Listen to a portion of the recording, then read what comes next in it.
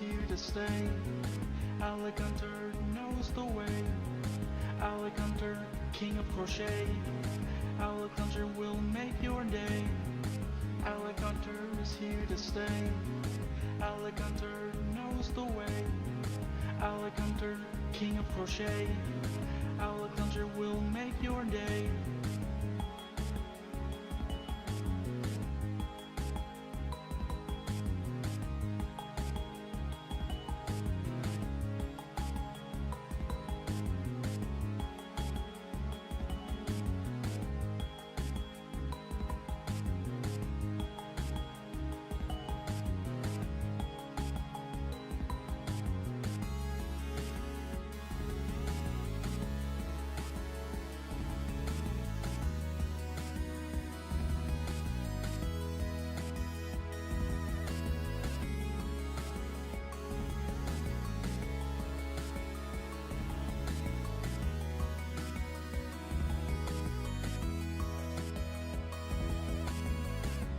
Rap about a man named Alec Hunter, tricking this girl and I straight up Alec stumped her. Holding crossbow like he's literally Alec Hunter. Passing a football, call this dude Alec Hunter. When he's doing bad, he is trash like Alec Dumpster. Wife is literally cheating, so Alec go confront her. Thinking about stuff he's doing and Alec wonder. Shooting lightning from his fingers like he's Alec Thunder. Alec Hunter is here to stay. Alec Hunter knows the way. Alec Hunter, king of crochet.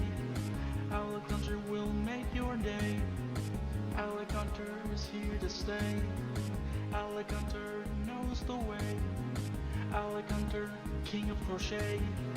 Alec Hunter will make your day.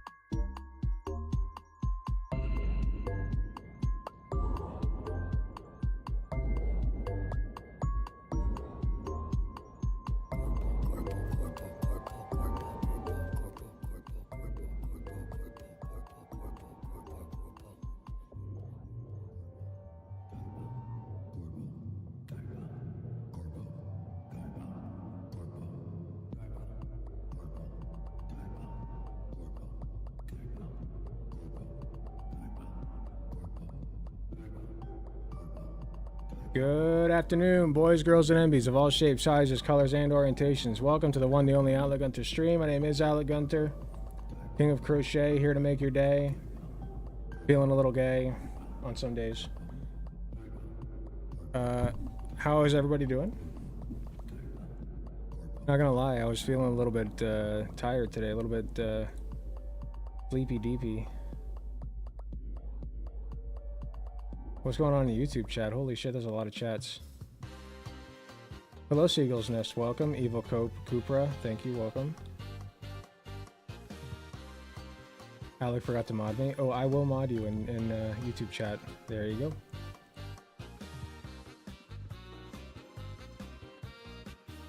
Welcome, Spoodermoth. Ask and ye shall receive. Open call-ins. It is ambitious, yes. We'll see how it goes. I don't listen to stream while I play video games that don't respect their players. There you go.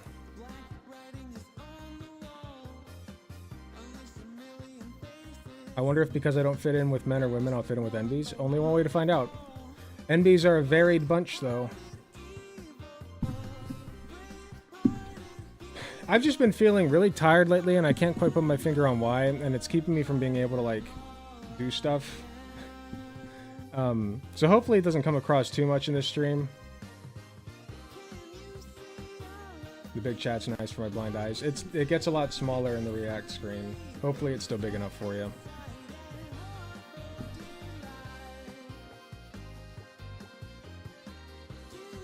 Spoilers for what we'll be reacting to. Burnt out? I think it might be a little bit burnout.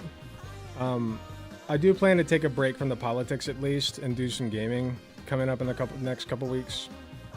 Not sure exactly when. But yeah, the politics I think have just been getting to me. That's part of it. But I think another part of it might be a depressive state. I take medication for it now, but I might still be suffering the physical ramifications of a depression. So I'm not sure. I feel mentally fine. It's just I'm tired and a little bit foggy is all. I will say I was very, very grumpy yesterday though. I was very grumpy yesterday. Outer Wilds? Maybe. I do have Outer Wilds. I feel that. Yeah, I don't know what it is.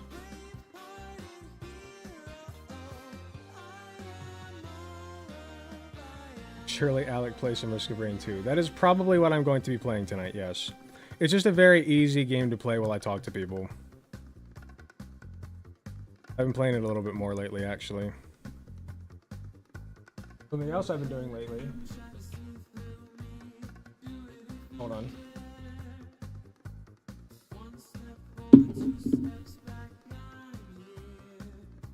Wait, why is it still coming through?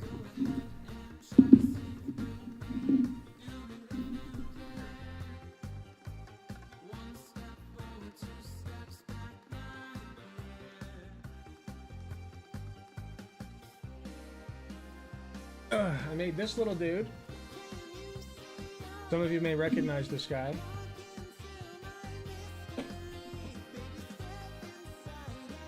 What do you think? I think I did a pretty good job on this one. I did this one without a pattern. I did this one all by myself.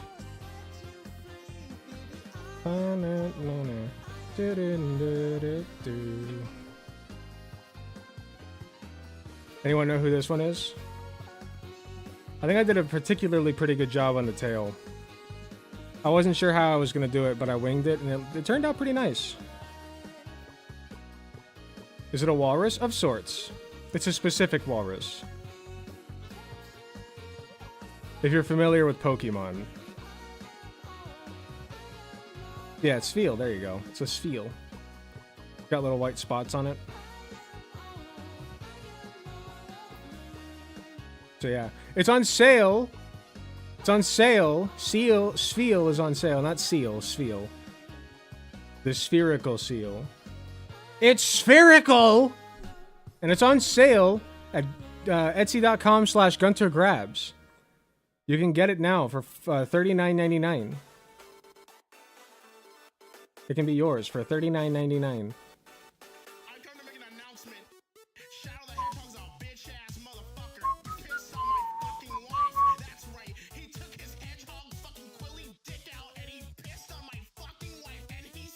Give him a kiss. Give me a little kiss. Give me a little kiss. Don't worry, I'm not actually kissing it. Just one in stock so far. I am working on, so this is a prototype, and you can see that like the mouth is a little bit fucked up, and the ears are also more to the side.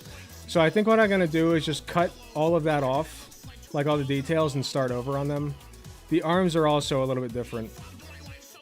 So I have another one, and then a third one right here that I started working on. So it's just one in stock for right now, but I am working on more. It might take me a little bit to finish them though, because I am working on a commission. Because of this guy, I'm feeling like I'm getting better about cutesy Pokemon. That's good. That's good. Hello, Lady Nova. Welcome. They do be cute. Thank you. They're very cute. Thank you. So like I said, this one's a prototype. This one is the most complete because it, you know, this is the only complete one I have. So there's only one in stock right now, but the others are coming along.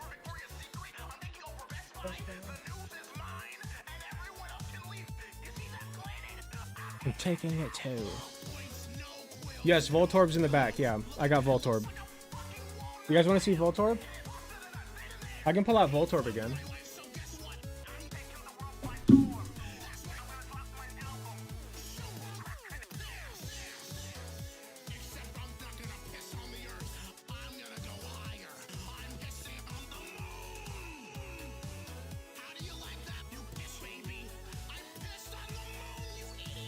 Here, I'll just pull out the ones that are on sale. So we got Jigglypuff here. This one was made with a pattern, but I think I did a pretty damn good job of modifying it a little bit for the bigger yarn. There's Jigglypuff. $85 Renos. And then I got Voltorb here. Who actually... Ooh, what's going on there? I don't know why the bottom fell out there. But here's Voltorb. He's got big fluffy eyebrows, as you can see. And I believe that one's $49.99. So yeah, and this one's very fluffy. The reason this one's a little bit more expensive is this one's more expensive because of the detail. This one is because of the yarn that I used. It's fluffier. It's a little bit softer. It's velvet, so it's very soft, very friendly, and friend-shaped, of course. But not. He doesn't look like he's very happy, so. If you like a little angry boy, he's perfect for you. What do you think would be the hardest Pokemon to be to crochet? That's a great question. I actually have not considered that. Probably a Pokemon with a lot of parts to it, like Arceus. Probably one of the legendaries, if I had to guess. Actually, let me see if I can find like a thread on that. Yeah, I saw that, Valerian Democles. Maybe we should go over that today, too. Is this Sonic 06 fan dub? It is. The velvet is nice. It's very nice.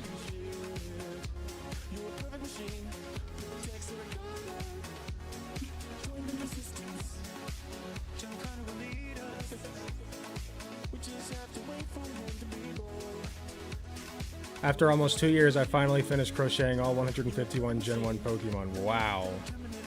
That is impressive. They're all very chibi. Very good, though.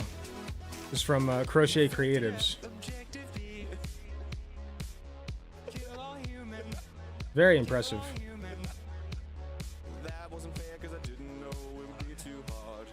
I think they said Rhyhorn. I think they said Rhyhorn's the hardest. Right there. Ooh, yeah, that'd be really hard. I want to do Coughing soon. Coughing would be a pretty fun one. Any Pokemon that's got like that spherical shape to it is a knockout. Like they're great for crocheting. Ooh, that Gyarados is really good. They're all so good. They're using smaller yarn here. Like, it's not going to look like the stuff that I make because I like using the chunky stuff. What about Ditto? Ditto's not terribly difficult. You just make, like, kind of a blob shape. Where's Ditto on here? That's Grimer.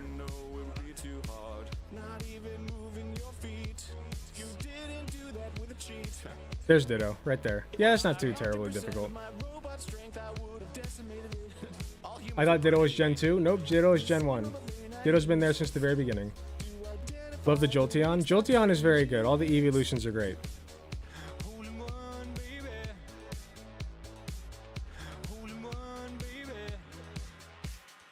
The Omanite's great too. Yeah, Omanite's fun. They're all so good. Angry little Mewtwo here. I'm working on a Mew myself, but the one that I'm working on is a little bit bigger than this. But yeah, that's fun. But yeah, Rhyhorn would be pretty hard. I would think Arceus. Take a look at Arceus.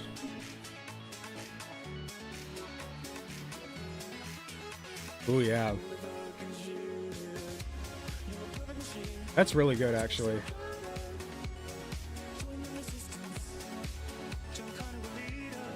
What the fuck? Dude, this is so good. That's insanely good.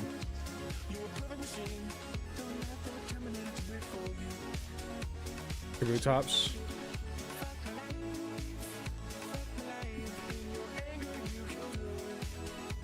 Not Kabuto, Kabutops. There we go. Yeah. That is a goblin. Yeah. He looks like he's about to get up to some mischief.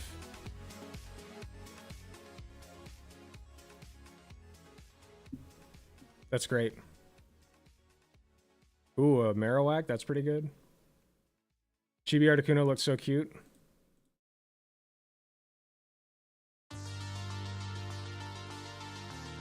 Chibi Articuno. Ooh, yeah, look at that. They're like little chickens. Those are fun. Kabutops has always had Gremlin energy. Yeah, I can see that. Jolly Gyarados, absolutely. The Burbs are very chonky. Yeah, Gyarados does... something about the Gyarados is very fun. I like that a lot. You guys want to see what I'm working on right now? I was given permission from the person who commissioned it to show this. So the person who commissioned this is working on an entire Fakemon region. And this is the Pokemon that they commissioned me to crochet. They wanted it to be about the size that I made Gengar. This Pokemon's name is Krakow. And the idea is that this is the only concept art they have of it. The idea is that the shell on the back is like a chocolate maker. So it like picks up the shell from other Pokemon on the beach, and then like it like uses the big pincer on the front to like chop off chocolate that it makes in the back. The arrows are to show like how it spins to make the chocolate. I think it's a pretty good, unique little fun design. I like it a lot. And so I'm working on that. And here's what I got so far. So this is like 2/3 of the shell, basically. A little less than 2/3, if you want to be technical. And I'm working on the other bit. So this bit's going to go on this side. And that's going to be its shell. And then I got red yarn, of course, for the body. And I'm not sure exactly how I'm going to do that yet. But I'll figure it out. I always do. Looks good already. I really like this. It's very satisfying. It's like big and chonky and soft. Very good. I wish I'd have stuffed it a little bit more, but I was doing it at work yesterday and I ran out of stuffing, so whatever.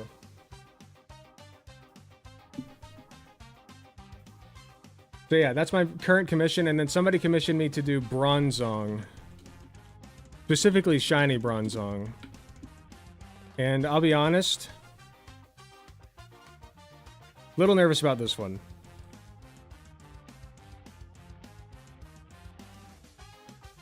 Little nervous about this one. But we'll see how it goes. Marowak? Oh yeah, yeah. I feel like I knew that at some point, yeah. Gyarados is one of my most favorite Gen 1 Pokemon. It is very good. Gyarados is a great pick. But yeah, this one is going to be tricky. Like, it will be tricky, but, like, not tricky. The trickiest part is figuring out how to do all the detail on the thing. The easy part is the shape, I think. Because all this is like, you got a cylinder here, and I can do a cylinder. And then 2 wings, which I can do pretty easily. And then it's just going to be the detail. Figuring out the detail. The details in 2D. Yeah, so what you do with the detail is you either use felt, or you can, like, string yarn through it and kind of, embroider it. So that works. But yeah. But yeah, that's what I got going on right now with the crochet stuff. I really like working with the chunky yarn. I don't know what it is about the chunky stuff, but it's great. Like, I always see these fantastic detailed images of, like, the worsted weight. This is called worsted weight yarn. And I love it, but I prefer the big chunky stuff so much more. Pipe cleaners for stability in the arms. Yes, I will be using wire and or pipe cleaners.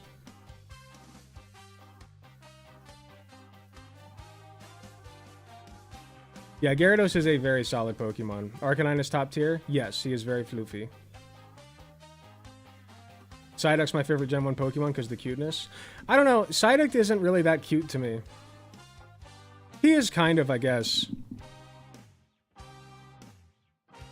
Maybe it's because I didn't like him when I was growing up. I didn't like the cartoon version of Psyduck. The little ones look more display-oriented. I want to be able to hold it. Yeah, so you can hold this one. I'm working on trying to, like, do more, like, small ones like this. Because my Mew is very big, my Gengar is very big, my Snorlax is very big. But I want more small ones like this because they're much faster to do. Like, this took, like...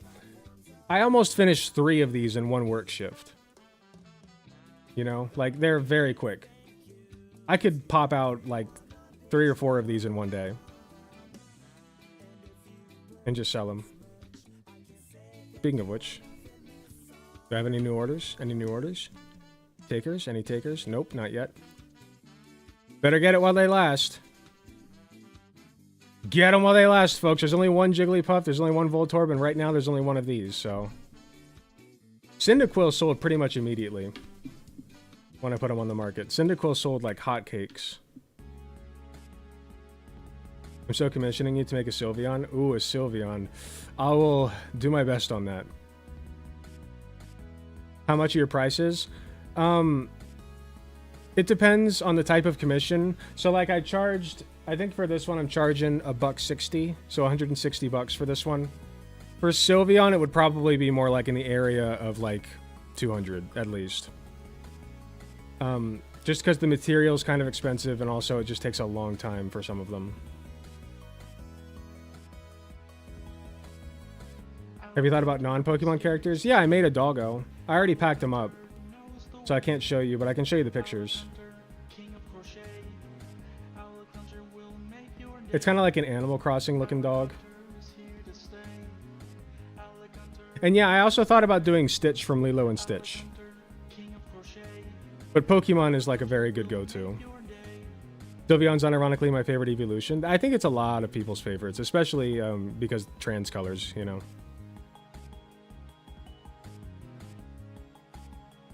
I'm more of an Espeon enjoyer. I think Umbreon... Either Jolteon or Umbreon is my favorite. I like the edginess of Umbreon, and I like the ADHD feeling that I get from Jolteon. What did you use for the eyes and nose? You literally get what's called safety eyes and safety noses. And they're basically just like little half pearls that you get. They have a little pointy bit on them, and then you put the pointy bit in, and then you take a stopper and you put the stopper on the other side. But for the nose on this, I actually had to hot glue it down. So, because I put the nose on before I embroidered the mouth, and so when I was embroidering the mouth, the nose fell off. And you can't really put a stopper on it once like it's stuffed full.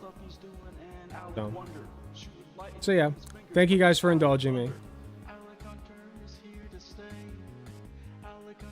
So cute, thank you. All right.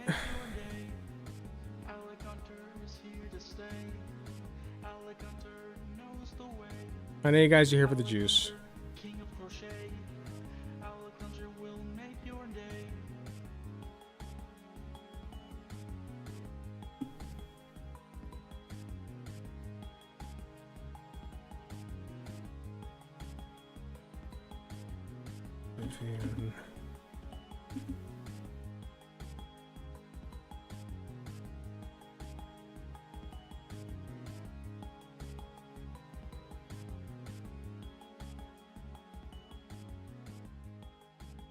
Here we go.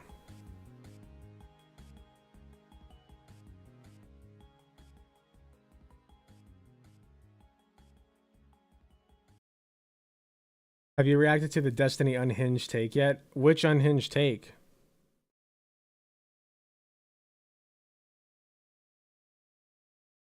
Vivian's threads are hilarious. They're very good.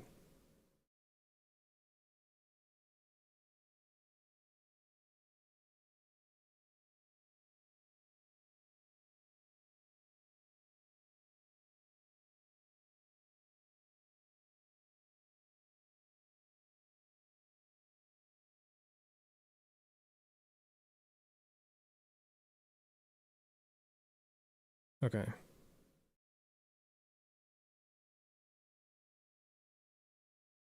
Is Fed posting one where the attempt when the attempt happened on Trump? I haven't covered that, and I don't know if I will. There's so much happening on the other side of the aisle that I'd rather cover that. There's a short interview that's gold. Please link it. I have the text for the interview, but not the video. If you have a video, I would love to see it.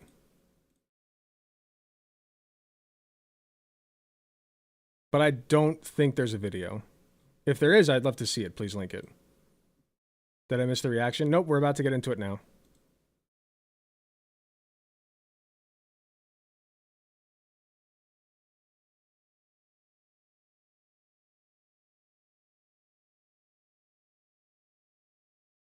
I wanted to look at your channel and accidentally joined the stream. Well, welcome. I appreciate you being here. It's a little bit slower than the videos, but I hope you enjoy it nonetheless.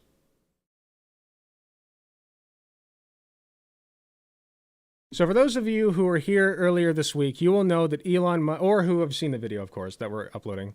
Elon Musk essentially spent a good few minutes dead naming his daughter. And in an interview with Jordan Peterson, mind you, where they basically just bashed trans people for a few minutes and dead named Elon Musk's trans daughter, Vivian Wilson, who goes by Wilson now because she disowned Elon and wants nothing to do with him, which is, you know, beautiful. Beautiful, beautiful stuff from the Party of Family Values, of course. The people who somehow can't get their kids to stick around and actually enjoy their presence, even though they claim to be the Party of Family Values. So, with that being said, if you haven't seen the video, I encourage you to go watch it. If it's not released yet, go watch the VOD. And what we're talking about today is Vivian Wilson's response to Elon Musk's bullshit. Ooh, is this the video? You made a tweet, and I got... Oh, no, this is with Destiny. Sorry. Yeah, cut that out. Whoever edits this, cut that out. 1 second. All right, so I have a Twitter thread here from Aaron Reed. We're basically just going to go through this because it has all the juice in it. And Aaron Reed is a very, very good trans reporter. Reports on all things trans going on in the country. Works very hard. I highly suggest you go check her out and support her work. Aaron Reed. 1. Today, Vivian Jenna Wilson, Elon Musk's trans daughter, fired back after Musk claimed she was, quote, a slightly autistic gay boy and was, quote, killed by the woke mind virus, dead naming her in the process. Go touch some fucking grass, she says. Subscribe to support my journalism. And you can see here we have a headline. Elon Musk's trans daughter, Vivian, responds to his transphobia, go touch some fucking grass, which is fantastic. Elon's trans daughter, Vivian, absolutely and brutally dismantling him. Okay, I thought it was going to be in... Yeah, it should be in Aaron Reed's thread. Here, we'll go through her thread first. In a series of threads posts... Where is it? Yeah, in a series of threads posts, Wilson claimed that Musk's account of her life was entirely fake and that he was never there. And then you can read her full story here, but we're just going to go through... Thankfully, somebody else linked it here. We're just going to go through exactly what this is all about. So Viv Lanus is Vivian Wilson on Threads. There was a Threads thread, not Twitter, because she refuses to use her father's acquired social media platform, which I think is pretty cool. It says, there's a lot of stuff I need to debunk, which I will get to, don't worry, but I want to start with what I find the funniest, which is the notorious, quote, slightly autistic tweet. This is going to be a bit, so just bear with me. Blank, when Elon Musk's dead names Vivian, was born gay and slightly autistic, two attributes that contribute to gender dysphoria. I knew that from when he was about 4 years old, and he would pick out clothes for me to wear, like a jacket, and tell me it was, quote, fabulous, as well as his love of musicals and theater. But he was not a girl. Vivian says... This is entirely fake. Like, literally none of this ever happened. Ever. I don't even know where he got this from. My best guess is that he went to the Milo Yiannopoulos School of Gay Stereotypes, just picked some at random and said, good enough, in a last-ditch attempt to garner sympathy points when he is so obviously in the wrong, even in his own fucking story. She goes on to say, I did not have a love of musicals and theater, when I was 4, because, I was fucking 4. I did not know what these things were. My earliest real experience was with musicals was when my twin brother had Hamilton phase in the 8th and 9th grade and overplayed it so much in the car to the point where for a long time I swore off the entire genre. So I would say that's probably the opposite of liking musicals. I never picked out jackets for him to wear, and I was most certainly not calling them fabulous, because literally, what the fuck? I did not use the word fabulous when come on, we all... who among us does not have a 4-year-old or been a 4-year-old who uses the word fabulous? Let he or she or they among us who has not used the word fabulous at 4 years old cast the first stone. Let's be real here. I did not use the word fabulous when I was 4, because once again, I would like to reiterate, I was 4. Like, this is so obvious I don't even think it warrants explanation, but apparently people believe this nonsense, so here I am. She goes on. This entire thing is completely made up, and there's a reason for this. He doesn't know what I was like as a child because he quite simply wasn't there. Ah, beautiful. And in the little time that he was, I was relentlessly harassed for my femininity and queerness. Obviously, he can't say that, so I've been reduced to a happy little stereotype F-slurring along to use at his discretion. I think that says a lot about how he views queer people and children in general. As for if I'm not a woman, sure, Jan, whatever you say, I'm legally recognized as a woman in the state of California, and I don't concern myself with the opinions of those who are below me. Obviously, Elon can't say the same because in a ketamine-fueled haze, he's desperate for attention and validate. Holy shit, she is going off. I forgot how hard this went. I read some of it, but I have not read this part. A ketamine-fueled haze, he's desperate for attention and validation from an army of degenerate red-pilled incels and pygmies who are quick to give it to him. Go touch some fucking grass. That's incredible. God damn, bringing up the fucking ketamine, dude. That's nasty. Godo Hitori 2 responds, extremely shocked to hear this D-bag is a liar. I hope you're not too bothered by what he says about you. Vivian replies, I'm not lol. I've just started to find it funny at this point. Calling me dead on a podcast with Jordan Peterson of all... Yeah, he did say that she's essentially dead. Jordan Peterson of all people, while basically admitting you have zero reading comprehension by saying you were, quote, tricked into signing documents that you read over multiple times, is basically a parody of itself. Like, it's honestly camp. So yeah, there you go. She despises him, rightfully so. Elon Musk cannot maintain a relationship with his own fucking daughter. And she hates him, so that's cool. So, what's next here? In Musk's interview with Jordan Peterson, he claims he was tricking... Yeah, we already went over that. We went over Wilson's post to Threads.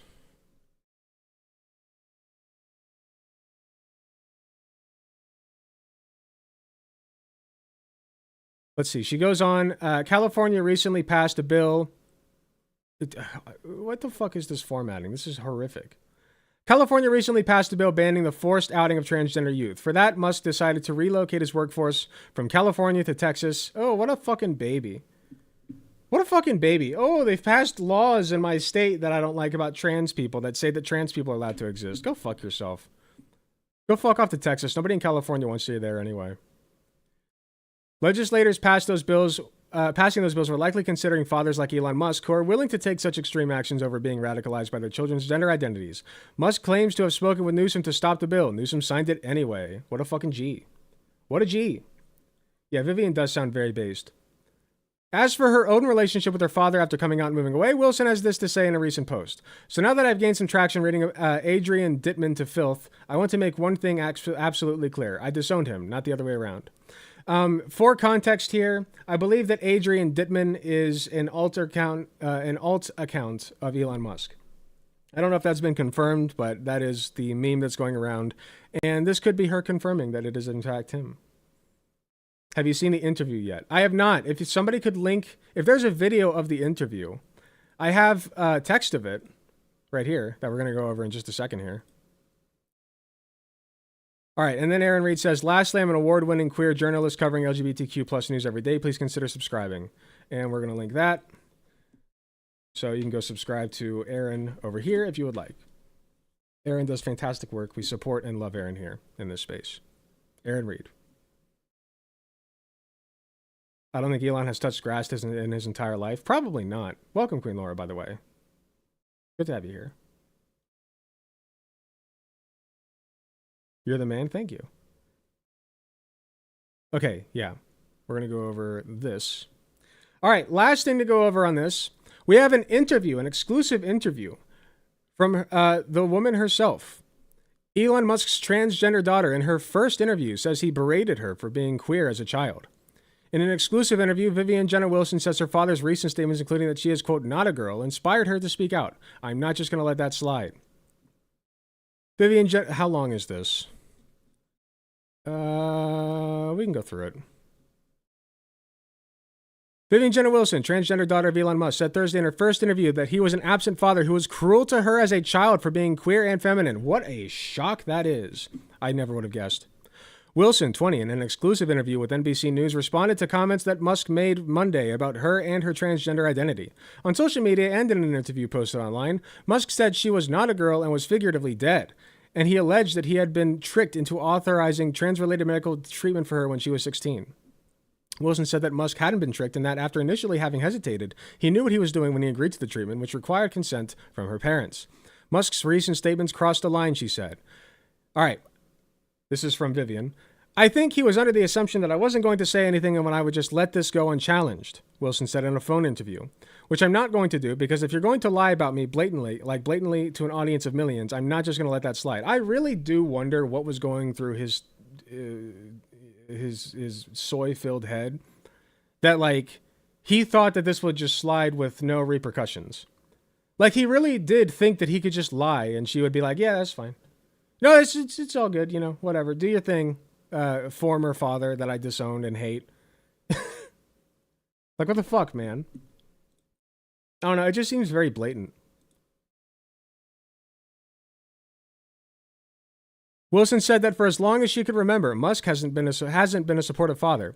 She said he was rarely present in her life, leaving her and her siblings to be cared for by their mother or by nannies, even though Musk had joint custody, and she said Musk berated her when he was present. He was cold, she said. He was very quick to anger. He's uncaring and narcissistic. Who could have guessed, man? This is all shit that we already knew, and I figured that he was a horrible father, but now we have demonstrable evidence, which is fantastic. Wilson said that when she was a child, Musk would harass her for exhibiting feminine traits and pressure her to appear more masculine, including by pushing her to deepen her voice as early as elementary school. This is the real grooming, man. Like, it's all projection, man. It's always projection with these fucks, okay? Literally forcing your child to have a deeper voice. Disgusting. Absolutely disgusting. How dare you? How fucking dare you say that trans people are the ones grooming people? Fuck you. I was in 4th grade. We went on this road trip that I didn't know was actually just an advertisement for one of the cars. I don't remember which one. And he was constantly yelling at me viciously because my voice was too high, she said. It was cruel. Yeah, no shit. It's disgusting. My dad literally did this. That's disgusting, and I'm sorry that happened to you. What a freak. Musk didn't respond to a request for comment. What a surprise. Wilson and her twin brother were were born to Musk's first wife, author Justine Musk. The couple divorced in 2008, and Wilson said her parents shared custody between the homes in the Los Angeles area. Musk is the wealthiest person. We already know that. Endorsed former President Donald Trump, of course, because, party and family values. Musk has 12 children, including Wilson, and I feel bad for all 12 of them. Disgusting. How it must feel, how dirty it must feel to have that man's gross blood coursing through your body. Not saying anything against Jenna Wilson. It's just, I'm trying to emphasize that I would hate to be biologically related to him. Holy shit. Now a college student studying languages, Wilson has never granted an interview before and has largely stayed out of public view. She did, however, attract attention in 2022 when she sought court approval in California to change her name and in the process denounced her father. I sort of remember that. I no longer live with or wish to be related to my biological father in any way, shape, or form, she said in the court filing. She told NBC News that at the time she was surprised by the media attention to the court filing, which she submitted when she was 18. She said in the interview that she stands by what she wrote, though she said she might have tried to be more eloquent had she known the coverage it would get.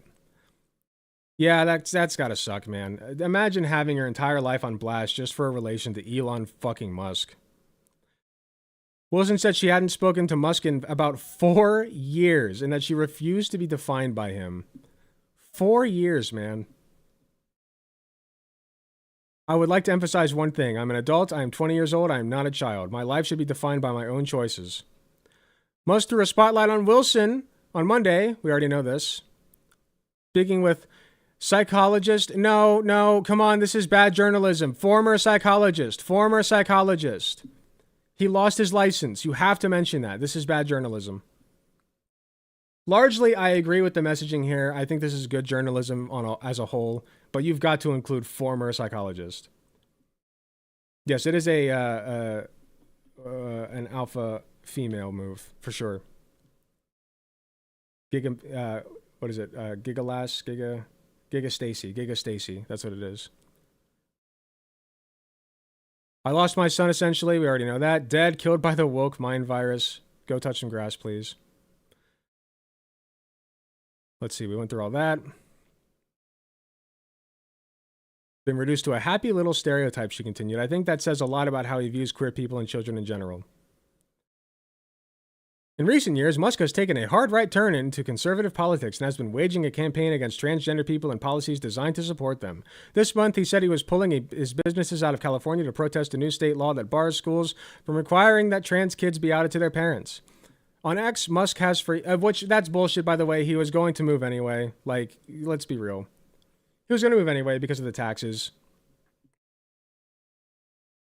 For a guy who wants to procreate and talk about parenting, he sure has no problem cutting his kids off as if that will change the fact that he's still the biological father. I don't think he's the one that cut her off. She cut him off. He just didn't want anybody knowing about it. So he just hid the truth. You want to talk about, like, conservatives are talking about, like, the Democrats hiding the truth of Biden's age or whatever the fuck. Meanwhile, Musk is doing this shit. Like, literally hiding the truth of his terrible relationship to his own fucking daughter. How disgusting. On X, Musk has for years, we already went over that. Oh, no. We didn't go over this.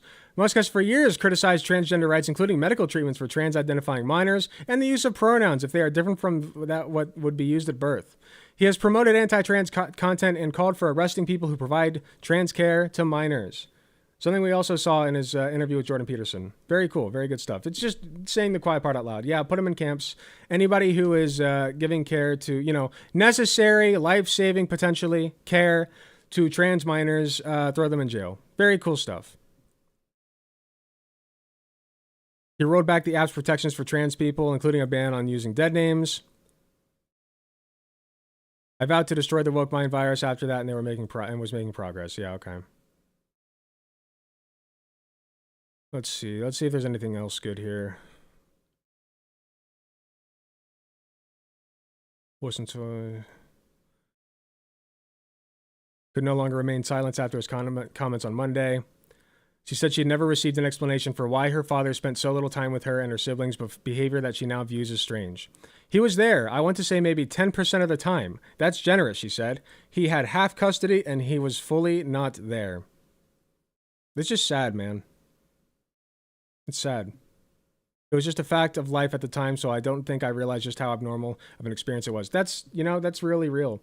A lot of people experience this where they don't understand that their own experiences are abnormal until like way later, and they see other people and how they interact with their parents and how like life is supposed to be. And I had this a little bit too growing up. My parents abused me in some ways. I do love them very much, but they did abuse me in some ways. I grew up in a very Christian household. And so they, told me I was going to hell.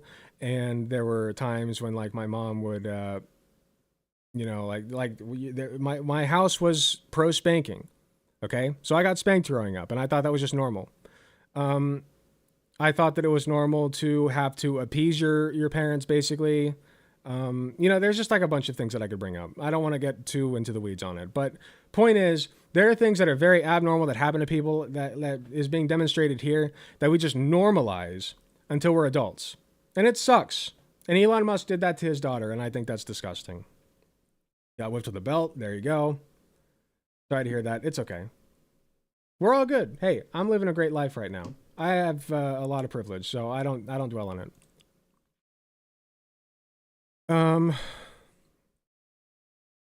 Wilson said she came out twice in life, once as gay in 8th grade and a second time as transgender when she was 16. She said that she doesn't recall Musk's response the first time and that she wasn't present when Musk heard from others that she was transgender because by then the pandemic had started and she was living full-time with her mother. Nice.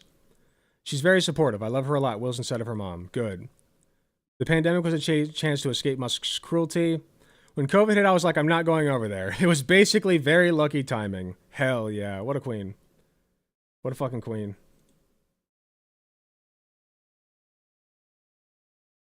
Worst dad of the century. Yeah, it's pretty bad.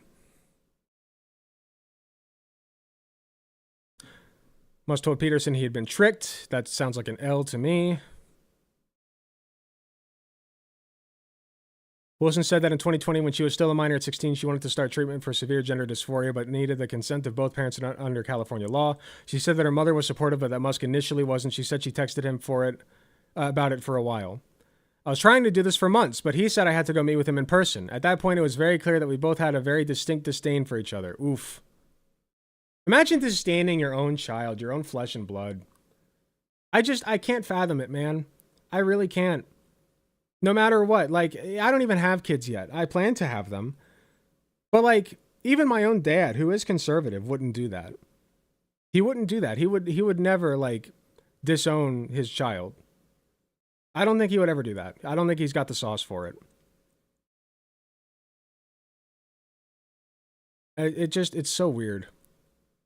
But conservative parents do it all the time to their queer kids. This is not abnormal. Let's be clear here. Let's be queer here. This is not an abnormal experience for queer kids. Okay? This happens all the time. You'd be lucky if this is all that happens to you. There are some people who are kicked out of their fucking houses at 16, even earlier, because they're queer. It's disgusting, man. And this is I'm glad that this is shining a light on how abusive conservative households can be. I'm old, but you can always adopt me. I appreciate the offer. I don't need kids just yet, but I'll get back to you on that. Let's see. They save lives, let's not get it twisted, she said. Speaking of puberty blockers. They definitely allow me to thrive. She said she believed the requirements to obtain such treatments remain onerous, with teenagers pressured to say they're at extreme risk of self-harm before they'll be approved. That's true. She said she felt judged by Musk and Peterson in the Monday interview for not being a high enough risk in their eyes. I have been basically put into a point where, to a group of people, I have to basically prove whether or not I'm suicidal or not to warrant medically transitioning. She said, it's absolutely mind-boggling. Yeah, it's literally like you have to be on death's door before they're like, yeah, here's some puberty blockers for you that will stop your growth and like let you decide, because that's why we put people on puberty blockers, to give them more time. Okay, that's why we put kids on puberty blockers. It gives them more time to decide whether or not this is a path that they want to pursue. And usually by the time they're on the puberty blockers, they've already made up their fucking minds anyway.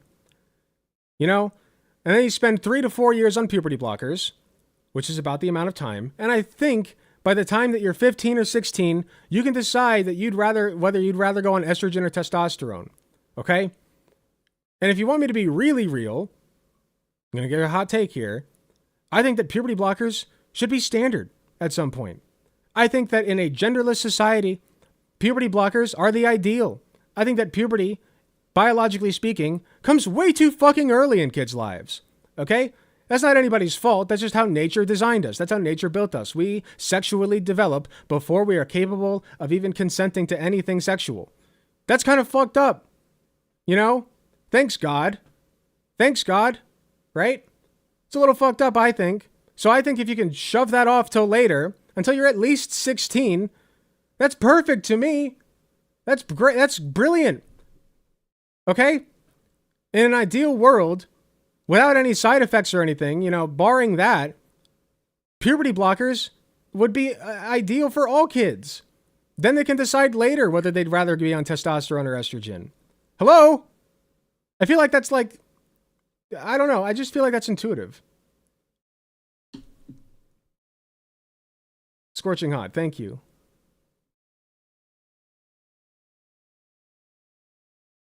He's really awful. I was bullied by kids in my high school. In school for my high voice, but my dad, who is now MAGA, never did anything like that. Yeah, it's disgusting. My family moved away from my father in 2020 as well. Sorry to hear that. Thankfully, her mother does sound like a good parent, guitar rocker. Conservatives always say they want to give the children the time to make the decision, so give them the time. I agree. But then you have to come up with... So here's the problem is, yeah, give them the time, puberty blockers. But then they have to be like, well, puberty blockers were used for chemical castration. And it's like, yeah, and water is used for waterboarding. I have news for you. It's the dose that makes the poison, man. Like, just because we use water for waterboarding doesn't mean you should not drink water. I have news for you. You'll die if you don't, okay? And some trans kids will die without puberty blockers. That's just the reality of the situation. So if you'd like to roll those dice with your own fucking kids, I don't think you deserve kids. Frankly, I don't think you deserve them. If you cannot accept the reality of a trans child, I don't think you deserve children. I don't think Elon Musk deserves children, much less 12 of them. Was it 12? I think it was 12, right? Much less 12 fucking children. How disgusting. He's such a fucking breeder, man.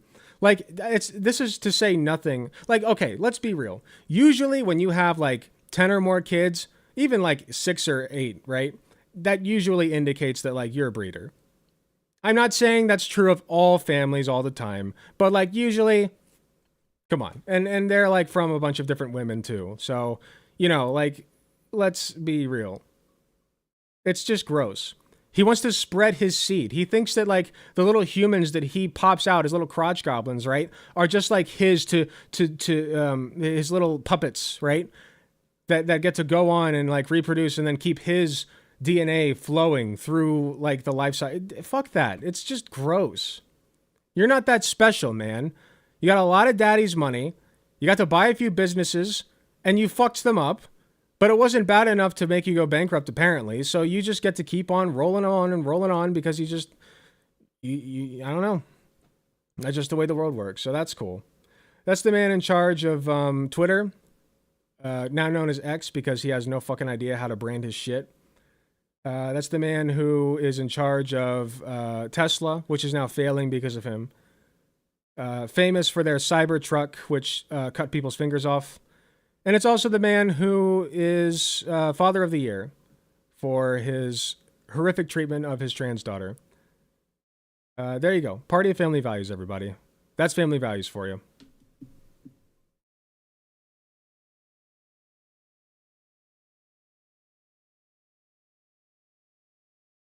The easiest way to wealth is to be born to someone wealthy. Yep. Spreading seed is kind of overrated. I agree. Keep that shit inside. Nobody wants to see that.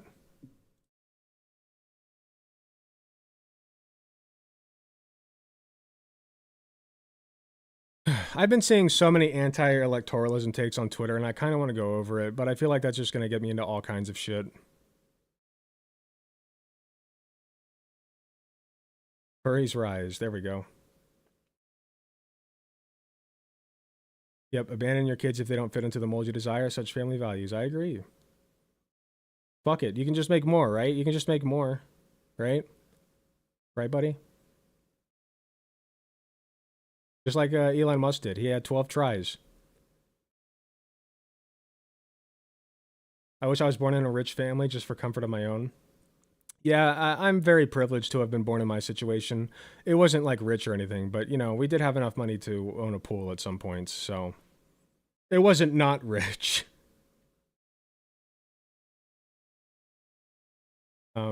Yeah. I wish that fortune upon all future children who are born. At minimum, I think honestly, like even I didn't have it good enough. If it was like I think the standard, because my parents were in debt too. Like they suffered from the 2008 housing crisis, and my dad lost his job and my mom lost her job, and so like we had to eat like Kraft macaroni and cheese every night for dinner for a while, and I barely felt it honestly, but my parents were fucked. Like they were straight fucked for a little bit, and they made it work, but man, it was just barely. I think that I had it good compared to most people. Don't get me wrong. But I still don't think that I had it good enough. I want better for everybody. The fucked up thing is you can be born to the richest man in the world and still suffer. Yep. Literally, born to... Imagine that. The monkey's paw curls. Born to the richest man in the world, he hates you. He doesn't just hate you. He wants to kill you. Like, he wants you dead. Disgusting. Because that's what it comes down to. If you're like anti-trans care, you want trans kids to die. That is the end result. That's the reality of the situation. That's the end result. So, either you're ignorant or you want trans kids to die. And I'm sitting here telling you that trans kids will die, and I'm shoving the research into your face, so you can't claim ignorance anymore. The same thing Riverboat Jack said last night. Oh, cool. I love Riverboat Jack. We had a very, I think I've told chat before, but since I have a bunch of new people since then, during our Jamal Bowman campaign in Yonkers, we had to come back. We were both sitting in the same terminal for like hours. I'm talking like 5 hours. And I was a little bit nervous because I'm like, oh gosh, I don't know Riverboat Jack that well. I don't know what we're going to talk about. But like, we just talked, man. We just talked and talked and talked and talked. And like, it was one of the best conversations of my life. Like, Riverboat Jack is such a joy to talk to. She is, if you don't know Riverboat Jack, go follow her now. She is just a delight. A wonderful person. What'd you talk about? Good question. Mostly anime. She told me about a lot of the anime that she watches. We talked about One Piece. I did not spoil anything. But she's, when we talked at least, sorry, my nose is itchy. When we talked at least, she was at Arlong Park. So hopefully she's farther along now. But yeah, it was really fun.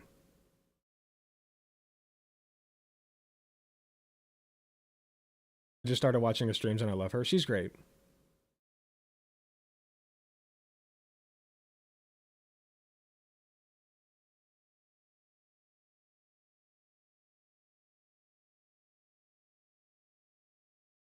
And alive and out queer child, huh? Love One Piece, Delicious, and Dungeon is pretty funny as well. I tried to start watching a show called Ranking of Kings, as per Riverboat Jack's recommendation. It's pretty cute, although it does take a dark turn. I've only seen a couple of episodes, and honestly, like, I can't find a good filler guide, but like the website that I'm watching it on says that episodes 2 and 3 are both filler and episode 5 is filler. But like, it seems like it skips a lot. So I don't know if I should just watch it with a filler or not.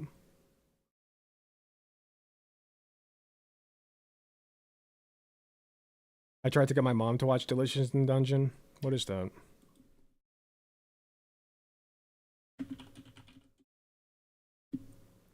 I got my dad to watch JoJo's Bizarre Adventure. Or no, I guess I can't take credit for that. That was my brother Evan.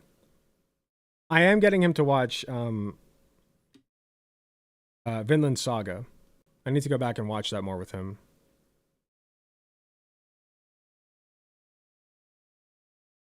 Oh, is this like... This is Dungeon Meshi, isn't it?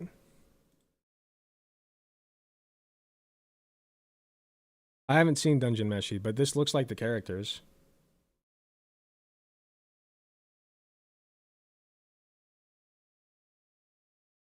You know what anime filler list is? Yeah, but like I searched it on Google and like here.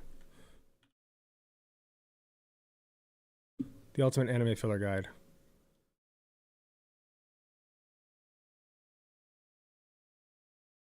God damn it. Final allow ads. Ranking of kings.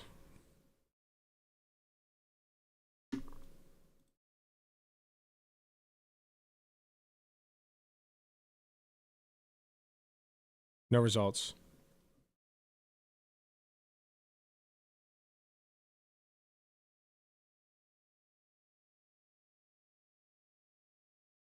Vinland Saga is extremely fucking good.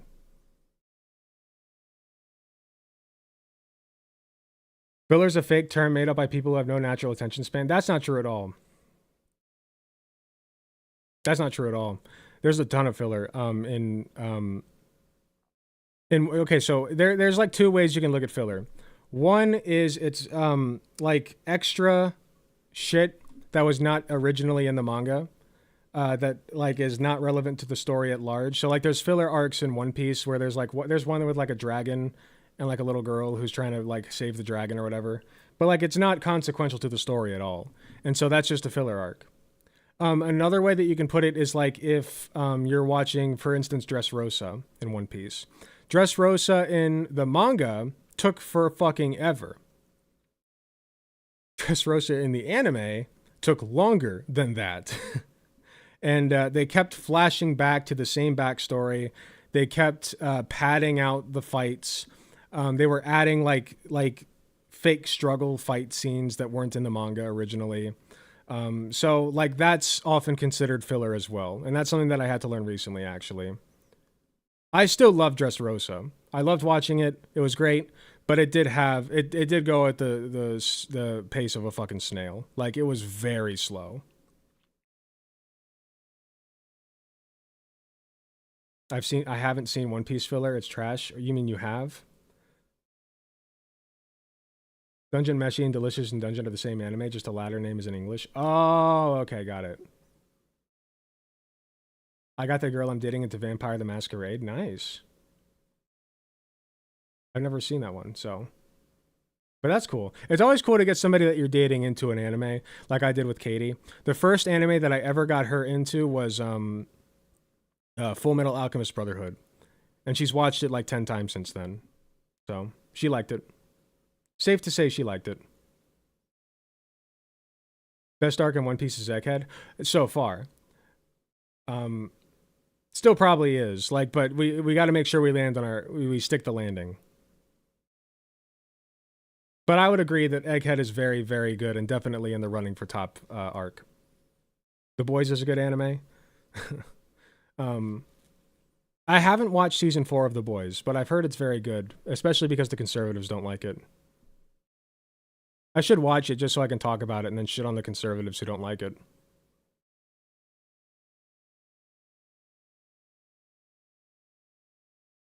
Okay. Here's what we're going to do. I have one really quick react. It's going to be a really quick one. And then we're going to do call-ins.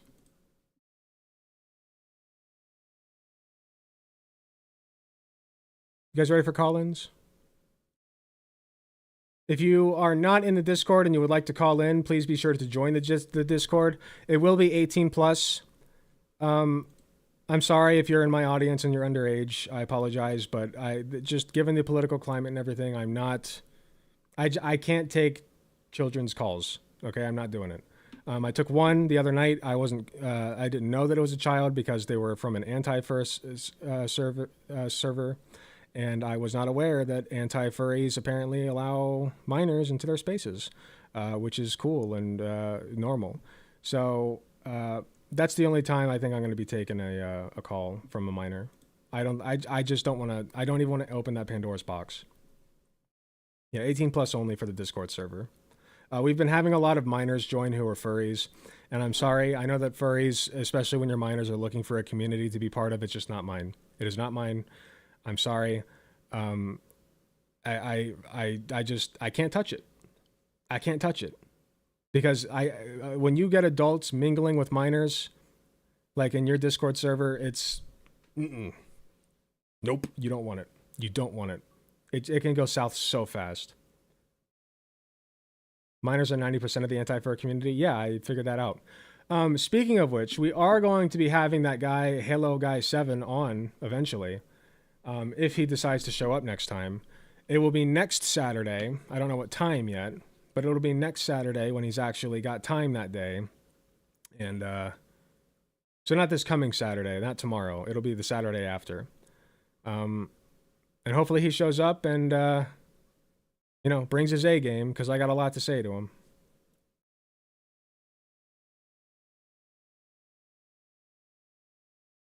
Ava Chris Tyson. Yeah, I'm not even touching that. There's too much to go over. Ava has done some bad things, and it's too much to go over. Because you can have a trans person do bad things and not call out the entire fucking trans community. Like, both things are possible, but not according to the drama space. Because the drama space is made of people who are shitheads with 2 fucking brain cells.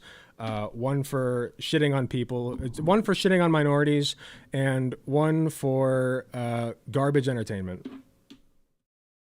Which often involves shitting on minorities.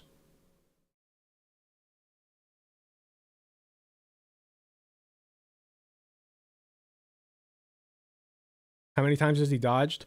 I don't want to call it dodging yet. I won't call it dodging yet. I'm incredibly too nice to him, but I'm not going to call it dodging yet. I understand if you are, but I'm not going to call it that yet.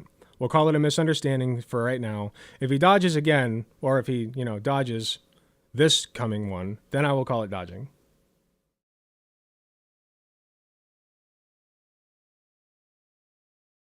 Okay, if you would like to join the Discord server, you can do so by hitting exclamation Discord in my chat and on the site, or you can find it in the YouTube description. It's in the description of every video and every live feed. So you can go there, find it, join, and then I'll start letting you guys join the waiting room. So I see Animal Cannibal is in there. I love how, even though Elon changed the name years ago, news stations still feel the need to clarify that his network is formerly Twitter. It is very funny. Thank you very much for the 5 gifted tier 1 sub-socket, Tanuki. I appreciate you. Yeah, he is so pissy about people dead naming his site, and yet he will go forward and dead name his own daughter. Interesting that. I just find that incredibly interesting, really, when I think about it.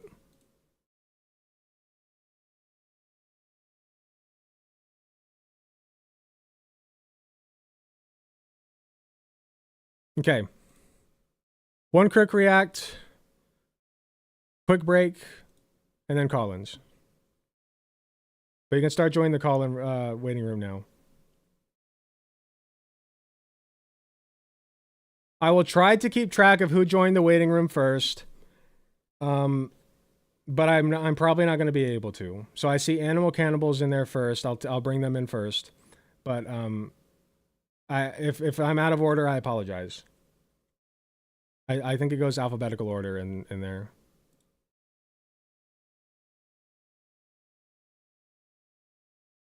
Okay.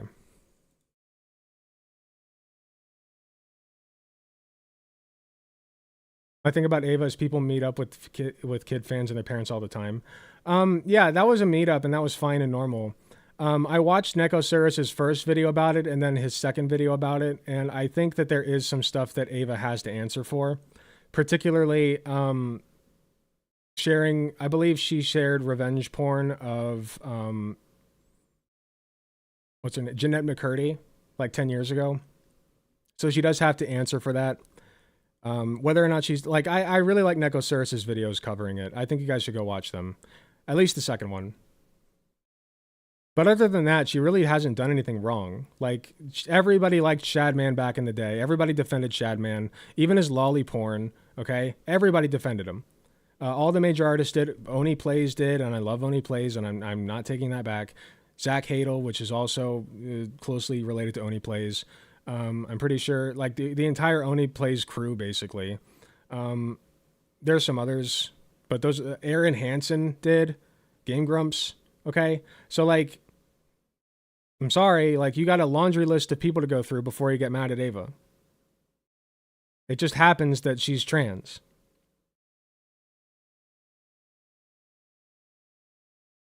Yeah, that's Zach Hadel. Psychic Pebbles.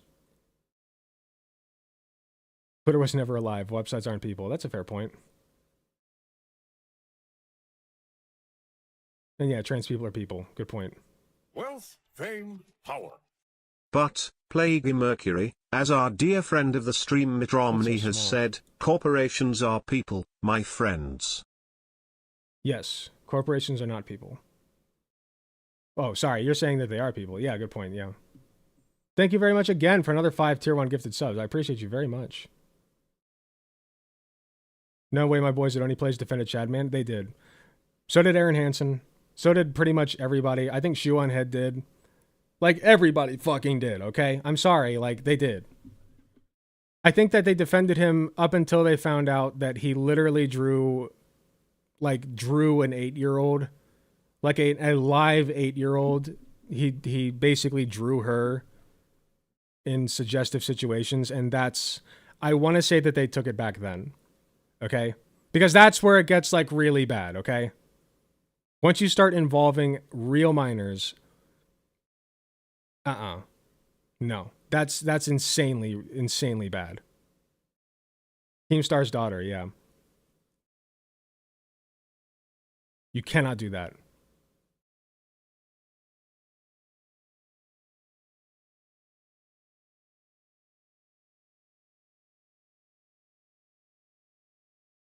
Yeah, anybody who defended him after that needs to, like, come out and say, like, hey, that wasn't cool of me. Like, you shouldn't involve real minors in your art, obviously, in your suggestive art, right? Like, they need to clarify that. Still like Oni plays, still gonna watch him, but yeah, it's just one of those things, man.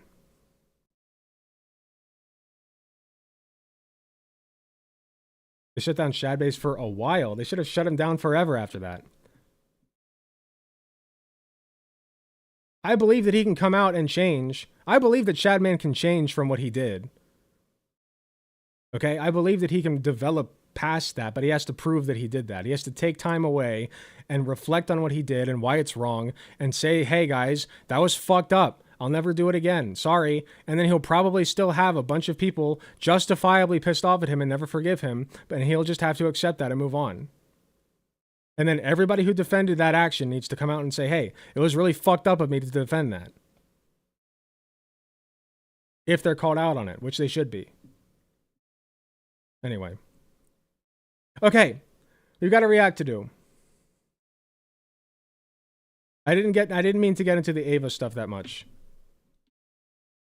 The Ava Chris Tyson.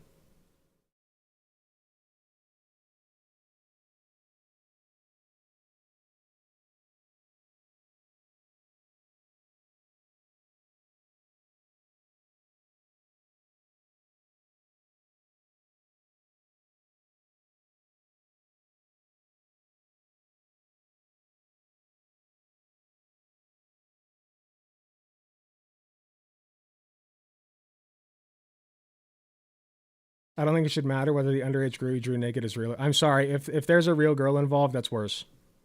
That's worse. That's a line you cannot cross. There is a distinction, and it is important that it is made. Wealth, fame, power. Alec Gunter claims not all leftists think the same way, puts out a video where he and Vosh are on the same side of each question. Hey! Curious. It's not every question. We were on opposite sides on some questions. You just have to watch the original. Thank you very much again for another 5 tier 1 gifted subs. I appreciate you very much, Sake Tanuki. You're amazing. Love you. All right. We got to react.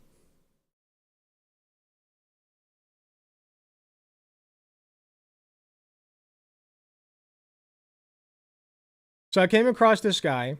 His name is Red Pen Logic, and I've never heard of him before today, but I saw actual Jake go over a video of him, and I wanted to do the same. So I'm going to do a little bit of, content theft a bit. We're going to go over a different video. This one's more recent. Miss Rachel gets this wrong about biblical love. Now, I have to assume that this will be something to do with, queerness and how, it's valid love, or whatever. Now, I'm not a religious person, but I think that if you are a gay accepting Christian, that is better than being a not gay accepting Christian. There are certainly different levels of shittiness when it comes to Christianity. And I think that you can be a not shitty Christian. So I'm thinking this woman will be a not shitty Christian talking about how you're fine if you're gay. God loves you anyway if you're gay, which is great in Pog, and I like that. But we'll see what's going on. So here's red pen logic on how Miss Rachel gets this wrong about biblical love. I've shared prayers on here before and said, God bless. And that's because my faith is really important to me. And it's also one reason. Content discovery, you're the Columbus of reactionary content. Yes, true.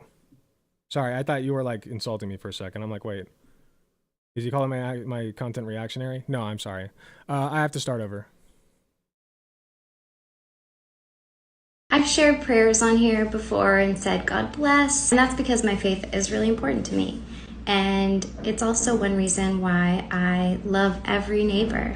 In Matthew 22, a religious teacher asked, does this guy kind of look like Eminem, or am I just racist against white people? Jesus, what's the most important commandment? And Jesus says to love God and to love your neighbor as yourself. All the law and the prophets hang on these two commandments. There's no greater commandments than these. I believe it's mentioned 8 times, love your neighbor. So yes, everyone belongs, everyone's welcome, everyone is treated with empathy and respect. I like that. It doesn't say love every neighbor except. There are so many reasons I stand strong. He looks like Eminem. Looks like I'm not the only white racist in chat. In love. I stand with everyone. That's who I am. And the love. I fail to see how this guy is possibly going to spin this to make himself look like the good guy. That seems like a very difficult challenge in this moment, but we'll see. Back and the God bless if you disagree is genuine. Miss Rachel recently made a short video celebrating LGBT pride, and after some backlash, she offered this video defending her view. Now, this isn't going to be a Mr. B versus Miss Rachel takedown video, so if you're here for that, just keep moving. Instead, what I want to do is zero in on where our fundamental disagreement lies. Let's start with where Miss Rachel and I agree. We both want to follow Jesus' command to love your neighbor, and that of course includes your LGBT. Okay, and we love our neighbor by telling them that if they're gay, they're going to hell, right? That's where he's going with this. I'm predicting it now. I'm calling it. It's literally like, if you love your neighbor and your neighbor is gay, you have to tell your neighbor that they're going to hell for being gay. It's not like it's your fault or anything. That's just God's will, right? The God that you worship and think is all good and all loving and all powerful, right? The God that you say is all loving. So a form of love is forcing people out of being gay, right? We'll give him a chance, though. We'll see. LGBT neighbor. So that's where we agree. Where we disagree is what it means to love. Miss Rachel seems to think that loving your neighbor somehow trumps God's other moral commands, and this is a huge mistake. After Jesus, I think it should. I think it should. I think that if like, also, I don't think there's a command that says thou shalt not be gay, right? There's no command for that. Like it says in the Bible, there is homophobic stuff in the Bible, but I don't think there's an explicit commandment that says thou shalt not be gay. So Jesus gave the 2 great commandments to love God and to love your neighbor. He says this, on these 2 commandments depend all the law and the prophets. Now notice Jesus isn't saying that love. Also, he's about to be like, yeah, I know that God says to love everybody, but, like, what's the but, man? Do you love everybody or not? Love for God and neighbor trump the law and the prophets, so you don't really have to worry about them. No, he's saying that the commands to love. Yeah, and this, I was going to bring that up too. Thank you, Kermit. This is the argument they use to beat their children. Yeah, this is tough love, right? No hate like Christian love. Love God and to love your neighbor summarizes what the law and the prophets were all about. The law and the prophets teach us what love for God and love for neighbor really look like. So genuine love for neighbor cannot ignore or reject God's moral commands. Instead, genuine love obeys God's commands. Writing his second epistle. I can't stand his cadence. Instead, God, it tells you to obey his command. It's just like Such youth pastor shit. I can't stand it. So John says, and this is love, that we walk according to his commandments. Similarly, 1 John 5:2 says, by this we know that we love the children of God, when we affirm and celebrate whatever they do. Gay. No. It says when we love God and obey his commandments. Again, we see how genuine love and God's commandments are related. We love our neighbor by keeping God's commands, not by... So tell me then, he has not said at all like that there's a commandment that says don't be gay. He hasn't brought that fact up. So if he's not going to bring that up, then nothing that she said contradicts anything that he's saying. The only, he's implying it, but he hasn't explicitly brought it up yet. Like he hasn't brought up the fact that God said not to be gay yet. By rejecting them. By the way, this is why Paul says, love does not rejoice at wrongdoing, but rejoices with the truth. You see, genuine love can never affirm or celebrate wrongdoing. It doesn't go to parades for wrongdoing. It doesn't wave flags. Wrongdoing like what? Say it. Just say it. Wrongdoing such as... and shout and cheer for wrongdoing. Love that affirms and celebrates sin is not genuine love. It's a... There it is. Okay, we got it. So being gay and trans is a sin. Got it. So if you're gay or trans, you're going to hell. But God loves you. But God loves you. But he'll send you to hell forever if you're gay or trans. But he loves you. There it is. Counterfeit love. Real love for neighbor is so much better than that. It doesn't compromise truth. Rather, it helps... It's so much better than that. Folks, when you tell your gay neighbor that they are going to hell for being gay, it is so good. It's so good when we do that. It's so based in pog and red pilled when you do that, right? Right, man? Like, that's what you're saying. Helps our neighbor live in harmony with the truth. Miss Rachel and I both want to follow God's command they're going to hell. Love our neighbor. But the way we discover what that love looks like is not by looking to contemporary culture or affirming and celebrating whatever makes people feel good. It's by looking to God and his commandments. Say what? Yeah, okay, I know, mic drop, right? Say one fucking time what your beliefs on gay and trans people are. Like, just say it, man. Say it. He didn't even say it. He's a pussy. This is his website, by the way. I meant to show this beforehand. Let's see. We got articles, videos, podcasts. This is Stand to Reason, str.org. Clear Thinking Christianity. Difference between Protestants and Catholics. How the cross reveals the truth about who God is. STR Ask. Why didn't God start humanity over right away by destroying Adam and Eve? I mean, a good question. He fucking started humanity over at the flood. I think that's a pretty good question. That's a podcast, apparently. Here, let's dip our toes. Oh boy. Right away. I just know how. Oh, let's get right into this, Greg. Okay. Here's a question from Ron. Why did God not start humanity over right away with destroying Adam and Eve after they sinned against him? I just want to listen to a little bit. He knew that he was going to have to destroy an evil generation with the flood later on. Well, okay, here we go again with the why did God? No, Ron, I don't. That's a good question. No. You start with, hey, that's a pretty good question, man. You're really using that brain of yours, that God-given brain. But I just want to offer. Oh, here we go again.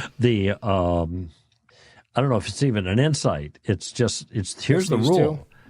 Okay, it's not him, but this is the website that he promotes. So this is still content that he stands by. The rule is that why God questions, or why did he, why didn't he, are questions that frequently simply cannot be answered because they have to do with the mind of God. Yeah, what does the Bible have to say about J.D. Vance fucking a couch? Good question. Which God has not generally revealed.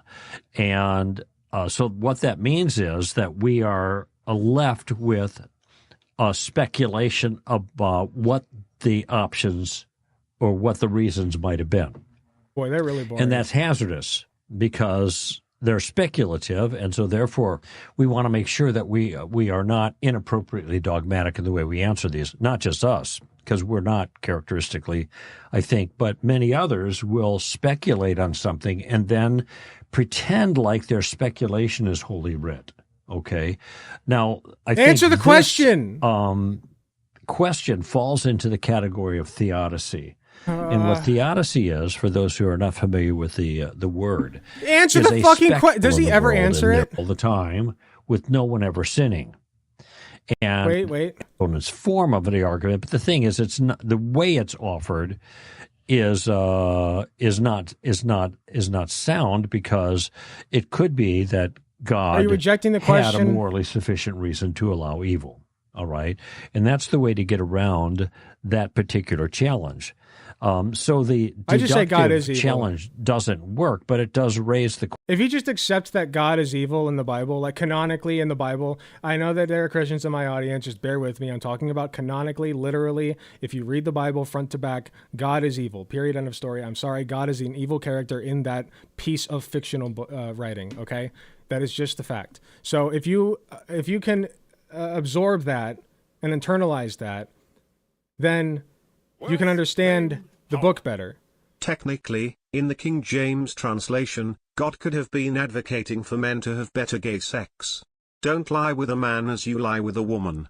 Ooh, that's pretty true. Thank you again for the another 5 gifted tier 1 sub, Saki Tanuki. I never thought about it that way. He's like, well, listen, when you lie down with a woman, I know that you have sex one way, but maybe add a little spice. A little spiciness when you do it with a guy, you know what I mean? Go harder. Really you got to really pound that prostate, you know what I mean? Like really, really force it in. Anyway, is he ever going to answer the question? Presumes, of course, that the second round is going to be any different than the first, that human beings aren't going to use their freedom. And at that point, there was kind of an autonomous freedom of know that. Only God would know that. And secondly, it presumes that as... No, he's never going to answer the question. He's doing like the dancing around the question and then rejecting it without saying that he's rejecting it because he's a pussy.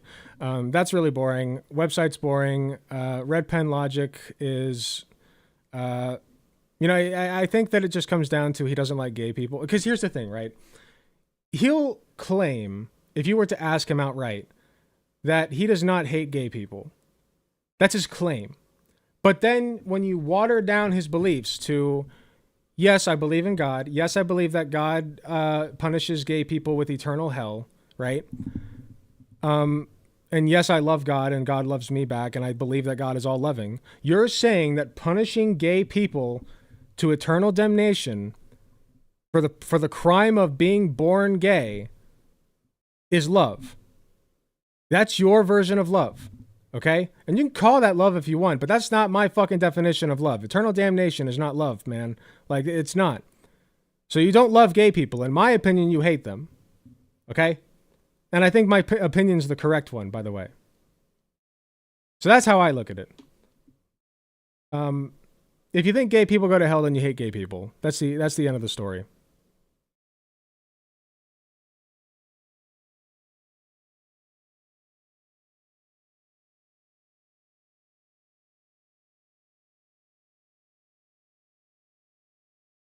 He even said he only gave them a way to gaslight their opponent to get out of answering. People really have always been fucked up, huh? Yeah. That passage about was mistranslated and was not about boning kids. And was about not boning kids. Yeah, I know that passage, but like there is other stuff in the Bible, I think, that like punishes gay people, isn't there? I could be wrong, but I'm going off of what actual Jake has said, and he seems very well read on the Bible. He's also stated that Jesus said, I am not here to change a dot or a scribble of the original law or whatever, when he was asked about like the Old Testament. Like Jesus supports the entire Old Testament canonically. So people will say, well, New Testament, this and that. Well, no, like Jesus said, I'm not here to change anything about the Old Testament. Like it is all still valid. They used to say beating slaves was an act of love. Yeah. Actual Jake is based. I watch a lot of him lately. I wish he'd release more content. I have to go back to his old shit. He's just really funny.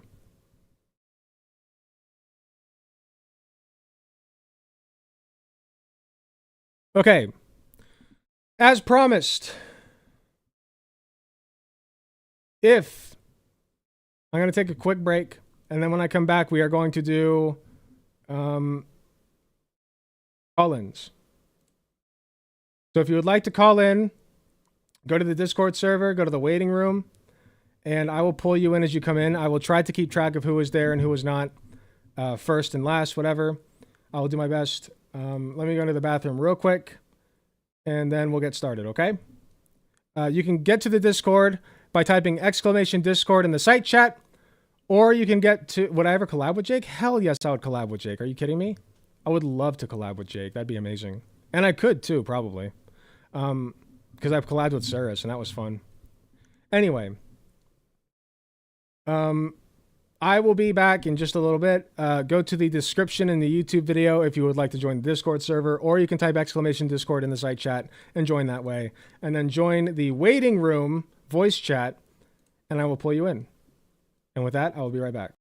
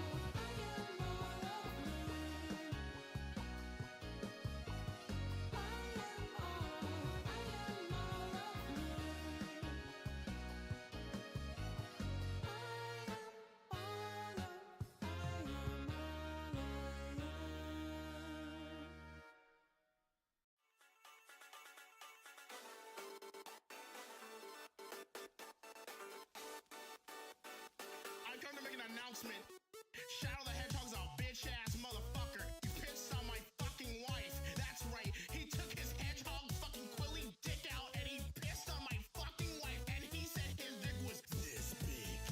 And I said that's disgusting. So I'm making a call out post on my twitter.com. Shadow the Hedgehog, you got a small dick. It's the size of this walnut except way smaller. And guess what? Here's what my dog looks like. That's right, baby. All points, no quills, no pillows. Look at that, it looks like 2 balls in a bong. He fucked my wife, so guess what? I'm gonna fuck the earth. That's right, this is what you get. My super laser piss. I love this song.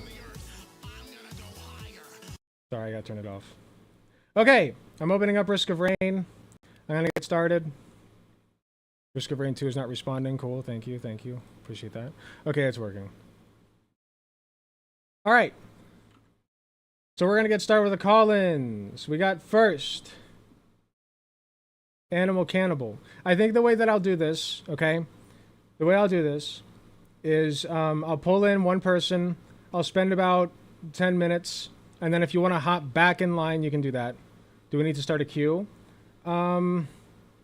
Maybe. I mean, if you want to organize that, you're more than welcome to, NBPal.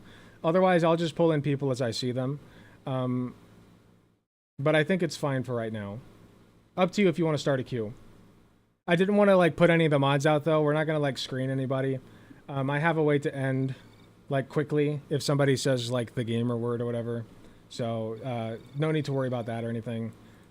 I know at least one of these people is probably gonna talk to me about the furry stuff, so that'll be fun. But yeah, we'll get started. So first on the list, we got Animal Cannibal XX, Animal Cannibal XX. Oh yeah, and when you come in, I'll say this too when you come in, but just give us like what you'd like to be called, your pronouns, verify that you're over 18, and then we'll get started. All right, and with that, we have our first one. Hello, Animal Cannibal.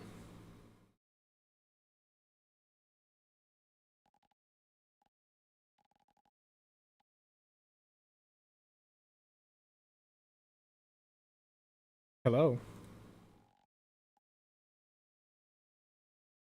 I think we're having a little trouble hearing you.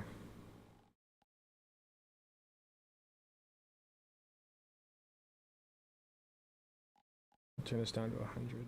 Maybe like 1. Yeah, there we go. Because everybody I pull in is always too loud, so that should be good.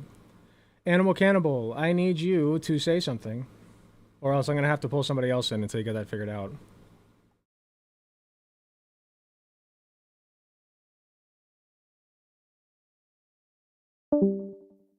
Okay. We'll move on to the next person for right now.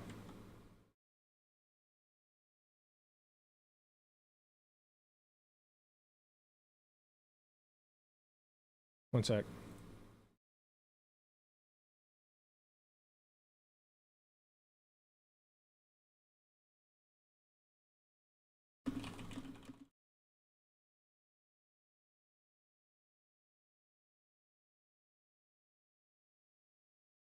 All right, move to stream chat. All right, perfect. Hello there, Cyburned. Yeah. Hello, how are you? Are we ready? Or yeah, if you want to go ahead and just give me your name, your pronouns, and then what just to confirm that you're over the age of 18, and then we can get started with whatever you'd like to talk about. yeah, just give a minute. Sure. You can call me Burned. I am he, him. Okay. And what was the other question? Yes, I'm 18. All right, excellent. Give me just a second to turn you down here. I think you're a little loud. That should be better. Okay. So what would you like to talk about? Just one question. Sure. It won't. So I have come across this video online of you calling a few black conservatives the hard R on stream when you reviewed your Jubilee interview on stream. Right. Yeah, I don't recall doing that.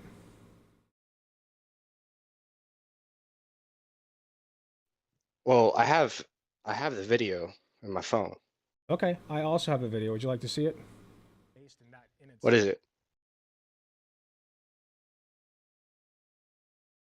If you pull up stream, you can see it. Based in that in Okay, itself, like I said They're all earlier. judging me. Look at them fucking staring me down with daggers, dude. Daggers! Daggers! Daggers! They fucking hate me. Okay. So this is the video in question. The person that you are referring to decided to censor me saying the word daggers and made it sound like I was saying the N-word. All right, that's okay. Okay, so that's good information. Thank Any you further for. questions? No, not at this moment. I just need Okay. the confirmation. Okay, thanks for coming in. I appreciate you. All right.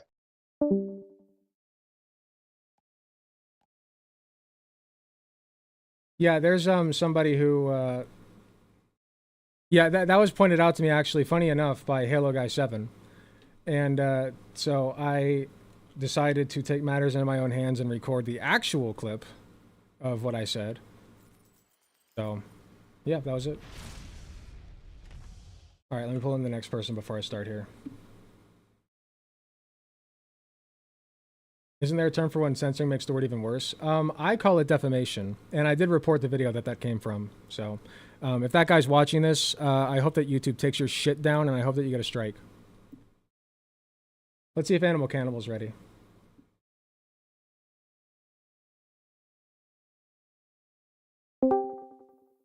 Hello? Hello, is it working? It looks like it. How are you? All right. Holy shit. Okay, so before I get to introductions, sorry if my audio quality sounds like absolute dog shit. I'm on my phone because I didn't expect you to stream at 5 o'clock because I was still working. And I was like, oh shit, he started the stream early. Oh, did I start it early? Hi. Unless you always start at 5. I typically start... Yeah, I start around like 5 or 6. So, like, there's really no set time that I start. You know, it just is what it is. It is what it is. Okay, yeah. But yeah, So, do you want to go? Sorry, real quick. Can you give us what you'd like to go by? Just your name, your pronouns, then animal. just animal. Okay, and then can you confirm that you're over the age of 18, please? Yes, I'm 22. And your pronouns? He, him. Perfect. All right. And what would you like to talk about? All right. So for starters, I wanted to ask you what was your inspiration for the video on Brooks that you made? On Brooks. Or what her name is? The furry video. Oh, on Brett Cooper. Is that who you mean? Yeah. Her.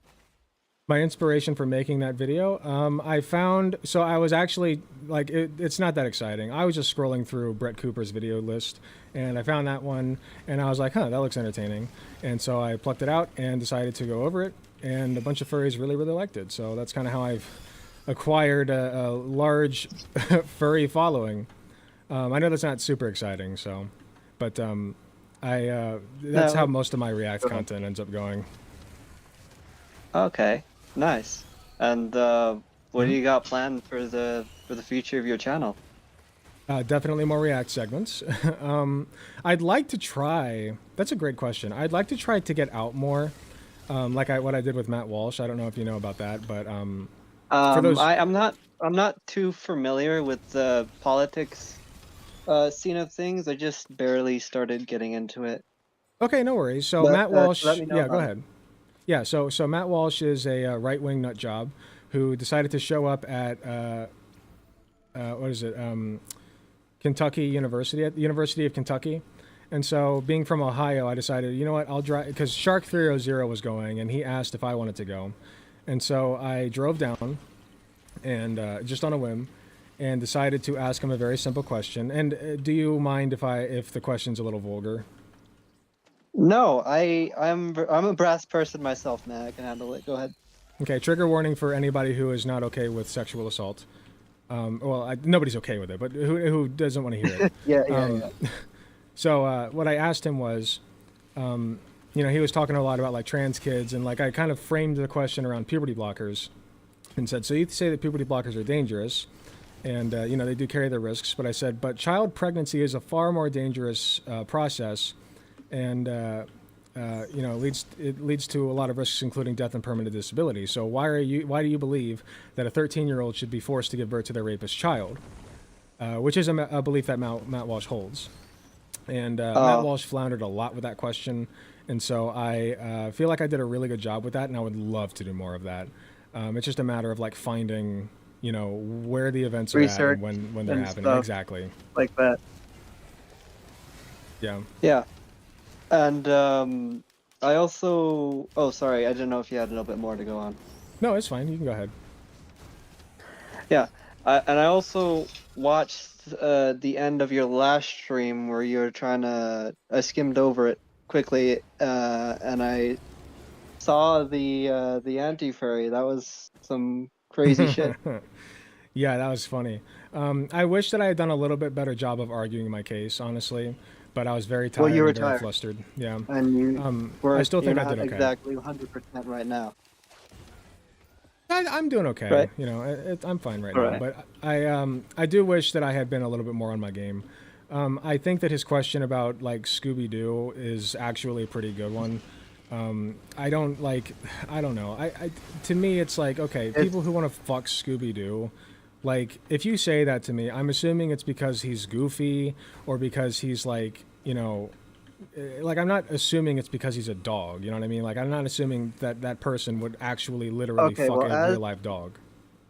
As a furry, I can tell you that with some things, maybe the line in between what you like kind of get blurred with some people. Like, the more they get into it, like a little bit more degenerate here and there. Like, it just depends. It's not... Sure. It's not ever like set in stone. Sure. I think that what is important to ask yourself is, would this person fuck an animal in real life, or is that an activity that they're promoting?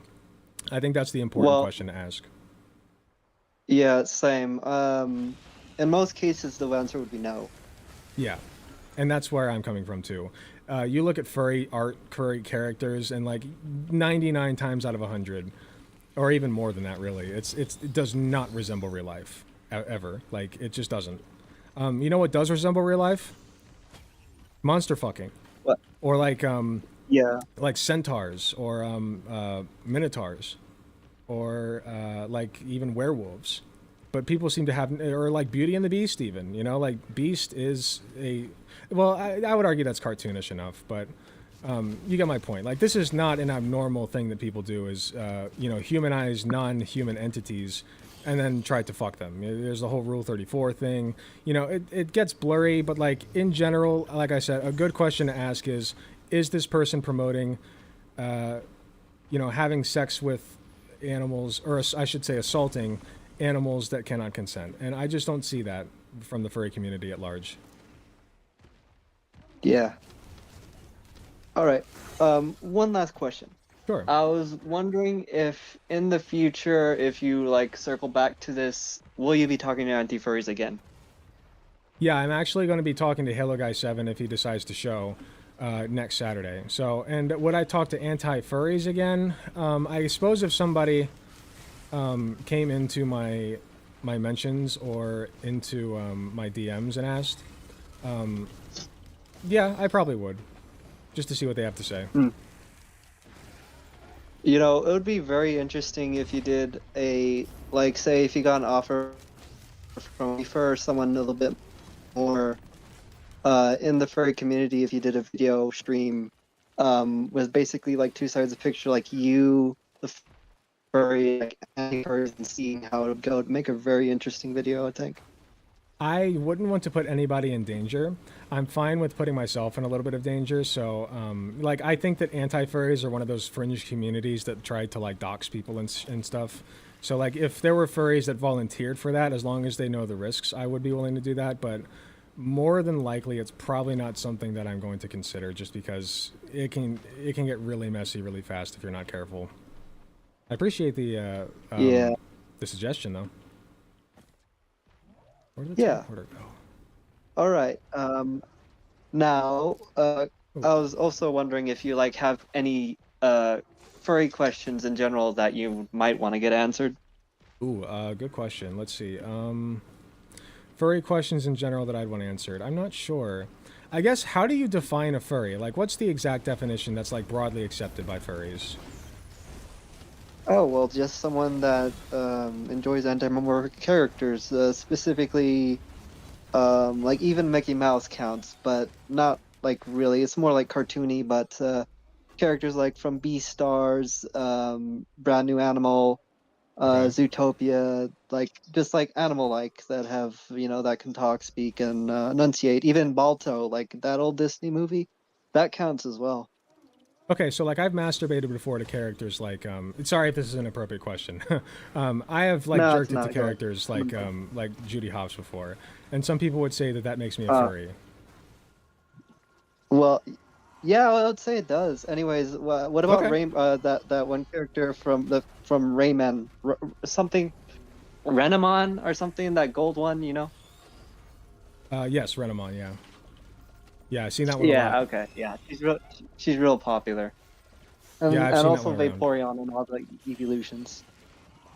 Yeah, that's like nobody really seems to care that like the evolutions are sexualized all the time, and yet of all the Pokemon, I would think that like those are the like some of the closest to animals, yeah. But like at the same Well, if time, they have, I don't see somebody who wants to fuck an evolution and be like, yeah, that person definitely would fuck an IRL animal. I just don't well, know. It's a blurry line, I guess. no, it ain't. Well, it depends. Like, if you see an evolution that has like a full like female body, like a full rack and everything, then that would be more considered like just a fantasy. But Oh. where the line gets kind of like darker is like an evolution, as in like the actual like bipedal like dog kind of Eevee, where it You mean gets a little bit quadrupeds? blurred.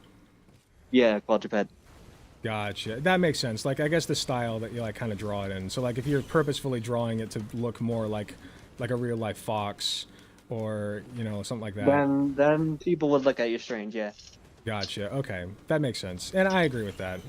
Like, yeah, the line does sometimes get a little bit blurry. I think with Pokemon especially, but in general, I think it's better to stay away from stuff that like goes too close to the animalistic.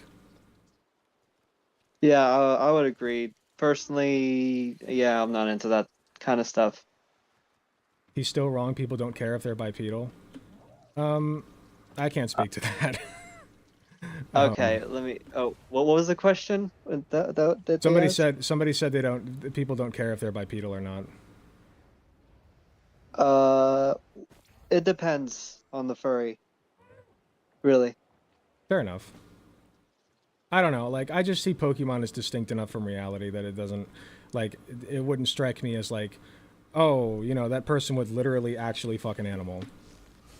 That's just Now, me. what's something that gets closer to If reality people that you jerk would look hit out to for? Sylveon, are they furry chasers thonkers? Sorry, I was listening to a sub. Thank you very much, Sake Tanuki, for the gifted tier 1 subs, 5 of them. I appreciate you very much. It is, what's the question? They said, if people jerk it to Sylveon, are they furry chasers? That's a great question. I don't know.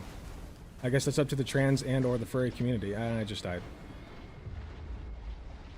Oh well. Well, Sylveon is like the pink one, right? Yeah, the trans-colored one. Okay, well, it just depends. I mean, it could be like a male or female or femboy even. There's a lot of things you could do with that. That's true. Anyways, Sorry, fun what was your fact. question? Oh, go ahead. I was gonna answer the other person's question before the Sylveon question, but fun fact: anyone over the age of 50 in the furry community is considered a gray fur. Over the age of what? 50 50 is considered a gray fur. fur. That's cute. Yeah. I like that. Kind of like a gray fox. Yeah. That's funny. That's cute. But yeah. Any other? What was the other question that the other person had before the Sylveon? Somebody said people don't care if they're bipedal, but that wasn't a question. Oh, okay. Yeah, I think we've already answered that. Okay. I don't want to take too much of your time, so if you have any You're other fine. questions, just let me know. Sure, I can let you know in the Discord. I don't have any more at this time, but thank you very much for coming on. All right, it was a pleasure. See you Alrighty, later. You take care. Have a good night. Yep. Bye. All right, perfect. All right, next we'll get. I'm gonna go with Divini just because it's alphabetical order, and then Faceless, and then I'm not sorry. I know that Divini and Faceless were here first, and I don't know which order Hevelina and Home Run God came in. If you guys can agree in the chat who goes first, like if you guys can agree in the like the waiting room chat who goes first, that'd be ideal. But if not, then I'll just pick it random. Divini, you are up.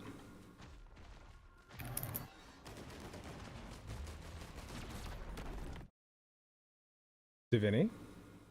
Divini?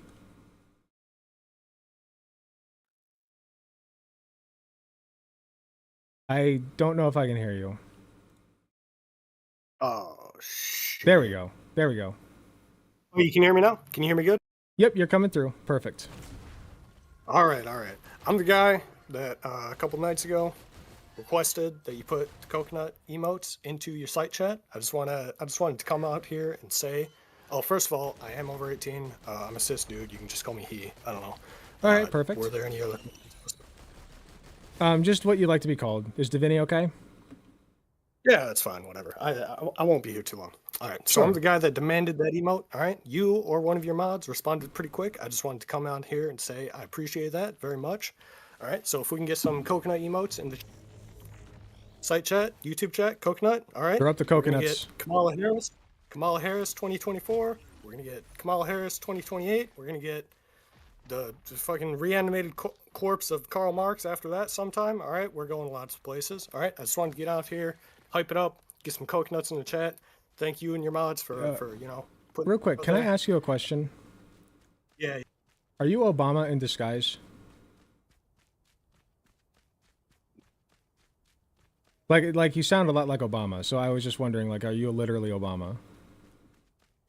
No, but that would be pretty funny. I am in fact a 29. I recently had my 29th birthday. I'm a 29-year-old cis white dude living in the summer. Gotcha. And Okay. therefore am not. Got him. All right, that's all We I got have him. to say, though. You would do a great I hope my Obama co- impression. You know what? I'll try it sometime, but I'm not gonna. I'm not gonna force you. much. Well, thanks so much for coming in, and I'm glad you appreciate the coconut emote. All right. Yep. That's. I'm gonna go. I don't know, mow my lawn or something now. But you.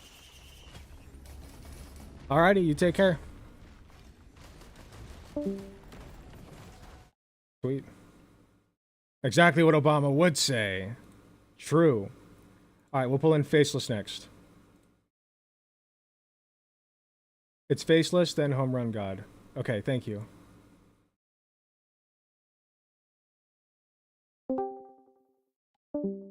Oh. Something happened.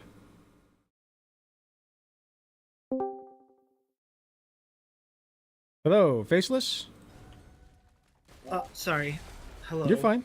Hi, how are you? Hi, I'm kind of nervous about. I've never done this before, or communicated with someone like this. Oh, no worries. Are you okay with being on live stream? Are you comfortable Yes, with that? I am kind of currently watching it. Okay. So just start off, you can address me by my real name because I don't want to. Because my name that you see on Discord, I feel like might be promoting like my stuff. So my name is Anthony, and I am 18. And Okay, I go excellent. by he, him. All right, welcome, Anthony, who is 18 and goes by he, him. How are you doing tonight? I'm doing well. I just might seem a bit jitterish because I have kind of anxiety, but I'm going to try to stay calm as much as possible. No worries. We're I all friends here. also- Yeah. I also messaged you on Discord, but, I understand people can be busy, but I just wanted to say personally how I think it's really cool that, like, you're open-minded about the furry community. I associate myself in that community as well. Very nice. And yeah, I just think that's really cool. Well, thank you. And I think you're really And cool. if you have any, because I know you already asked that one person questions. If you have questions for me about any of it, I'm willing to give any input.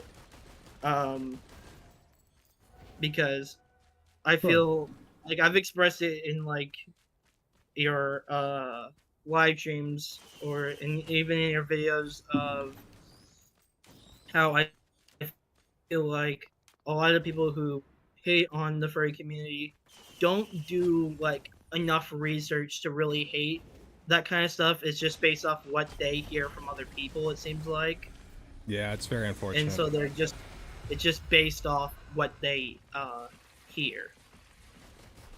Yeah, it usually just comes from like their friends being edgy. You know, they see something that's different than what they're used to, and then they just shit on it, and then their friends follow suit, and you know, it's sad. But that's just kind of the society we live in. God damn it.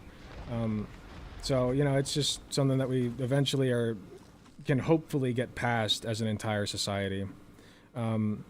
But yeah, I try to keep an open mind. I used to do like the furry jokes and like, you know, casually, haha. Like I wasn't actually anti-furry at any point. But even during my live streams, I'd be like, "Oh my god, a furry's here," and it's just like, why do that? Like I decided to stop because it's like, why would I do that? Like there's no reason for that. I wouldn't do that to like you know, I think that there are ways that you can make fun of the furry community like respectfully and tastefully. But like, Well, yeah, just like randomly you know, shitting on them is just stupid to me.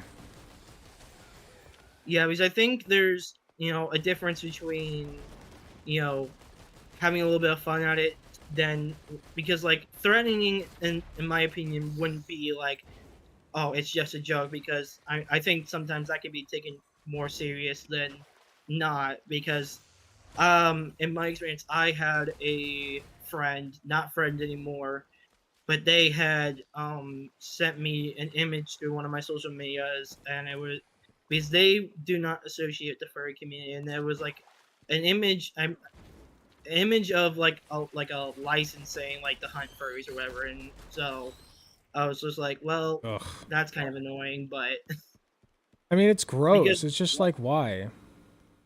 yeah, they knew I was part of that community, and I think I don't know if they would have ever actually acted on something like that, but I think it was just more to get on my nerves or whatever.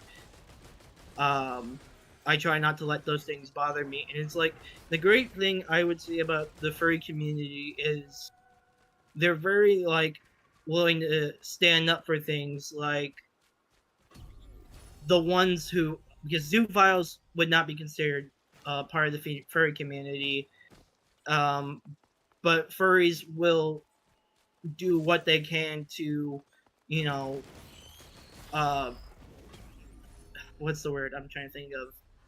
Accommodate? I'll make sure people are aware of these specific people who are committing these types of actions. Right. Actions. Sorry. Actions like posting those memes or like actually causing like tangible harm to real life people. Which one do you mean? Well, like with zoophiles or people who commit Oh. bestiality, Sorry, they like say that they're a furry, but they're not. Gotcha. My ADHD made me trail off. I'm sorry. So yeah, there are people certainly in the furry community who are zoophiles and who would commit those acts. Sure.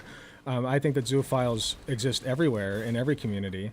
And you know, I don't think that I've heard of, like, I've heard of news stories of people, you know, doing horrific things to animals, but usually they're not furries. Like, I know that's anecdotal, but like usually when you hear about that, they're not furries. So Yeah. it exists everywhere. So like it's stupid to like generalize the entire community like that. Yeah, and it's just like every like fandom slash community has their kind of like, you know, dark things to them, like where people strongly dislike, but it's like not everybody in that community is bad. So like even with zoophiles who say that they're part of the furry community, I would say, obviously, I wouldn't support that type of action, but not every furry is like that. And like, Right. I like anime, but like for me, I find it a little bit off-putting. But like, obviously, I don't think a lot of people are like this. But like, I like anime, but I think it's a bit strange when someone has like a anime body pillow of an underage character. I agree. Obviously, you know, think it's strange, but not every person in the anime community is like that. I think that it's definitely sussy. I think it also depends on how the character looks. Like you can like age up the character, and like if they're clearly like an adult looking body, I don't care as much usually, but I do agree with you generally. Like it's also just a problem in Japan with like how they write characters. So there's like I don't know. It just again, it goes back to the vibes thing. Like, are we giving off the vibe of like it's okay to commit acts against children? Are we giving off that vibe or not? And I think Well, that's yeah, and I guess important. sorry, It's fine. I guess we could also like take in the accountability of maybe things are kind of like done differently in like Japan and like even in Europe than it is in America because in I'm from America and we had foreign exchange students in high school and they would talk about like we graduate at like age 16 and we're able to drink alcohol at age 16 while in America we can't like drink alcohol till we're 21. Right. So I guess it all depends because at least where I'm from, if you go to a Asian restaurant, which it might be anywhere, I don't know. If you're like 13 and up, you're considered an adult, which means you gotta pay a little bit extra than if you're a child. 13, geez, that's a little bit low for me. But I actually think Yeah. the age of consent should be raised, if anything. Almost, But most as definitely. as far as drinking, like I think it's silly to have that law. Like I understand it, but like like you can make the decision to join the military at 16. I think you're fine to drink. You can vote at 18. I think you're fine to That's the drink. thing is, I think you can drink in the military if you're in the military. Same with like if you don't have a license. Because I have relatives who were in the military. Some of them didn't even like have a license, and you can apparently like learn to drive vehicles in the military and not even have a license for them. Really? Yeah, and I didn't know that. sorry if you hear dogs barking in the background. We It's have okay. dogs here. I can't hear them very much. All right, I just don't want things to be. No, it's all good. And sorry, I'm kind of losing my train of thought now. Oh, you're fine. We were just talking about like how there's like those types of people in the furry community, as they are everywhere. And then we got into like, having body pillows of underage characters, and then like the culture is different in different in different parts of the earth. We're kind of like going a little all over the place, but it's all good. And with the whole alcohol situation, I think in some places in America, there is laws that like if you're like even not if you're 18, like as long as you're like being supervised by adults and you're in a safe, controlled environment, you can drink alcohol underage as long as you're in a controlled environment where you can't hurt yourself or other people and you're being like supervised by an adult. I've heard stuff about that. I would personally say that's fine. I think that making alcohol, like when you literally arrest children, I think that you could make an argument for selling of alcohol to children. I think that you could make an argument about that. But when you're a child who is consuming alcohol, like, I don't think you personally should get in trouble for that. You know what I mean? Like maybe like 16 or 18 or something like that. When you can my line is, can you fully understand the consequences of the actions that you are taking presently? And I think by the time you're like 16, you can understand the consequences of drinking alcohol. So I would say like 16, maybe 18 if you want to like, really be strict about it. But 16 should be fine for alcohol, honestly. I I think that by that Well- point, you've learned enough and you know enough about the world that you can make that decision. Yeah, and another thing I would say is, you would say, I don't know if you'd agree with me, but America seems to be one of those countries that kind of seems to be like a little bit of the more unhealthy sides in terms of like obesity and diabetes. Not saying everyone here has that, but you know what I'm saying, right? No, there's a problem. There is a Um, problem. But it's like other countries, like I said, meeting foreign exchange students, they can, a lot of them seem to be pretty healthy, but they can drink alcohol at age 16, and but yeah, because like there was this kid from Denmark that we had, and he was in my class, even though he is younger, but I don't understand how that works, but he talked about how in his country, in our country, a small to him in his country is a large to him in his country. And I was just like, wow, that's really like, Yep. that's crazy how a small in our country to him is a large in his country.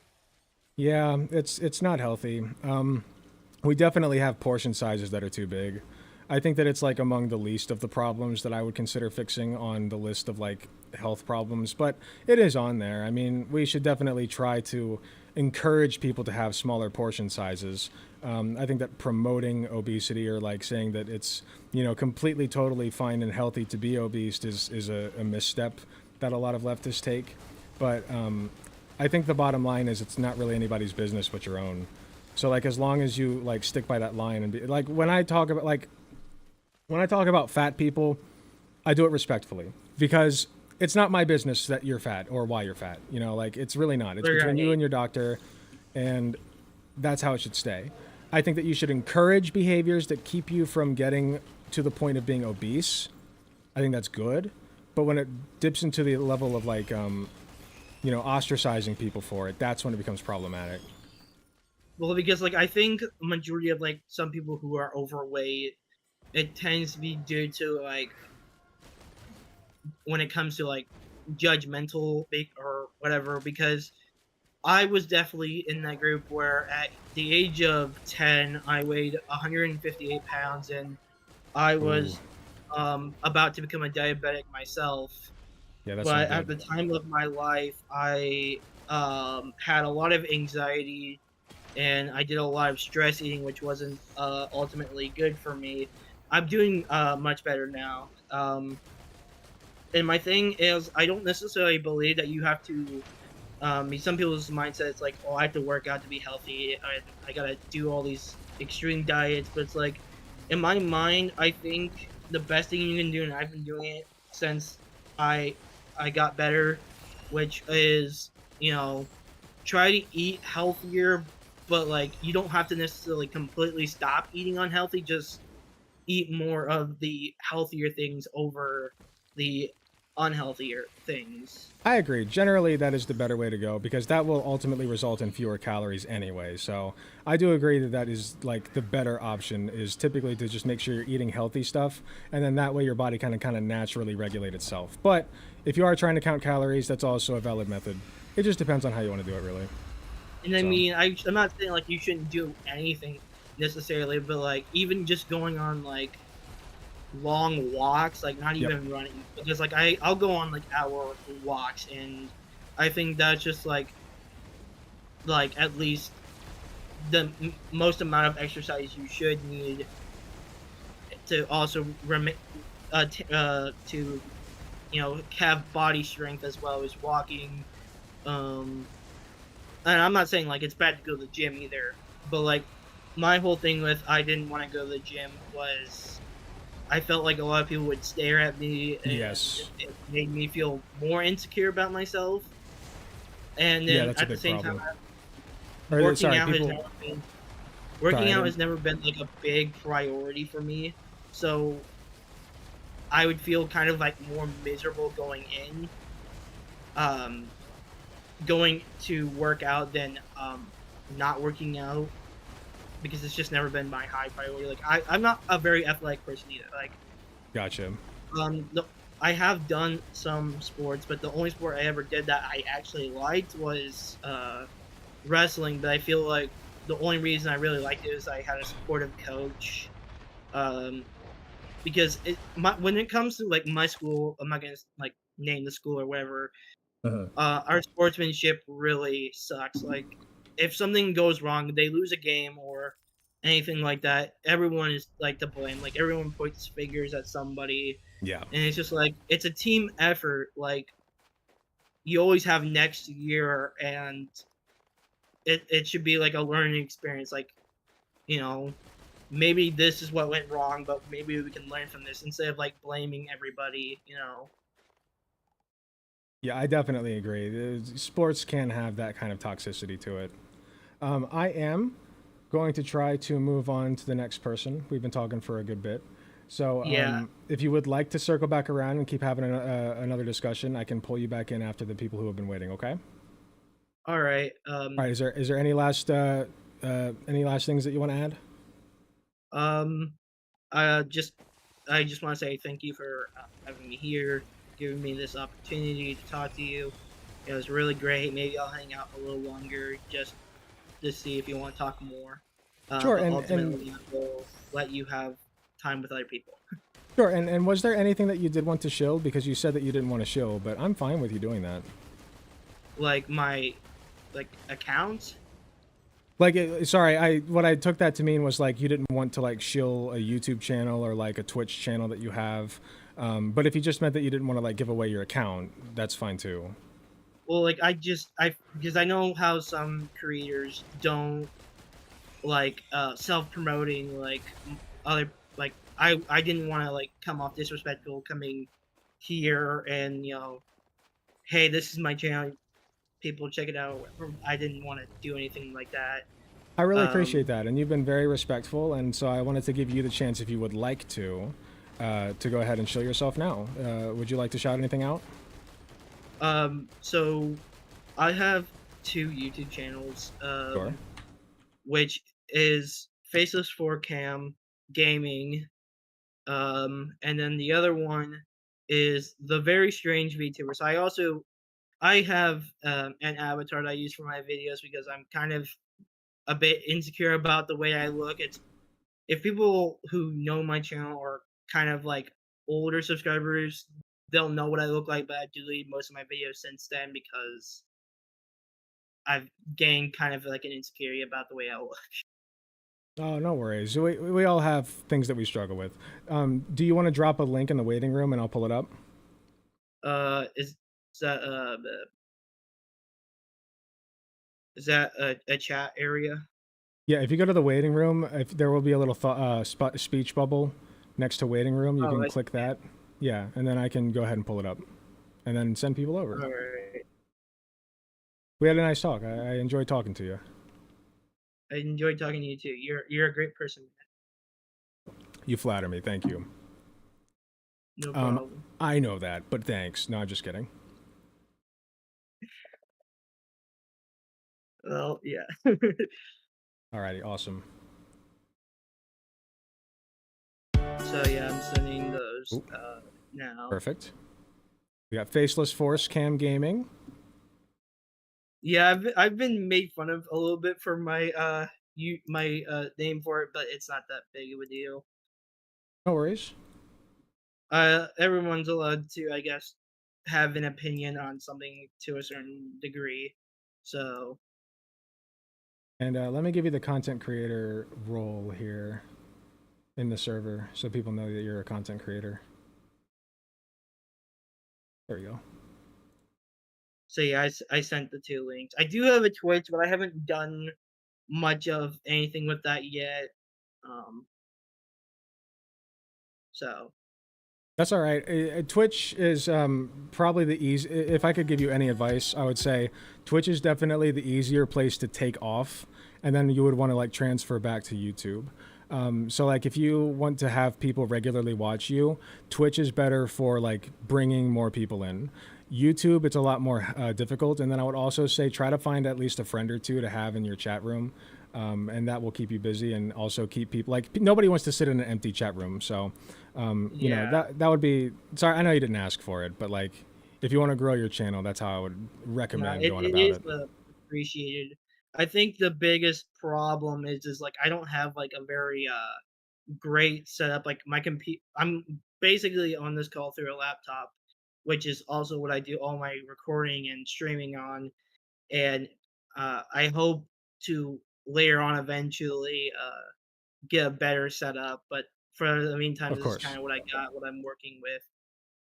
Yeah, and So it'll work. Like as long like your mic sounds like if this is the mic you use for your stuff, I mean it could use like a little bit of a tune up, but other than that, I mean people typically care more about your personality and like that you're entertaining overall. So, you know, put on a show, yeah, right?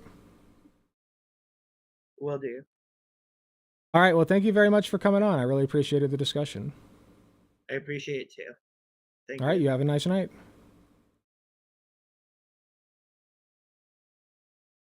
All right, perfect.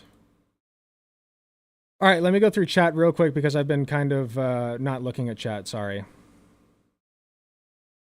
I'm not really interested in the zoophilia legality map. I disagree with it. Like, I disagree with zoophilia, so whether or not it's legal is irrelevant.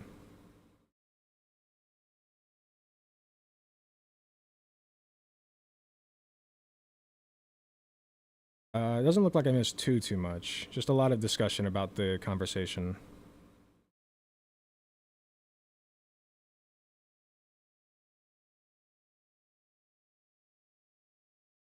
The best diet is one you can keep. Yeah, I definitely agree with that. Hello, Travenoid. Welcome. We still sell beer to 16-year-olds, but strong spirits is 18 plus here. Gotcha.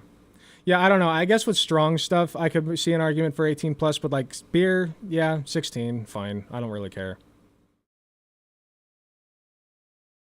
Yeah, 18-year-olds are pretty young. I feel like the age of consent should be like I feel like starting like I feel like there should be like a gradient scale where it's like anywhere between like 15 to 18, like, you know, would like between 15 and 18, like that group is fine to do things with each other, and then between like 18 to like 22, like that group is fine. You know what I mean? Like I feel like there needs to be a gradient up until a certain point, until you're like 22. I would say once you're like 22, you have officially like, you know, you've that's the law here. I like that law. Once you're 22, you've kind of been through enough life that I feel like you can fully actually consent to somebody who's even like 50. You know what I mean? Like, I wouldn't still say that like a 50-year-old man with a 22-year-old girl is like normal or anything, or that it should be encouraged. But like, at least then the 22-year-old has more experience.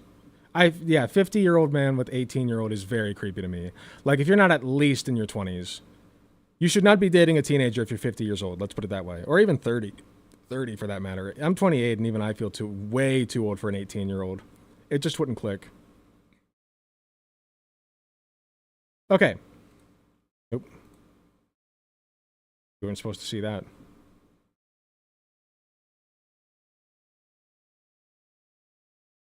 Let's bring in the next one. It looks like it's Javelina, then Home Run God. No, Faceless Me, then Home Run God. Yeah, okay, so Javelina. Ah! Oh, hello. Oh, hello. Hello, how are you? Good. You said Home Run God was gonna go first, so I got confused. Oh, did I? Whoa. I thought it was. No, I had put it in. You said that after I had put it in chat, but it doesn't matter. As long okay, so as long as you weren't lying about getting here before Home Run God, you weren't lying about that, right? Yeah, I mean, me and Home Run God were talking about it before. I don't think either of us remember who got in first, but I think I got in first. Gotcha. Okay. Well, you want to go ahead and give us what you'd like to be called, your pronouns, and then are you 18 plus? Javelina or Kyle or Javelina Kyle. He, him, or any all is good for me. And then like I'm 30, so yeah, I definitely 18 plus. Perfect. So there was oh god, now I'm so nervous because this is gonna come across at first kind of as a spicy take, but sure. I don't like as a trans advocate saying that they want trans people dead because that's not how they view it in their heads. I do feel like how they view it in their heads is more of this like, no, they want you to just like shut up, bottle up all your misery, and just play your role like you're supposed to. Which in my mind is like a lot of ways is like worse if you think about it, because the suicide usually comes as like an attempt to relieve that misery of not feeling like you're in the right body. Right. And so, I think it's because they because transphobes love to dramatize and talk like or rather accuse us of dramatizing or being overly dramatic when we start talking about how denying kids trans health care leads to their death. I mean, it does, but like that is at the end of like just a bunch of misery from just feeling like you're not in the right body. And I think part of it too is because we have to kind of talk about this, and I don't know if you would call it like I don't know if you would say it was a problem with us being kind of in a transphobic quote society, but because like gender or body dysmorphia isn't about like necessarily fitting into these categories that we know as boy or girl. It's down to specific things like, oh, I don't want body hair to start growing in a certain spot, or I want this particular hip shape, or I want this jawline. I'm not developing the jawline or feminine looking face or masculine looking face that I want. And then like going through that on top of also going through the regular stresses of high school and everybody just learning how this whole like talking to other people things work. It's like I agree with you. I think puberty blockers should be are vital for that reason. Right. So you say puberty blockers are vital, and would you agree with the statement that they're vital because they can help prevent trans children from committing suicide? Yeah, but I feel like it maybe is more impactful to mention it would prevent kids from having to go through just. Oh God, that's the thing is like I need a better word because there's something but that there's the thing that comes before the suicide that I think is more emotionally impactful to talk about, which is like the misery leading up to it of not feeling like you're in the right body or have the right parts or look the way you want to look in your head. Right, and you can talk about all of that while talking about the fact that at the end of that chain of events is it's 40% of the time is suicide. Like if they're not like affirmed, if they're not able to go through their transitioning process, it's very common, like scarily common. Oh yeah, no, it like, and I can imagine. So I've had issues with my own gender identity. I mean, I'm content and actually very satisfied as a guy. It only gets weird in like specific areas, so I can kind of in my head expand that out to my entire body and think about how, imagine how miserable that is. I think I guess a better way to explain it is like, yeah, and I also don't want kids to have to go through most of their lives having to develop the same kind of coping mechanisms as like burn victims because they just cannot stand to look at their own bodies because they're not, they're a trans woman and they're developing like a man instead of the woman they want to be.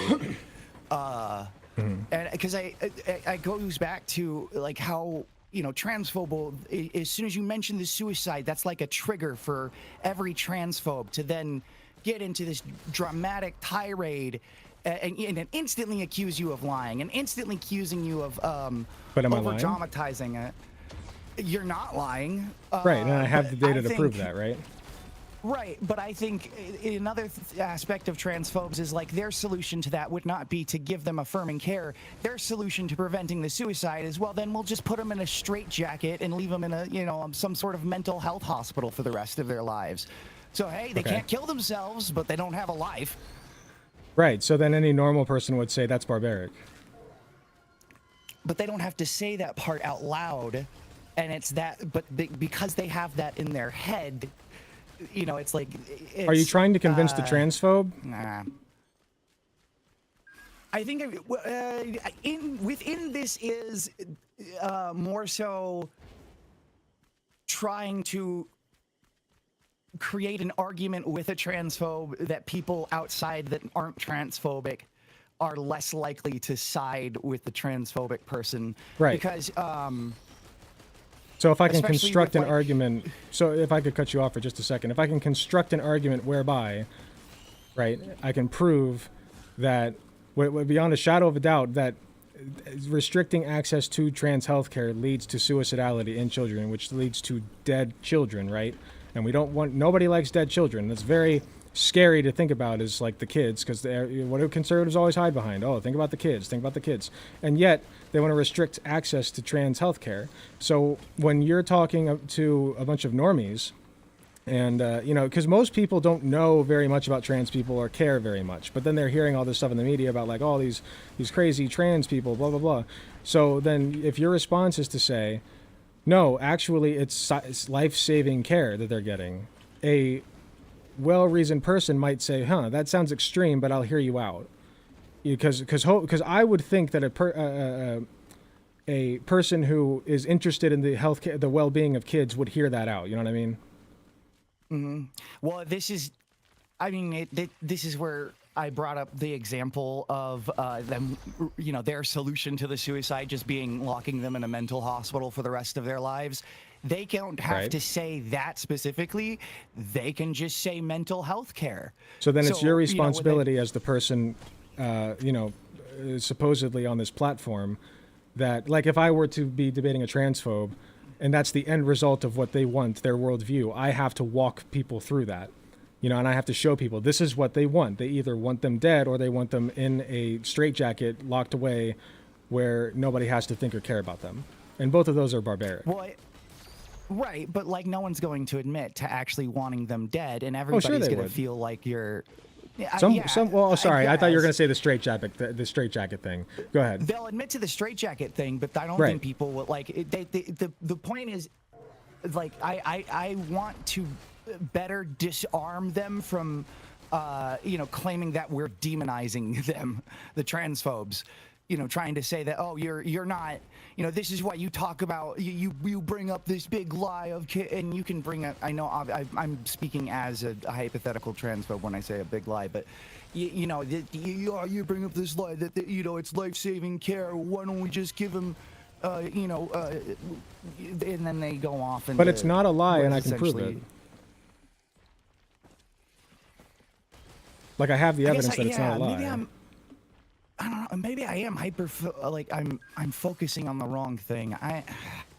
It's okay, so I It can just- see where you're coming from. It can seem like there's an extreme SJW thing going on here, and I get that angle.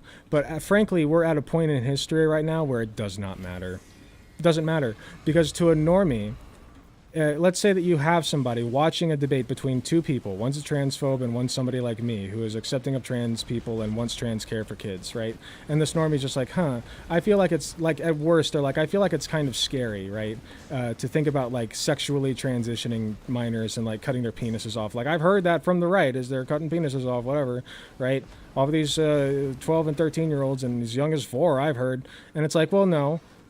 And if this person is actually coming in good faith, if they're not coming in good faith, there's nothing you can do. That person is gone. Like, you shouldn't be trying to convince them. You should be trying to ostracize and disconnect others from them, others who are coming in good faith, right? So if this person is coming in good faith, then you can lay out the facts, and you can say, here's the research. I've done this before. I've successfully convinced somebody in real life that you know, trans care is necessary and people need it. Like, I printed out the research papers, I showed them, and I was like, here's the work. Like, if you want to read it, here's the reading. And they came back to me and they said, I had no idea. I simply didn't know. I've just been hearing this stuff on the news and I didn't know. So a well-meaning, and I'm not saying everybody's going to be like that, But a well-meaning individual, a good faith individual, is going to look at the data and say, yeah, this is serious. This saves kids' lives.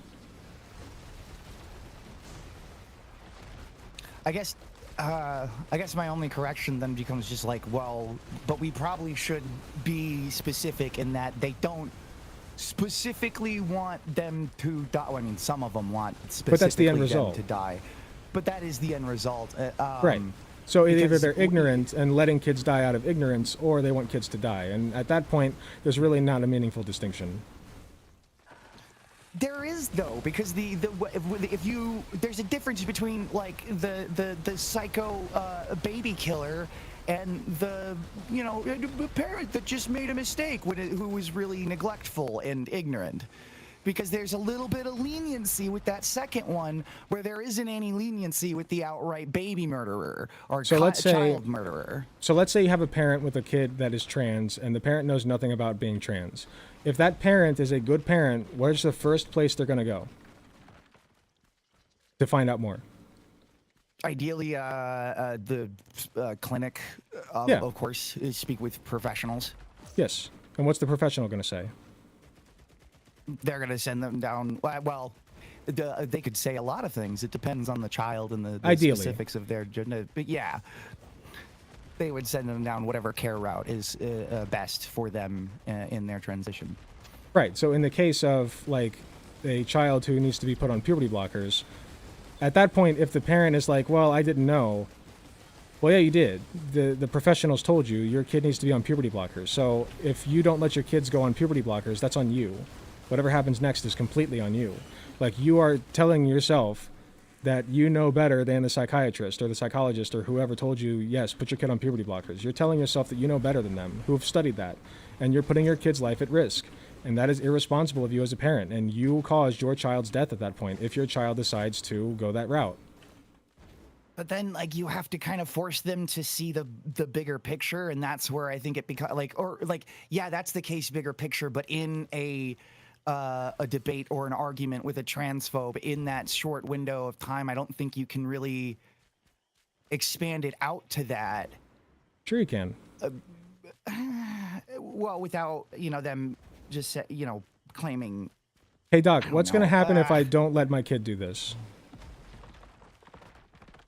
Right? Like, that's the question. Hey, Doc, what's going to happen if I don't do this? And the doc can be honest and say, listen, this can lead to death.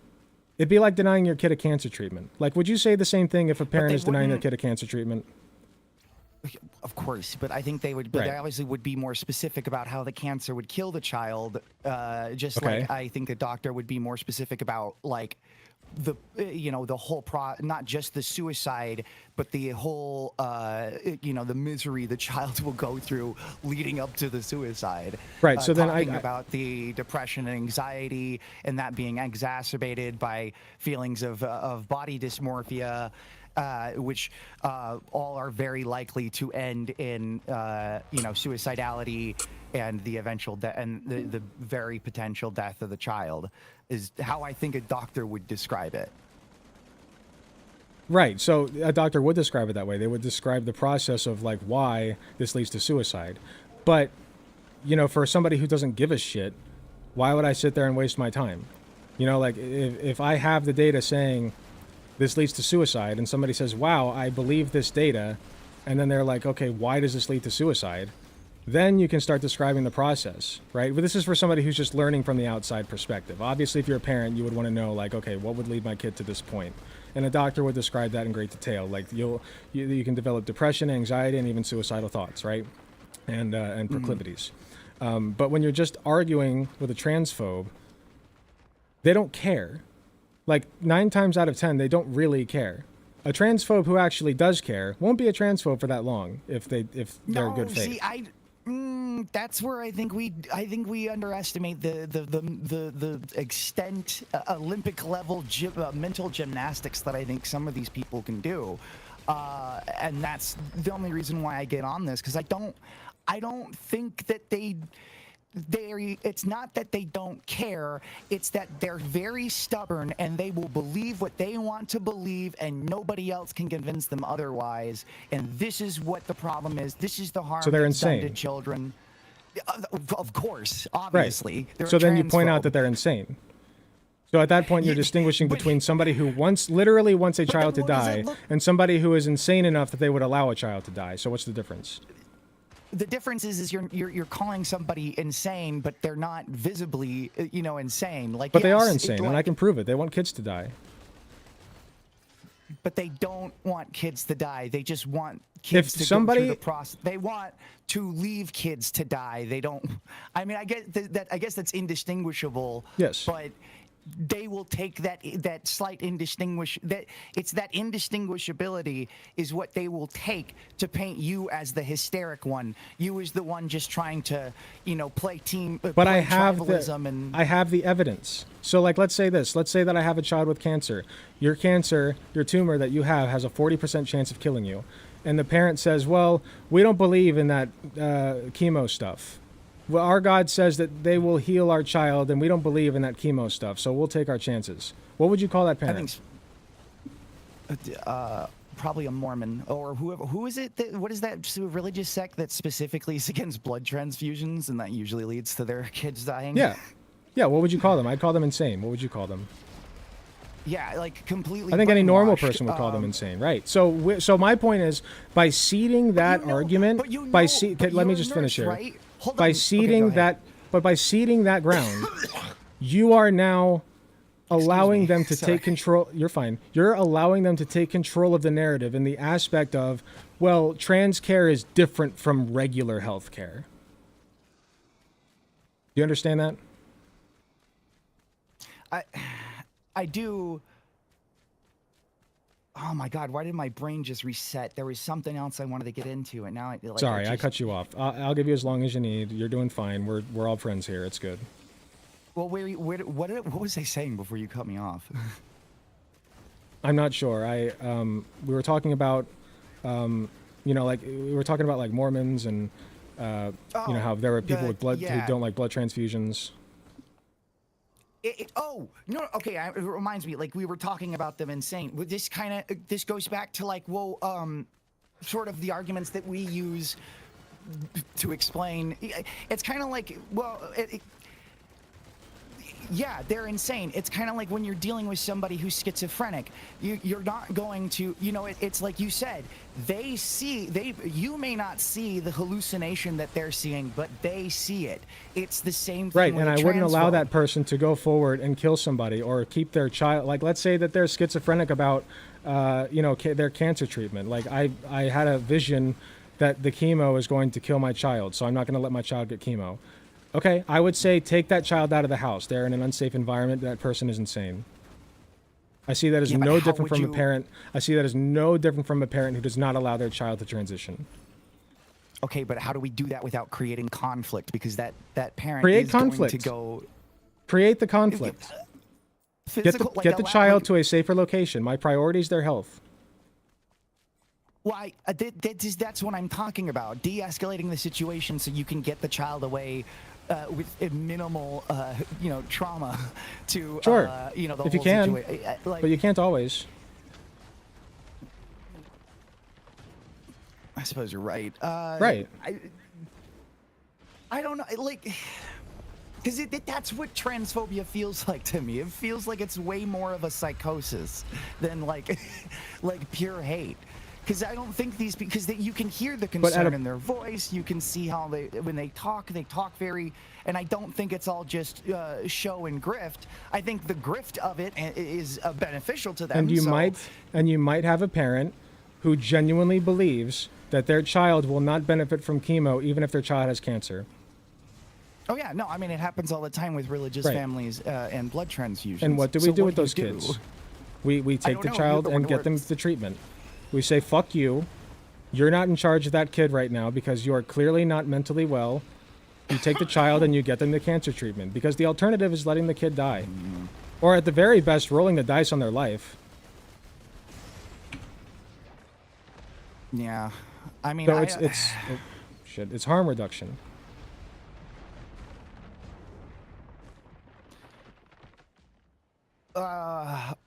You're right. I want to avoid I feel like when I want to avoid essentially, I guess maybe I'm getting too metaphorical when I say this. I want to avoid underestimating the enemy, if that makes sense. Because I don't, way? Well, they in the way that in as I said before, their ability to try and paint you as this hysteric SJW, and I guess they can try, but I have the data. Yeah, but you know how. So if a rational person sees, if a person let me put it this way: if a person sees the data and they don't believe it, I don't believe that person to be rational or worth talking to about it.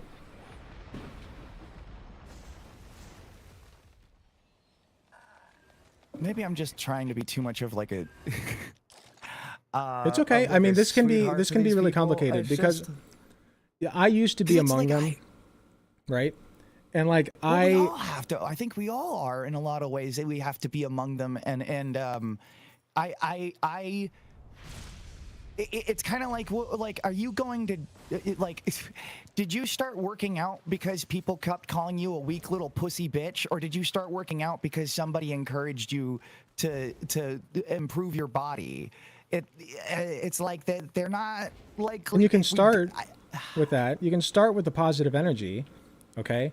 And you can say, I can see where you're coming from one specific angle. When somebody sees with no other qualifications that if you're against puberty blockers, you want kids to die, right? That can be a little off-putting, especially because a lot of people don't know what puberty blockers are or what they do. But an honest person will look at you and say, okay, why? And they'll question you. And if you know what you're doing and you don't want to sound hysterical and you want to give a solid, salient argument, you will provide the data. You will say, here's the data on trans healthcare and how it saves lives. And they will look through that data if they are honest. And they will say, hey, you're right. Trans care saves lives. And that's happened. That has happened, and it happens all the time, and it will happen more. I just feel like I'm in a particular, I'm a gay, straight-ish presenting cis male, and I feel like I'm in a specific position where maybe I can actually, reform a transphobe. Because I think about it more, and that's actually what I was, throughout this whole conversation, I was trying to describe how to do. So basically try and talk this schizophrenic person who won't give their child the health care they need. Definitely take the child away from them, but there's got to be more in between that. There's some. If you're talking about saving a child who is being forbidden access to trans healthcare, the solution, so I'm a nurse, right? And nurses always look at priorities. So the priority is get the child safe. Make sure the child is safe, first and foremost. And if that means using force, use force.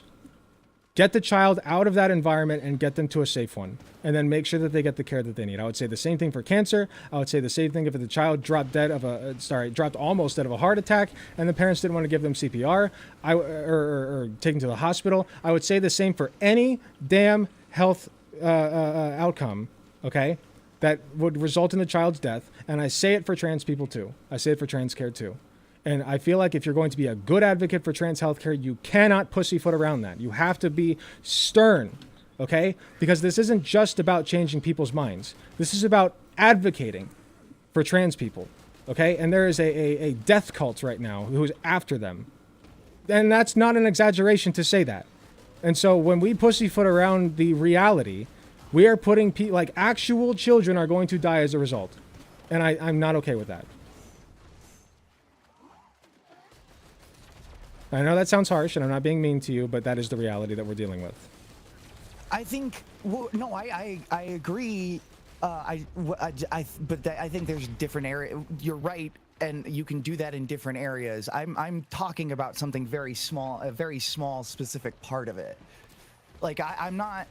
This isn't necessarily pussyfooting around. It's more so. Again, I may be getting more metaphorical, but the whole Sure.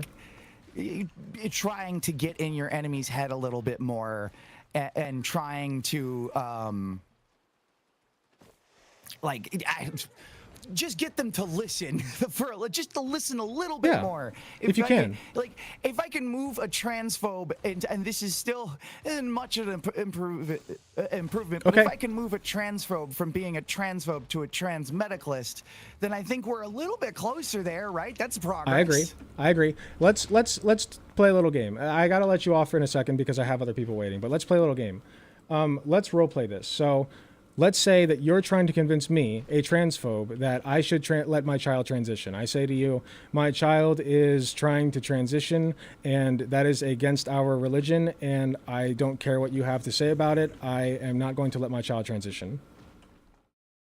Like, before I begin this, though, is that the scenario that you're imagining when you think about the people that we can convince? And if not, we can fix the scenario. Actually, that is. Okay, so then let's go with that. I'm, 40 whatever year old. Sure. I don't mean to. I mean, maybe you did take drama in high school, but like, I don't think. I think I'm we're flattered in a it comes off specific- that way. I think we're in a specific position as not transphobes, or our position is not transphobes. Is like we also aren't capable of the same mental gymnastics that they are to get to the point. So I don't Yes. think. So if they're doing if you- enough mental gymnastics that it puts kids at risk, then screw them. But what? No, I'm talking about in the game. So the game that we're trying to play, I don't think that would be like an effective analogy because I don't think either of us could really in good. I don't want to say in good faith. Like represent a transphobe properly because it like they got to that position from like a very specific upbringing. Usually, I'm guessing they grew up in rural America, out in the middle of nowhere. Talked to people that they've known, only ever talking to people that they've known for their entire lives because they live in some small town, where most of the land is cornfield. Okay. So, like, how do you reach them?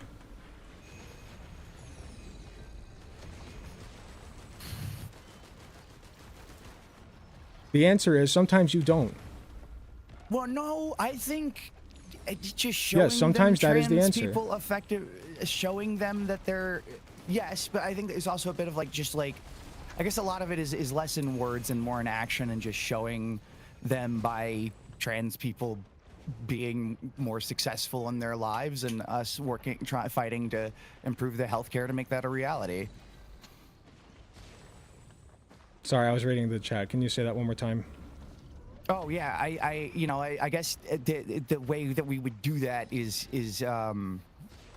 sort of in the background. This is fighting fighting for trans healthcare rights and specifically so that we can have a bigger prevalence of successful trans women and men out there. So that we can point to those as examples of like, see, this Sure. isn't just something Sure, that is. you can point to instant examples. Depression. You can point to examples, and I'm not saying that I don't want them to change. Okay, that's not what I'm saying. What I'm saying is sometimes they can't. If they literally believe that an almighty God is telling them that if they transition their child, they're going to hell, go ahead and argue with God. Go ahead, like try it, because sometimes you just can't. Sometimes you can't, and so in that instance, I think it's fine to say, hey, it doesn't matter if this person literally, to go back to the point, sometimes it's okay to say, sometimes it doesn't matter if this person literally wants their child to die or not. The outcome is the same. Their child is at a 40% risk of death, and that's not okay. No, take the child. It's like Right. They take the. I don't know. And if you well, want to try to convince improve them our foster care afterwards, you can system, try too. that. You can try that. But the priority is making sure that children are safe. And I don't think that it's okay to compromise on that, to say like, well, we can take half measures on that, or like, let's take a reasonable stance. No, the reasonable stance I'm not. is. Oh, no. Don't. You, Okay. Sorry. Sorry. I am talking specifically in conversation and argument. As far as action goes, Yes, everything you're saying. I am, you know, I am talking very specifically about arguing with transphobes and like the attempt to try and, well, like I said, at best move them maybe to like a trans medicalist position or something. How would you do that? Talking very specifically, like if, yeah, I think specifically it's trying to get across that like body dysmorphia was not the same thing as, you know, Grandpa when he was a young lad was a bit embarrassed because he took a bit longer to grow facial hair. Like, it's not the same thing. There are similarities, but it's a way more intense thing, and it's way more specific. Well, my son's a boy. Like, I know that. God made him a boy. You gonna tell me he's a girl? Well, I mean, yeah. See, this is where it's like, yeah, but you're just gonna play. I know what I can already imagine, like you as role playing as the transphobe are going to say. And would it be unreasonable for me to do that? But we're going to have this stuff. We're going to have this unreasonable version of a transphobe in their head. We won't know where the reasonable part. There's no reasoning with some of them. That's my point. Because the reason lies in the evidence. View of humanity. There's I'm sorry, that's just the. Go ask a trans person then. Go ask a trans person if there are people that literally cannot be reasoned with. I can guarantee you there are people who simply cannot be reasoned with. I think that they can not be reasoned with for a very, very long time. Yes, and in that period of time, children die. That's not an exaggeration. That's where we need more action. I mean, that's... Yes, the action is anything that makes sure that we reduce the chances of children dying as much as possible. That is the action. If that means removing kids from the home, if that means, you know, institutionalizing these deranged adults who don't believe in healthcare, I am fine with that. Because my priority in that instance is ensuring that children have the least chance of dying possible.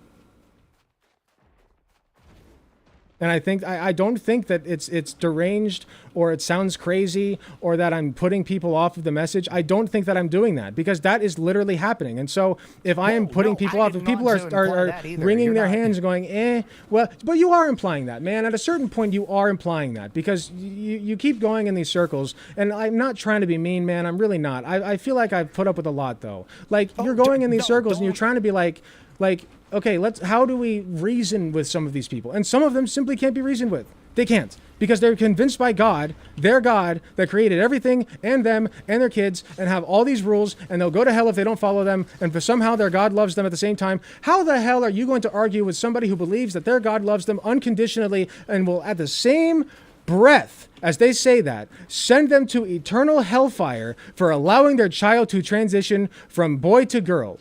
How are you going to argue that person out of their position? Please, begin. You start separate from the trans issue entirely and focus specifically on their religion, and then we work and then you work backward. Okay, my religion says boys are boys and girls are girls. I think that all that health crap is nonsense. My Bible says boys are boys and girls are girls. He'll get over it. Can you? He ain't no girl. I didn't raise no girl. Bible? Can you quote the specific verse that references that? Not at the moment, but it's in there. I know it's in there. But God created man and woman. It says at the very beginning. There you go. Man and woman are... He just created man or woman. He never stated anything about going in between the two or becoming... He never said anything about any in between. He said man and woman. God never said anything about anything in between. I'm not talking about it in between. I'm not talking about it in between. But you just did. I'm talking about... You said go between them. Going in between, moving in between. No. Yeah, so there ain't nothing between them. You are born with a penis or a vagina. That makes you a man or a woman. And my boy ain't no woman. He ain't gonna be no woman. He's gonna be a man. So I ain't gonna do no puberty blockers because my Bible says that he was born a boy. it's not even a guarantee that your child will need. Or I guess Do you want my boy to go to hell? You trying to send my boy to hell? Are you a demon? Because you're starting to sound like a demon who wants to send my boy to hell. Now you're being the church lady. Now you're just doing the Yes, church lady because these bit. people are real. This is what they do, man. No, I've spoken with them. They're not like they will like that's the So kind have of I. hypocrisy of them. Is they'll also make the joke about the church lady for somebody who's just like slightly a bit more evangelistic than them, without realizing that they're just as evangelistic and just as like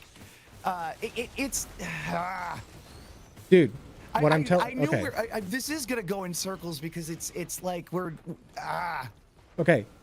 To put a cap on this, my point. So let's put a cap on this. Why did you come here? Just explain why you came here.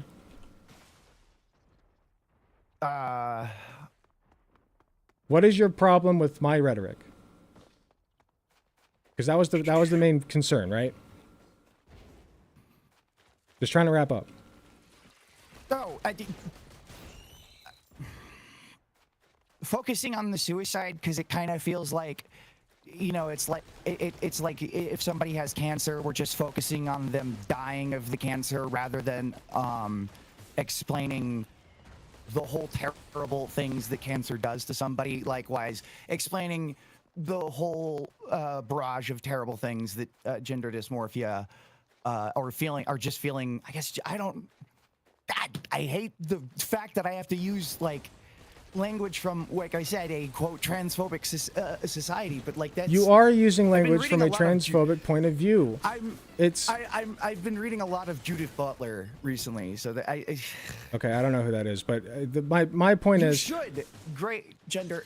She'd like a great gender studies writer and transphobes get so worked up about Judith Butler they've burned effigies. Okay. Yeah, and I guess I guess it's more. I guess now at the end of the convention, I want to say we should be also including a lot more of what, like, focus. My mouth is dry. It's my okay. brain is I went a fried little from the hard. conversation. I hear what you're saying about including more, right? That's a passionate conversation, of course. It is passionate, yeah, and it as it should be. We're talking about people's lives. We're on the same side, right? I don't believe that you're transphobic or anything. We're on the same side still. But my point is, there are some people you simply cannot reach, and if those people cannot be reached by being told that not having a certain type of medical care will potentially save the lives of their kid. If that does not reach them, I don't know what will. I got blasted that time. So that's my only point. I want to let you go. I hear what you're saying. I think that we should include more about, like, besides just the suicide. I think that we should. But at the end of the day, my point is the suicide and the death of children is what we're talking about. Like, that is the end result. And I think that it's fine and not reactionary it's not out of pocket at all to bring that up. Like, it's not putting anybody off. I'm not saying it's out of pocket. It's not. I'm just saying that I'm not saying it's out of pocket. I think we definitely agree. We should also always bring that up. Like I said, I feel like it's like, talking about a cancer and not, talking and just talking about them dying about the cancer without also talking about, we need to stop cancer because of all these. We need to affirm their gender because of preventing all these other miseries that they'll go through, including and leading up to them killing themselves. I believe you can absolutely include those things, but I disagree. I think we're just going to end up disagreeing because I feel like those are not nearly as impactful. You can include them in the argument, but I feel like the impact is the death of children. That's where the punch is, because that's the reality. But then they're dead. It's over. That's the thing. Yeah, I mean, it's cold. It's cold. It's kind of a morbid thing to be, but like that's well, there's nothing we can do now. They're dead. Is a lot of times the like a mentality it feels like they'll take, a transphobe will take. If they take that almost like mentality, then there's- I have no desire to be around them or know anything of them. Like that seems gross. But anyway, like I said, Well, they I don't can't think. help it. They don't. They can't help But it. they They grew up in can, a different man. kinda- They can't. See, you're infantilizing Well, them they now. can. Like, Okay, no, I said that. I said that the wrong way. I like they're capable of realizing their mistakes. Yes. I think they're capable of. So being if the redeemed. mistake it's gonna is, take a while. but if the mistake results in a dead child, I'm not open to giving them room to make that mistake. I'm not. Well, you don't give them. I'm not talking about giving them room. I'm just talking about specifically in conversation, in argument. Outside of that, yes, I think CPS should take your children if you're not going to affirm their gender in at least some form, even if it is just social affirmation. Okay. Yeah, I don't know. I feel like we're just gonna disagree on that on the point of bringing up the suicide in addition to the other stuff. Like, I agree with bringing up the other stuff too, but I just don't think it's as impactful. That's all. I think it can be as impactful. It just depends on how you bring it. Anyway, I'm wasting your time. I'm It's okay. taking up other people's time. It's Waiting okay. room's filling up. It was an entertaining anyway, discussion. Love you, Alec. All right, love you too. You have a good Definitely. night. Good night. All right. Well, that was a conversation. I see there's a lot of people waiting in chat.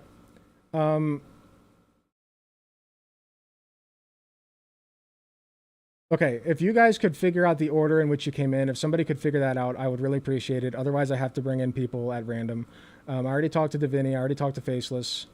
So I just talked to Home Run God. Real Seagull, Saki Tanuki, and Queen Laura are who are next. So I will be right back. I got to run to the bathroom, and then we'll get through everybody. I have plenty of time tonight. I got nothing but time. So if you want to talk to me, you're more than welcome to jump to the chat. All you got to do is get to the Discord and go to Stream Chat. Go to the Discord, go to the waiting room, and I'll pull you into Stream Chat, okay? If you don't know how to get to the Discord, type !Discord in the site chat, or you can go to YouTube and find the link in the YouTube description. I will be right back. Oh, wrong button. There we go.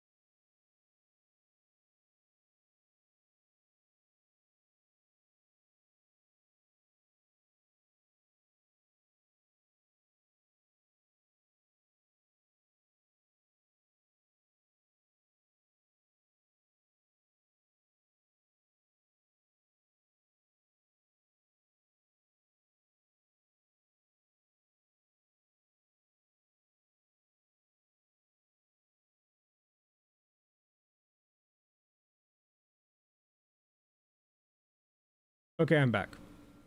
Yeah, I don't want to give that guy too much grief, because clearly he's a fan of mine and he is not transphobic or anything. He just disagreed with my rhetoric. But like, I feel like I was going a little crazy because the most effective messaging you can have is protecting kids. So like, if you can prove that kids are dying as a result of not having a certain type of healthcare, then I feel like that's the most convincing that you can possibly be. You know?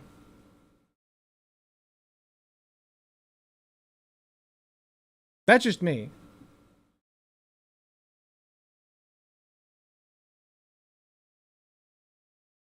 I think the only good way to debate unreasonable people is to do it publicly with an audience that some people in the audience can reason with. I agree. Yes, we're talking on Discord. If you would like to join, the link is in the YouTube description, or you can type !Discord on the site, which I'll do now. And then join the waiting room. Okay, who is next? I already talked to Home Run God. I already talked to Divini as well. I talked to Home Run God, Divini, and Faceless, right?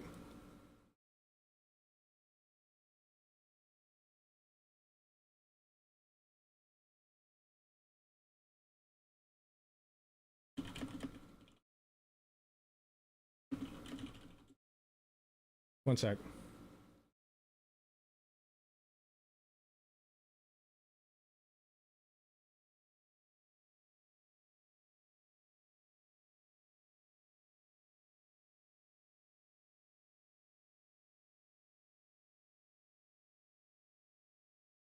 Sake's next. Did I talk to Home Run God or not? I want to make sure that I didn't skip them.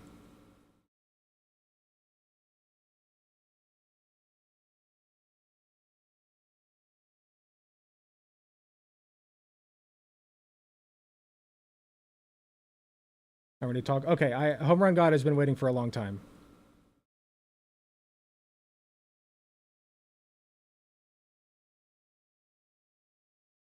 I believe, unless we already talked. I thought we already did, but if not, then they've been waiting for a long time. So, hello. Hello. Hello. You've been waiting a while. Thank you so much for your patience. How you doing? No, that's good. I want to, say that was a great conversation that you guys had. I thought it Before was me. very interesting. I tried to be as charitable as possible, but I just don't think that it seemed like the wire, there was a wire not being connected somewhere. It was a little frustrating, but I'm not going to give the guy too much grief. I don't think that he's a bad guy. It was frustrating. No, of course. I think it's just like there's a lot to say about it. I don't feel like I have the right. I don't feel like I have enough knowledge to say my piece in this situation, but I was curious about a topic that I deal with personally is mostly just listening to. Oh, just real quick, I'm so sorry. Before we continue, I have Oh, to cut my you bad. off. Yeah. Can you just let us know your name? What would you like to be called, at least? Your name, your pronouns, and then whether or not you're over the age of 18. My bad. So my name is. You can just call me Home Run God. Sure. I am 24 years old. My Okay. pronouns are he, him. All right, excellent. So the biggest thing for me, I know this is going to be a completely different topic, and I'm not sure if you're willing to talk about it. I expect are you a big music person? Like, do you like music? Do you listen to music a lot? Honestly, not a whole lot these days. I used to, but these days I'll be honest, I indulge in a lot of YouTube political content. So That's completely fair. And like I said, I watch you from time to time, and I watch a lot of YouTube too. I was the one that called like a few days ago because I was in the grocery store. Sure. But I'm a big music person, and I love music. I've been a big fan of music, and I listen to so many different artists, and I learn a lot. And recently, I've been getting into reggae and dancehall music.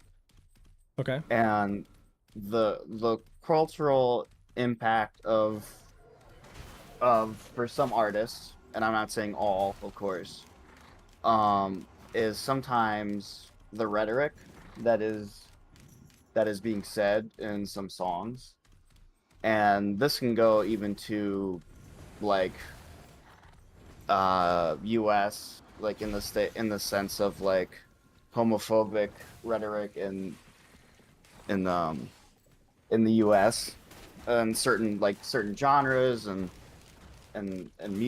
songs and stuff. And I think to me it's a really interesting topic to me because there's a really famous reggae artist called I'm correct I'm probably saying the name wrong, but it's a Buju Banton, or I believe that's how you say his name. And he has done 2 songs that I know of. One of them is called Boom Bye Bye, which is about shooting and like throwing acid at gay people. And this is Well, that's not fun. Yeah, no. And it comes to like a point of like understanding the impact of what that does when I listen to it, because when I first listened to it, I was kind of just like, you know, edgy. When I first found it in college, you know, I was edgy. It's like, oh, this is like whatever. Right. Being an edgy, stupid As we college do, kid. as So, we like, do. yeah. And I look into more of it because I recently found out the artist that I really liked, because I first started it was him, and then I realized, oh, it's the same guy that did this song. And it makes it like, now that I have an understanding of like, you know, so many like people that go through so much trauma through their sexuality, and like it makes me really interested in like understanding the impact that it does have. And I was looking into it a lot, and again, it's not just him, but it's everybody else too. It's like there's a lot of other artists that said homophobic rhetoric, and I was looking more into it, and there was a 90s you know, like news kind of music outlet that talked about the controversy of that song, right? And I think, to me, I think it's really fascinating when you listen to a person who is a gay rights activist at the time mention, because the way that he describes how sorry, so basically Buju Banton basically says if Guns N' Roses says, there's a famous song called like 1 in a Million by Guns N' Roses, which they recently cut out this lyric about a more negative stance on immigrants and, you know, gays at the time. And when the gay activists brought this up, they said, well, at the time, what Guns N' Roses is disliking that, whereas Buju is saying hatred and violence. And I think that's a very interesting thing for me, because it's like, I think now it's kind of just, it's the same thing now, more or less. It's like you dislike them, and hatred is basically the same thing. I think that's like what we see it more as now, in my personal opinion, and I think that's like fine, you know? But I think, to me, that's like a really interesting thing, because it's like, I don't know. I mean, I just like want your opinion on that. I don't know. I just think it's fascinating, because like I always want to try to talk to someone about that. Sure. So it's, if I can understand correctly, it's basically, sorry, my ADHD took over for a second there. You'll have to forgive me. That's okay. So it basically comes down to like a sort of an untasteful piece of rhetoric towards a group versus outright hatred of a group. Is that what I'm getting at? Is that what we're getting at? That's what it seems to be like. And it's like, and people try to defend a lot of that stuff with like saying, oh, that's part of the, and again, like, you know, it's like people trying to say, and it's like, it's not really a great excuse for what that is.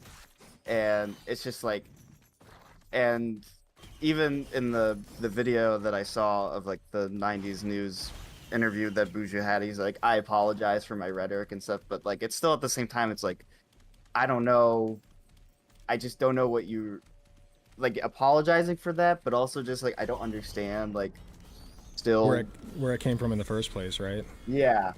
Right. Well, people can change, right? No, like, of course. Like if he genuinely changed, or he didn't. There's another thing that can happen too, because people don't understand how powerful rhetoric can be, especially when you're a musician, or like another famous person, or even just somebody like somebody who has like 200,000 followers, just like a memer on Twitter. Even they have cultural pull. So like I feel like there's a, there's changing for the better in the regard of, like, I don't know which it was for him, if he like actually was homophobic and then he changed his ways and was like, I'm not homophobic anymore, or if he's like, I didn't understand that this rhetoric was hurting people, right? I don't know which it was for him, but I'm assuming based on like the rhetoric that it's going to be the former. As far as like the specific thing you brought up about like the difference between the two, I mean, there is a meaningful distinction between like, joking about somebody being gay. Like for instance, like calling, like if you're in 6th grade, right? Like calling somebody gay just for fun, like, you're gay, right? Like, you kiss boys, you're gay, right? Even if the person's not gay, right? Like that's one thing. But then it's a whole other thing to like outwardly, openly be like, no, gays should die, or like promote attacks against gay people. I think the former can lead to the latter, but I do think there's a meaningful distinction there. Does that answer the question that you had? I think it's weird because I still kind of get confused because it's like it's a dislike when the gay activist at the time said like what Guns N' Roses says was a disliking, but what Buju does is hatred and causes violence. And I didn't really, because do we personally like combine, do we now over the years combine dislike and hatred the same now? Because do you think that would like make sense for a separation of dislike versus hatred? I don't know. Like if that makes now, any as sense. opposed to back then, like yeah. I think that the cultural relevance is important, as like the cultural environment is important as well. Like if you, like ultimately the outcome ends up being the same sometimes. Like if you live in a homophobic culture like we did for like the vast majority of American history, you're going to find pieces of homophobia, just like you're going to find pieces of racism. And we can look back today. Like for instance, people would do blackface for a while, and nobody thought that was a problem. And you look back and you're like, well, there's terrible people. And the question is, the answer is I don't know, because I didn't know who those people were or why they were doing blackface. I think that doing blackface is wrong. Yeah. Obviously, because you're demeaning, black people in their entire like state of being when you do that, and we've accepted that culturally now. But back then they didn't accept that culturally. So like, does it make it wrong for them to do that? I still think yes. But would a person back then doing blackface be the same as a person right now doing blackface? I would argue in a lot of ways no. Like, there's a level of cultural normalization that takes place over time. And a person doing blackface now understands the implications. And I think a lot of people back then didn't. So when you take somebody like Guns N' Roses, who had a homophobic verse in their song way back in the day, and then they came out and you said they came out and apologized for it? I believe they apologized and they cut it out of the song. Cut it out of the song. So yeah. To get back to like the main question of like whether, to understand the question again, it's like whether those two, like today they would be kind of considered bundled together. Because like this version of dislike versus hatred, that's kind of what I'm like trying to figure out myself, Right. I think that, I mean, there's still obviously varying degrees of hatred that you can express toward a group. Like you can have a general disdain for gay people, like somebody like my dad might have, without actually wanting them dead. Yeah. And you can even recognize that sort of behavior leads to the culture that would lead people to kill gay people. But that's sorry still. If you hear this in the background. Oh, you're fine. Okay. That's still Yeah, meaningfully. sorry. No, it's all good. That's still meaningfully different, in my opinion, from like actually going out and doing the violent rhetoric. You know what I mean? So it's kind of just like, so what you're saying is like you have a little bit of dislike, but it's different from like really really hating, kind of. Is that what you're trying to say? Yeah. I'm trying to like stick to your original point Sorry. here. No, it's okay. Sorry. It's just a complicated question, is all. Because No, of course. Because I there is a meaningful distinction for sure. Is my point. You can bundle them together as homophobia. They're both homophobia, but like the extent to which you're being homophobic is also worth considering, I think, and the cultural context is also worth considering. Yeah. I mean, do we, because at the same time, it's all about how the lyrics are displayed, because it's like, because at the same time, it's like, why, it's like, why does this Jamaican artist get more hate than possibly Guns N' Roses? And I'm pretty sure Guns N' Roses got more hate too, maybe that we didn't know. But like, it's like also that kind of like that weird aspect is like, is this getting more press? Because he's is Buju getting more press because it's just like, this is like 1992, things are more, there's like more mainstream stuff happening compared to like Guns N' Roses, which their album came out in like 1983, and like that was just kind of a thing back then. And now I guess like maybe in the 90s people were more accepting of other people more and more, and realizing that more hate, like that kind of rhetoric isn't really that good anymore, maybe. But like I find that interesting to me. I don't know, maybe it's just like, maybe Okay, I'm getting too much into it. So. No, it's fine. I'm trying to follow you as best I can.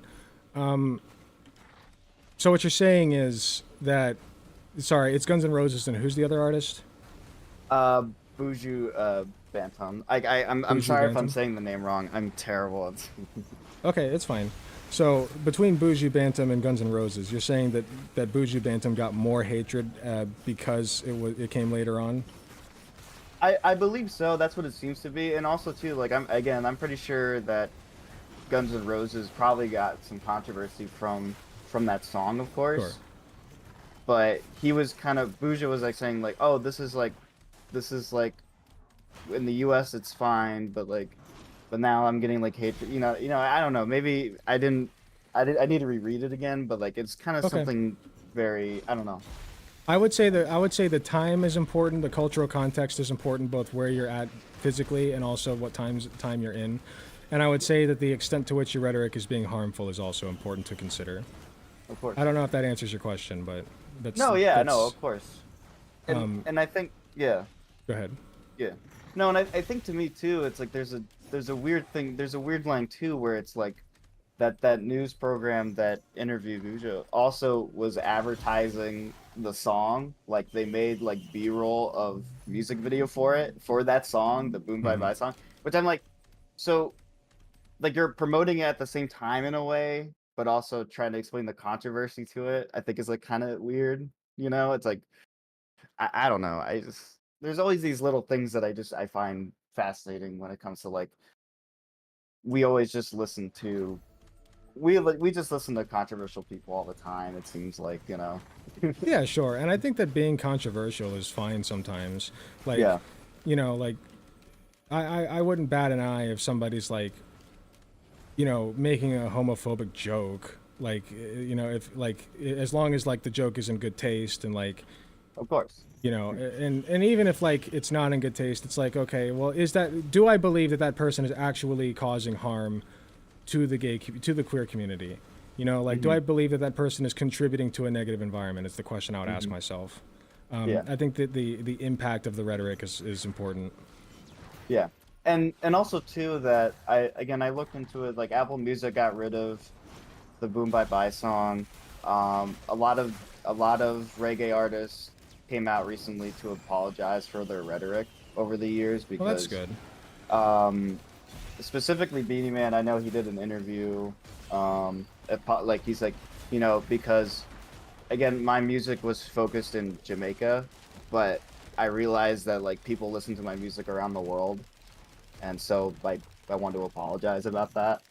And I think that's like very honorable for him to do that, and I think that's Absolutely. like very, yeah, and I personally don't think that like you know, I think if you apologize to me and you're like, you know, I apologize for, I think that's okay. You know, Right, personally for me, so- it's like, yeah. That would be a matter of like, oh, I didn't realize. Right? Yeah. Like I didn't know. So and that's perfectly understandable. Now Yeah. there does come a point where like, yeah, you should have known, man. But Yeah. but you know, Yeah. beyond that, I do think that you're right. It is very honorable to come out and admit your mistakes and say, yeah, this was wrong of me to do, and I'm sorry. Yeah, and again, like, and I don't want to discredit Buju Banton because like he's a great artist. I love his work.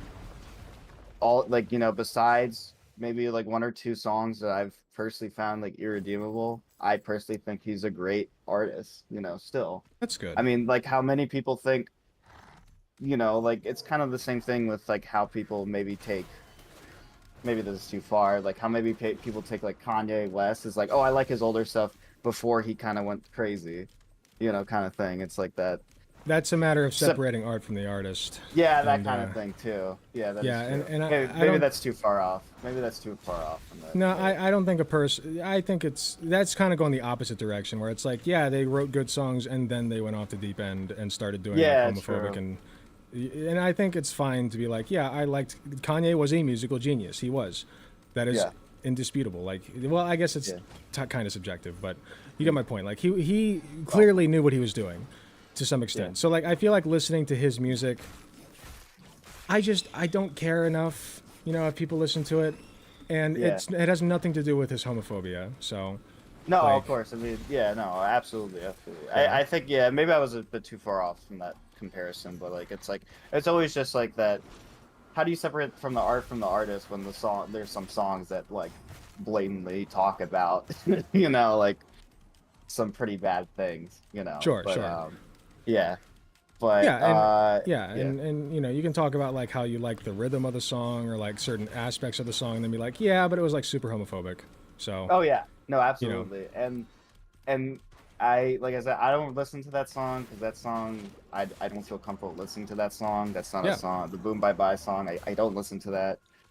I personally don't feel comfortable because I'm very like just I don't know. I think this is a very interesting topic for me because because you learn about music, you learn about culture, and you just learn about like a person.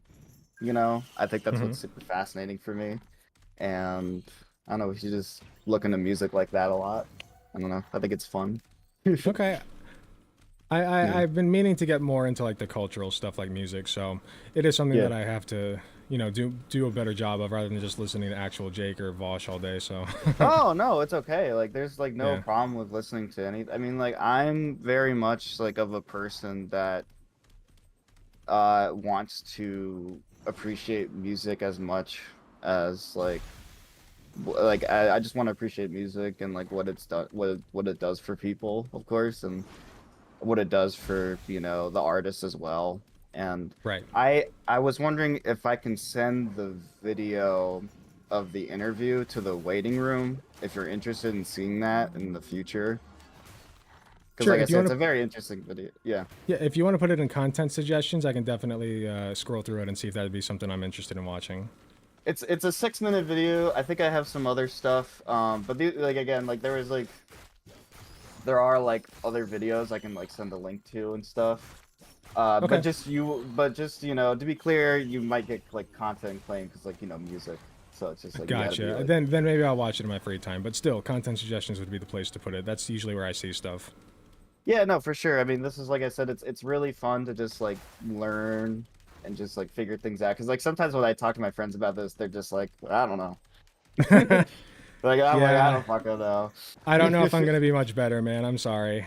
No, but like you're the person I'm not saying like trust, but just like I think you have a interesting perspective on it, you know. So Thank you. I appreciate yeah, it. yeah. No, I appreciate it. I don't want to take too much of your time. I No, you're good. appreciate everything. Yeah, of course. Is there anything else you wanted to add? No, that was just on my mind. You know, that's it. That's it. Alrighty, excellent. Well, you have a wonderful night, sir. That was a Thank nice you. little conversation. Thanks for Thank coming you. on. Okay. Bye. All right. All right, well, that was interesting. Who was next? Was it Sake? I believe it was Sake.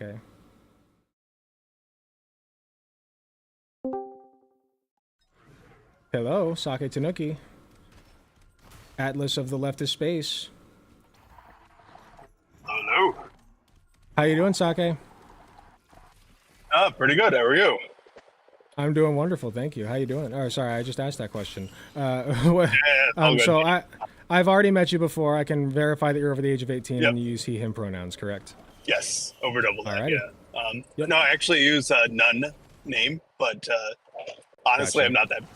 Yeah, I'm fine with most of them. It's mostly because on occasion I'll get into discussions with someone who claims pronouns are stupid, and it's like, do you really want to use my name every single time you want to address me? Like that. How is that going to work? Like it's going to be a really long conversation. We can go that way, but yeah. Unlike you blue-haired liberals, I don't have pronouns. Right. It's just the it gets really uncomfortable really quickly. But I guess mostly I just wanted to pick your mind about something because like I've definitely been dealing with some interesting family dynamics, and as a medical professional, I was going to use an example that was more suited to your general field of study, where Sure. when you have some family members who are very hesitant about bringing up like internal strife or points of contention within family or family dynamics, and having to like butt heads over this, where some people are so risk averse that it just kills me inside to like sit here and just stew in my own general uncomfortableness. So for this exact example, I have a cousin who is part of that sort of new age hippie kind of group of non-vaccination folks. And it's one of those things that I've been racking myself because in trying to reach out to various members of the family and be like, I really want to just, like, I'm already at the point, at least in vaccination, where I believe that we should be able to use our Second Amendment rights and protect ourselves against unvaccinated folks by tranq dart. But it's hard to exactly express even the question of being able to ask, like, her brother, my other cousin, hey, is she vaccinated? What's up with that? Like, right. Why hasn't it happened? And like, can I at least, I don't know, put like a moratorium on like, you can't enter my house if like you're not vaccinated? Like, even that seemed to cause an undue amount of contention. It just seems kind of ridiculous that we're still so scared about like bringing up legitimate things that we just ask questions, basic questions on. Right. So are you saying that you're nervous about it, or that you feel like your family is?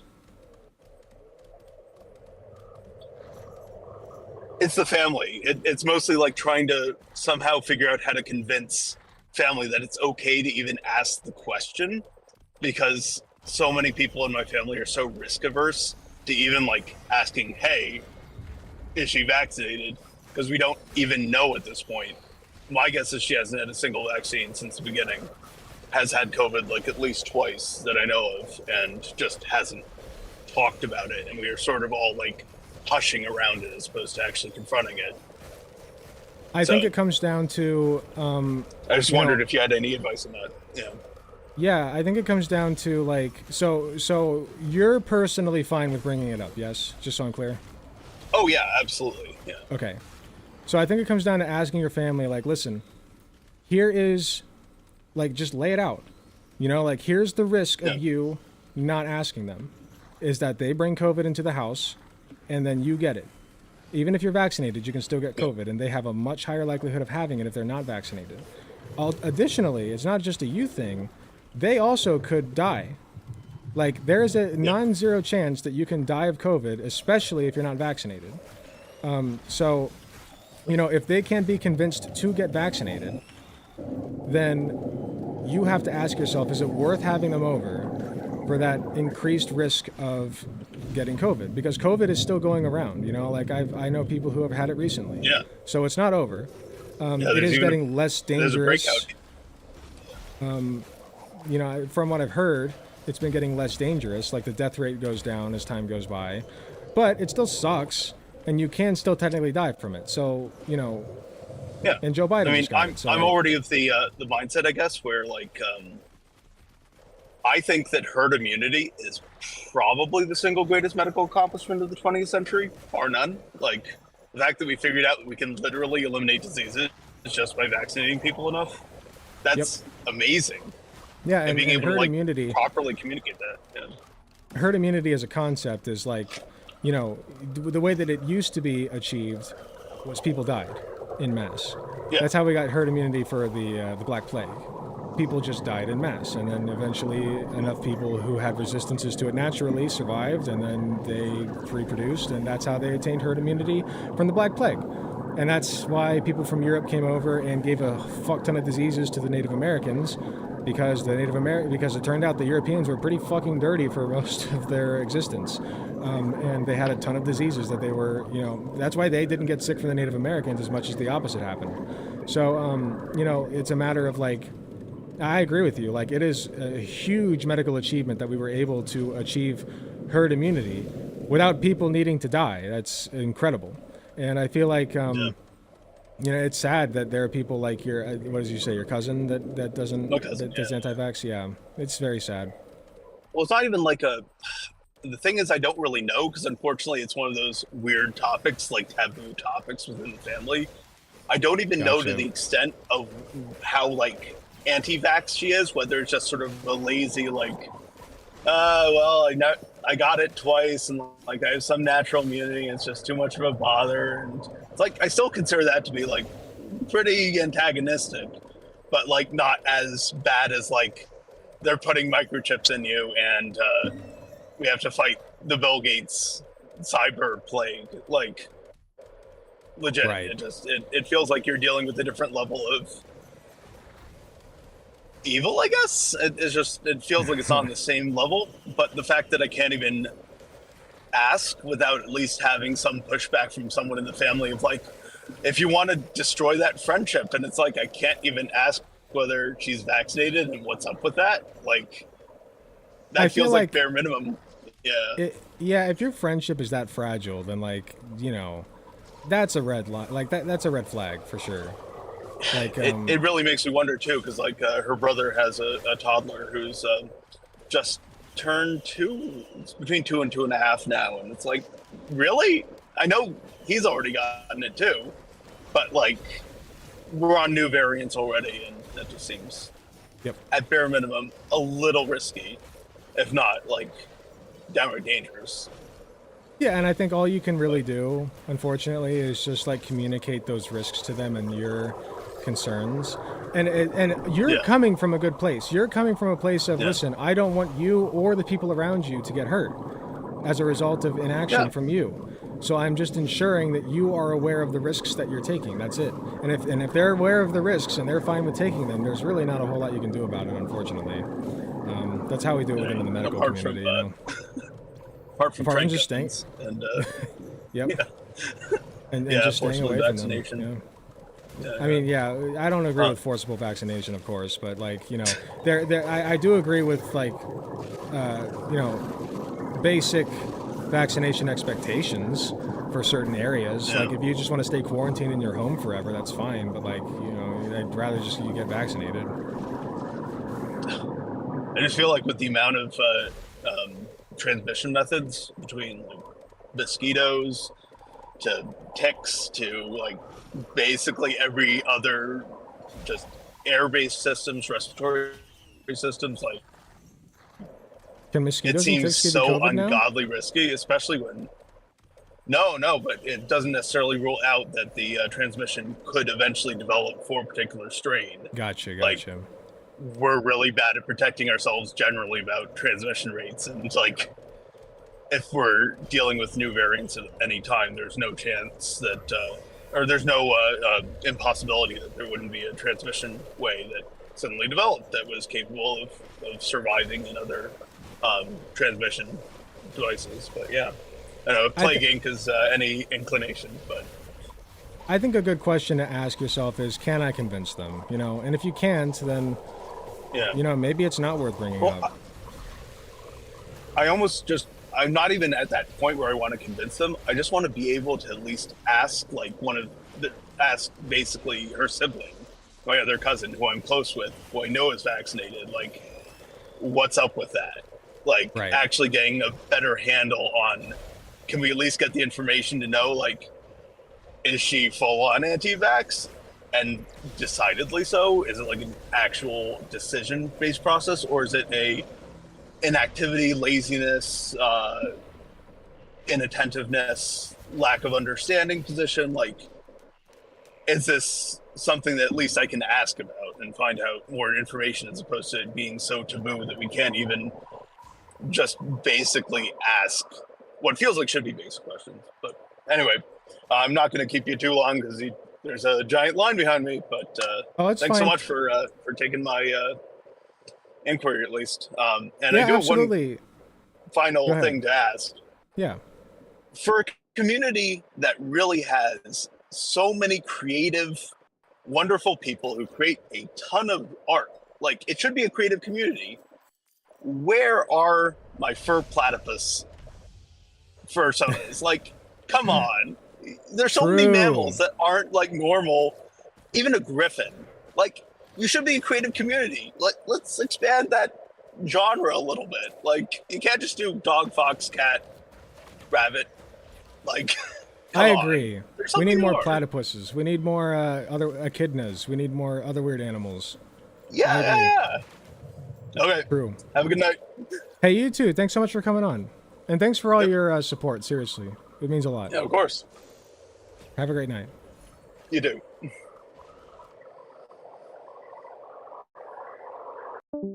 I think it would be Piece. I'm a raccoon. Nice. I've seen a lot of not a lot of raccoons. I've seen a fair number.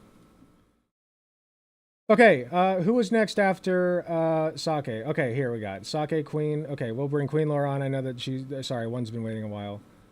So we'll bring Queen Laura on. Hello. Looking Hey, for some Queen meat?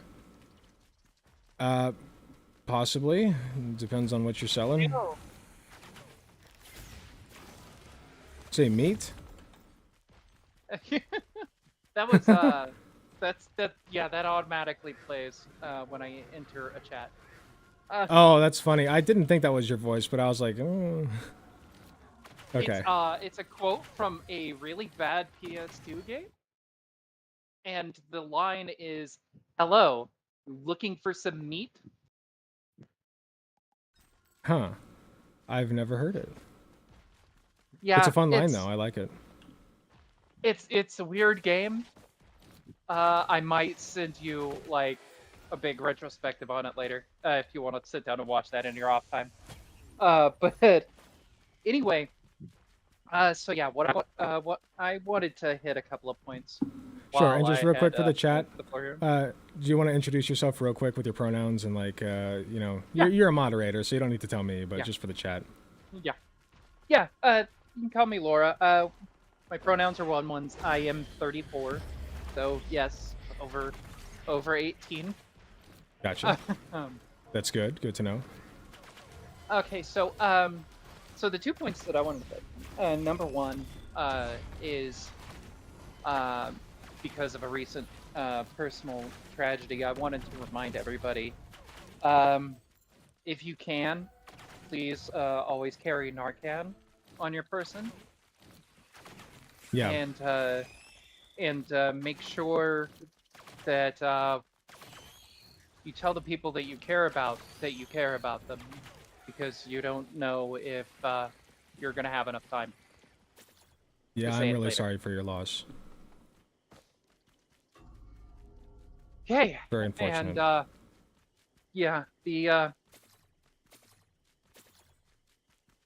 other thing is about that discussion that you had earlier about optics and rhetoric.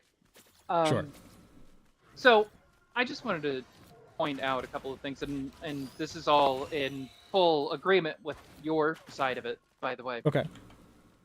Is that straw man that you were throwing out is the exact arguments that my father has every time. Which one?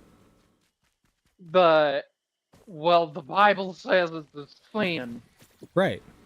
Yeah, that's very Yeah. common. Yeah, so it's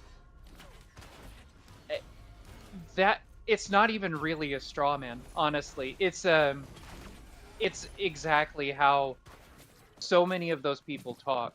And honestly, that's actually part of the reason why a lot of queer people don't have a whole lot of trust of religious people, is because you never know. It's going to be a toss-up. There's people who are religious like myself who aren't pushing or imposing our morals on anybody else, or the people who are evangelical Christians. Yep. And those evangelicals, they all have that same argument, every single one of them. And if they don't, then they're either questioning their faith already, or they're part of a denomination that specifically makes a point to not be homophobic and transphobic. Absolutely. Like- Shit, just died. Absolutely. Yeah, I hear what you're saying. With Christians, it's absolutely a toss-up, and you know, if I were to say, like, if you were to encounter an atheist, they can certainly be transphobic. Don't get me wrong, but like, you're less likely to encounter at least that brand of hatred and like irrational discussion. So it does exist in vast quantities. Right. So. And then the other part is that, honestly, when people argue that we shouldn't use the talking point of suicidality, and I'm not trying to rag on the other speaker that you had on. I'm sure that they're coming from the best of places, right? Yeah, of course. But one, it comes across as tone policing. Yeah. Especially since a lot of the people who are using the suicidality argument are trans people. Yeah, I agree. And the other part is that we're literally in the midst of a genocide. Yep. According to that, we're at stage, I think it was 7 or 8. Yeah, Umberto Eco stages. Yep. Yeah, and so honestly, the time for softball rhetoric was 50, 60 years ago. Yep. We are at a point where we need to fight tooth and nail, and we need to be willing to bring up the nasty arguments to save people's lives. Well, yeah, and it's also just the reality of the situation. Like, I have no time to infantilize people who are simply not rational and not going to listen to me anyway. Right. And the majority of the people that hear about the suicidality and call you alarmist are, one, not operating in good faith anyway, and two are never going to change their opinion. Likely not. They're usually the type of person who has built their entire career on being a huge bigot with a bad beard and a weird diaper fetish. Hey, don't insult me like that. I'm just kidding. No, I know you're talking about Matt Walsh. Yeah. Yep. So, yeah, no, I agree with you completely. You know, I couldn't understand where that guy was coming from after a certain point, because, like, I could tell that he's trying to say, like, I could tell he's trying to help. So I'm not getting mad at him, but at the same time, I'm like, man, we're going in circles. Like, you keep saying, like, oh, that's not what I'm saying, but, like, that is what you're saying. Like, you are saying that we need to be softer on our rhetoric, and I just don't agree. It's not the time for that. Yeah, it's the embodiment of the he a little confused, but he got the right spirit meme from Fresh Yes, Prince. a little bit, a little bit. All But right. yeah. Well, that's all I wanted to bring up. Okay. I'll let the rest have their turn. Okay. Hey, thanks for coming on. It was good talking to you again, and I hope you're doing. Yep. I hope you recover quickly. Okay. I'm working on it.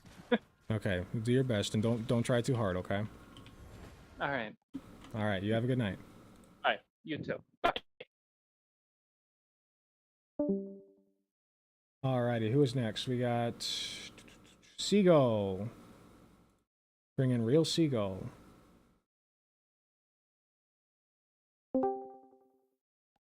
Hello, real Seagull. How you doing? Hello. Can you hear me? Yes, I can hear you just fine. Let me just turn you up a little bit. You mind letting us know what you'd like to be called, your pronouns, and just verify that you're over the age of 18? I'm Seagull. I'm 20, and they, she, them. She, they. Gotcha. Alrighty. What can I do for you? So, I wanted to discuss trans sports and trans people in sports. In Sure. general. Sure. I'm pretty much a sports nerd. Sorry, I'm a bit nervous. Oh, you're totally fine. You're doing great. And I just don't get why conservatives and many other people just trying to overcomplicate this whole problem of gender in sports and trying to create a bunch of different divisions for trans people and non-binary people and stuff. Yeah, so where it comes from is so it's a conservative talking point, of course. And conservatives, from my understanding, were kind of having a hard time bringing why people should care about trans people, why people should hate trans people, etc., to the forefront of the conversation. And so trans people in sports is a very easy way to do that. They were trying all kinds of things, like trans people in bathrooms, trans people doing this and that.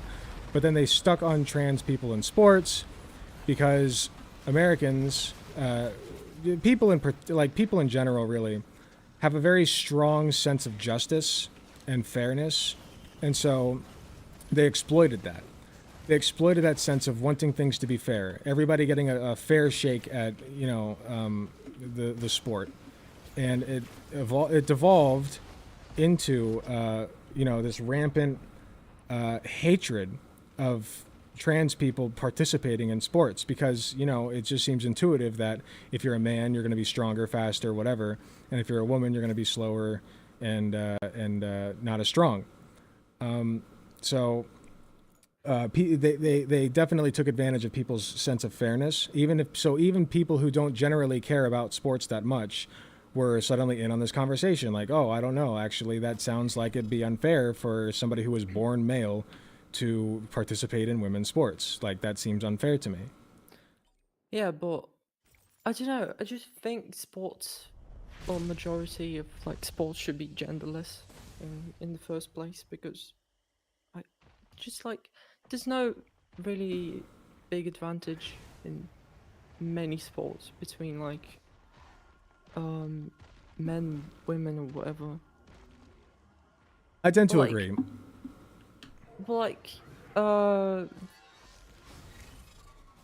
Yeah, I think they're trying to, weaponize that men are. It also comes from misogyny because they hate not only trans women in sports, they hate all women in sports. Absolutely. It's just very silly to me because I really, it seems like common sense that there's really not much advantage, but I think in our society, just that belief that men are stronger and they always and women are weak and stuff. It comes from it comes from misogyny. It comes from a place of thinking that Yeah. women are just inherently inferior in every way.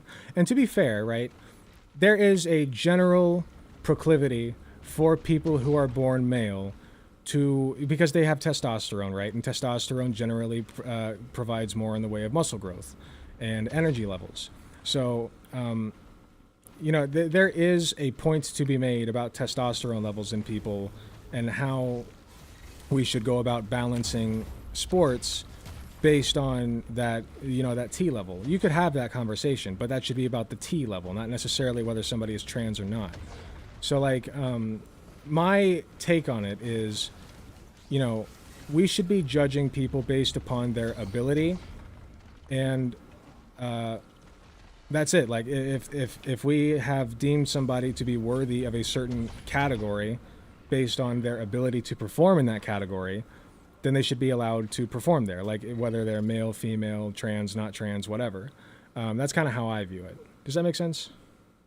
Yeah, I agree with that. And also, problem with this, like, I don't think really conservatives even care about like trans people in sports. They just use that to, sort of, took a what's the word? They use it as a wedge to Yeah, get their overall talking points against trans people in, for sure. not only that, they just like taking the light from like bigger problems, you know. Oh yeah, it's absolutely a distraction. It's just like it's not really a big problem, like if you think about that, but they make it like a huge, just the like it's the worst problem in the world. Hmm. Yeah, they catastrophize it insanely. It's disgusting. Yeah. So I completely agree, and I wish they would stop, but they won't. So they're just going to keep pretending that they care about women's sports and the fairness thereof. And when they've never women's sports have been the ass of the joke forever for these fucking people. Like they've never cared about women's sports, and they never will. It's just, like I said, a wedge issue, and like you insinuated as well, a wedge issue that they can bring up to exploit people's sense of fairness, and people who buy into it are not bad people generally. They're just people who want a fair competition, and that's completely fine to want that. And I agree, there should be a fair competition, but that's we live in a gender cucked society, as I always like to say, and so they're going to do that based on the junk hanging between your legs rather than like your actual ability, and I think that's sad, and I hope it changes. Yeah, it's just, I guess it's just a matter of time that, because there's many sports that are adopting this genderless way of competing.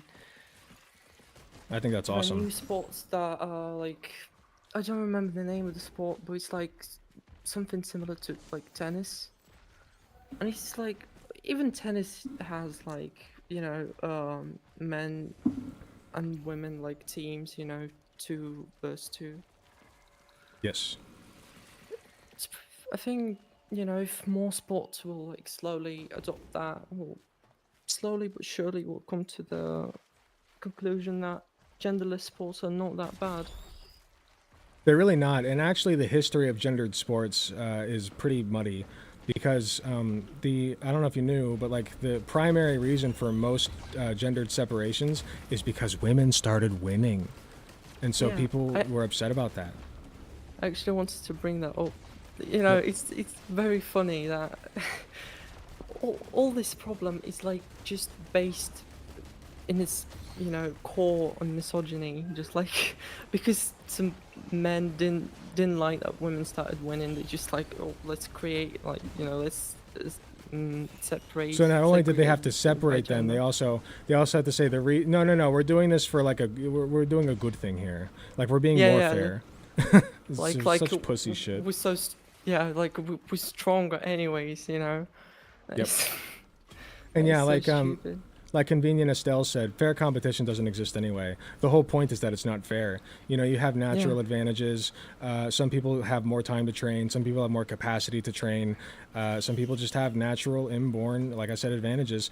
And that's the fun of the competition, is to see, gee, how, like, and that's honestly also why I'm fine with people doping and like taking whatever drugs they want to during competitions, you know, provided like they're not trying to like actually harm themselves. But even that I could like slide a little bit on. But like how high can a human jump? Let's find out, right?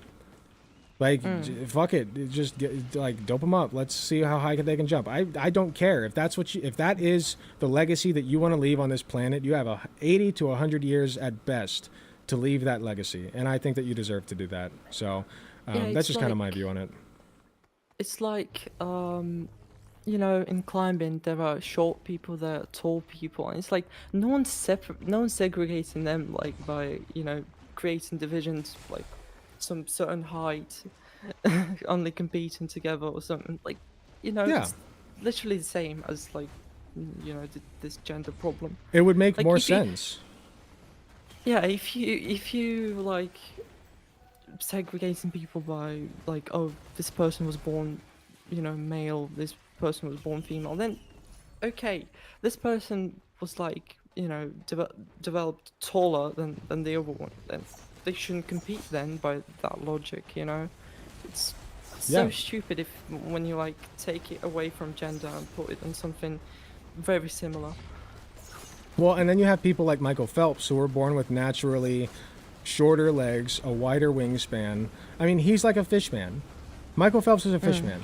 He was built for the water, and he excels insanely at it. Like, that guy is a fucking swimming machine, and he has natural biological advantages. So should he have his own category? You know? And then you have people like, I forget who it was, but there's this condition called hypercythemia.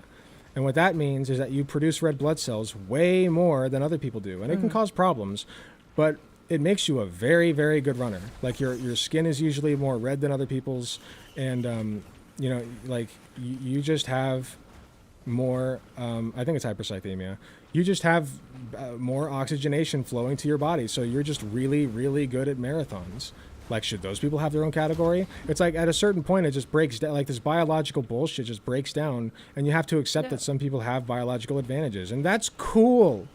That's awesome. Yeah, that's the point of competition. That's like, you know, in its core, it was like to see, you know, different people competing and seeing who's like, you know, adapting best. You know, it's like that's the thing with the competitions and all that.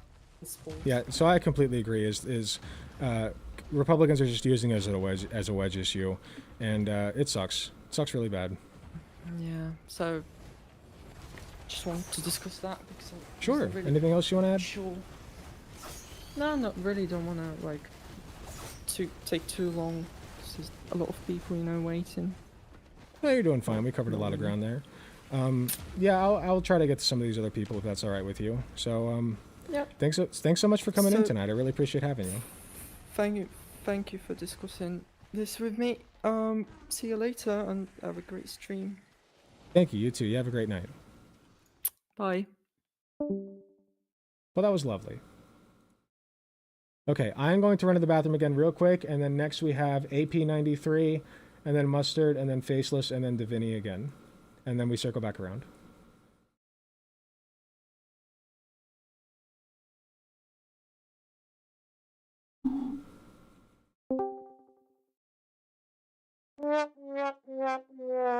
My God, Oasis.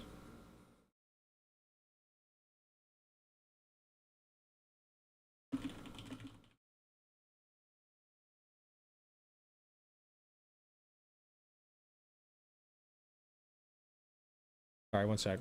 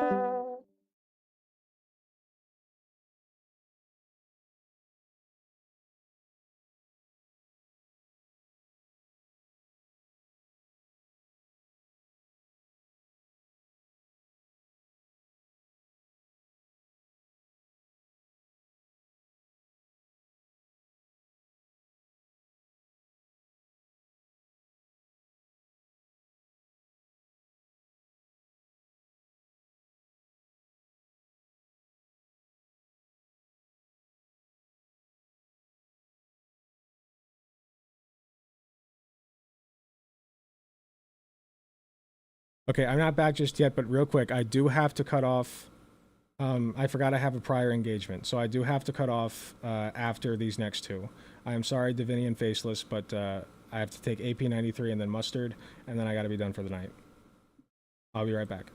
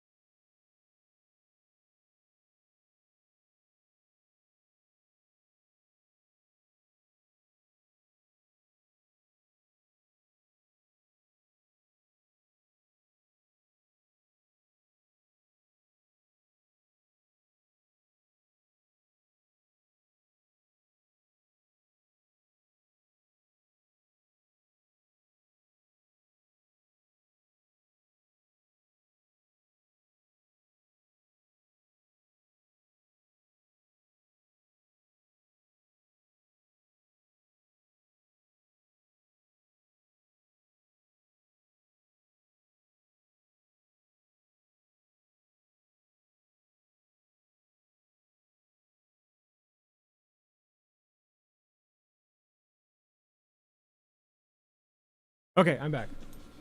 Yeah, sorry. I know I said I got nothing but time. I'm a stupid dumbass, and I forgot that I promised a friend I would do something. So, we gotta rush through these next two. I apologize.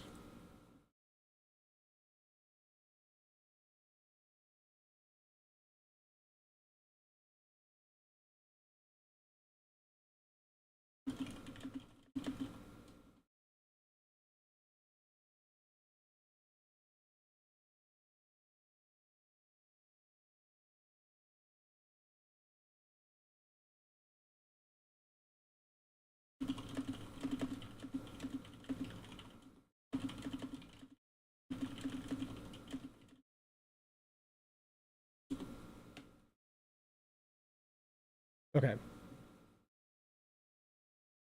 It's AP93 and then Mustard.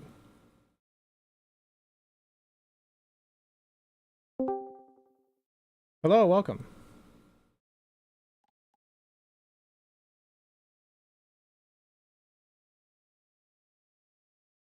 AP93, you there?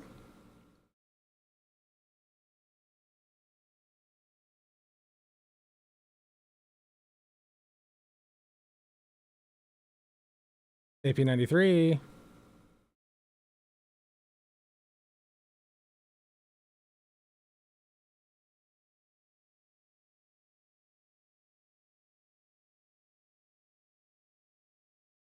Okay, AP93, I'll give you like 1 minute, and then I gotta move you back to the waiting room and go to Mustard.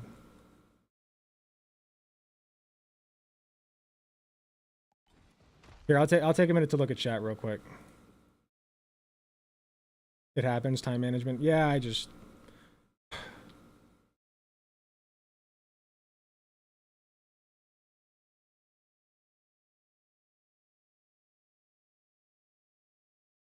Hyperglycemia? I didn't say hyperglycemia. I said hypercythemia. Let me double check that that's the right one.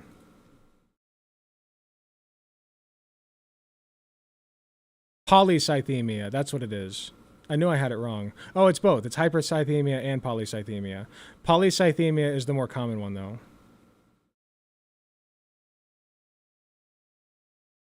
For excess of red blood cells. The last call was about trans people in sports.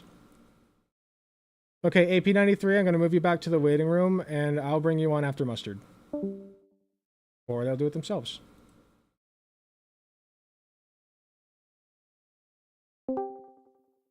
Hello, Mustard? Hello, hello. Hello, how are you? Oh, let me meet you on your stream. There you go. I'm doing Oh, good. no How worries. about you? I'm doing fine. Do you want to tell us what you'd like to be called, your pronouns, and then we'll just verify that you're over the age of 18, please? I'm Mustard, he, him, and I'm 20. All right, excellent. And what can I do for you? I just want to have a discussion about the how to interact with the big question, what is a woman? I think a woman is anybody who says they are one. I agree. I agree. It's just frustrating to deal with people who ask that question without having the best interest in mind. If you understand what I'm trying to say. Oh, like bad faith? Yeah, absolutely. Yeah. I got you. So you do agree, though? Yeah, I agree. Okay, excellent. Glad we're on the same page. I was a little worried for a second. Oh, no. I was just a story just with my dad recently. I was just wondering how I could have done it better, really. Oh, sure, yeah. I'm willing to hear you out. All right. I think it's just a question inherently meant to be a bad faith argument. Unfortunately, yes. Like, and my father brought it up, and I couldn't. I try to explain it to him that I think it's just a stupid question, just to not convince anyone other than themselves. Go ahead. No, you go ahead. I was going to say, I think the best way to go about it is to say a woman is anybody who tells you they are one. And then when he questions it, you say, okay, how do you know that you see a woman in public? And usually the answer is something like, well, you can just tell, right? Okay, but like, do you check, like, what are you looking for? Like, when you say you can just tell, what are you looking for? Typically you're looking for like longer hair, a certain style of dress, typically something like breasts would be present usually, not always, but sometimes. There are certainly women who don't have large breasts or even visible breasts. You're looking for all these physical traits or indicators of somebody being a woman, and usually you just assume, right? And if you're just assuming, then like you're not pulling down their pants, you're not like doing a gene swab on them, and that'd be weird if you did, right? Right. Yeah. Yeah. So like that would be how I go about it. All right. Yeah. I had a weird way of going around it. Sure. It was a little heated in the moment. I asked him what a chair was, which I don't know why I did, but I asked him what a chair was, and okay. His answer was, well, everyone knows what a chair is, just like how everyone knows what a woman is. And I asked him to define a chair, and he said 4 legs with something you sit on. And then I said, well, is a 3-legged stool a chair? And he's like, I guess it would be a chair. And then I kept going, naming examples, picking apart his definition of a chair. Okay. Doing good so far. And then, right. And then eventually, oh, let's see. Sorry, I'm a little nervous. No, you're good. Take your time.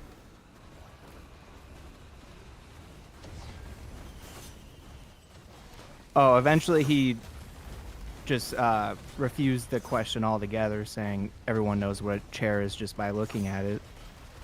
Okay. Then you can reply with, well, everyone knows what a woman is just by looking at one. You can tell because that's the logic, right? Is like you go out in public and you see men and you see women, and that's all we assume that are there. They're obviously non-binary people, and sometimes you can't tell. But like that's literally their argument for what a woman is too. Is like you can just tell, because they say they can always tell, right? So like, okay, how can you tell? Well, you force them to start pointing out those features, and you say, okay, what all of those features is inherent to being like, if his answer for being a woman is biological female, an adult human female, whatever, you say what all of those features are necessary like necessarily make somebody a biological female. You know what I mean? And if they say Yeah, that something, makes if your dad sense. says something like breasts, for instance, which is an obvious one, you can say, okay, what about women who don't have breasts or had them removed? Or what about men who have breasts? Things like that. Like you can pick it apart in all manner of different ways. Unfortunately, I don't think if your dad is asking that question that he is going to be swayed. But you can at least make him feel a little silly. Yeah. Well, I As he should feel. appreciate it. Yeah, of course. Any other questions? Anything else you want to talk about? No, I just been watching you since your discussion with Matt Walsh, and I've been enjoying you ever since. So I just want to say thank you for the content. Absolutely, I'm glad to hear it. I hope you have a wonderful rest of your night. Okay, man. Thanks for coming on. Yeah, thank you. Have a good night. All right, take care. All right, good talk. All right, last one here. Then I gotta go.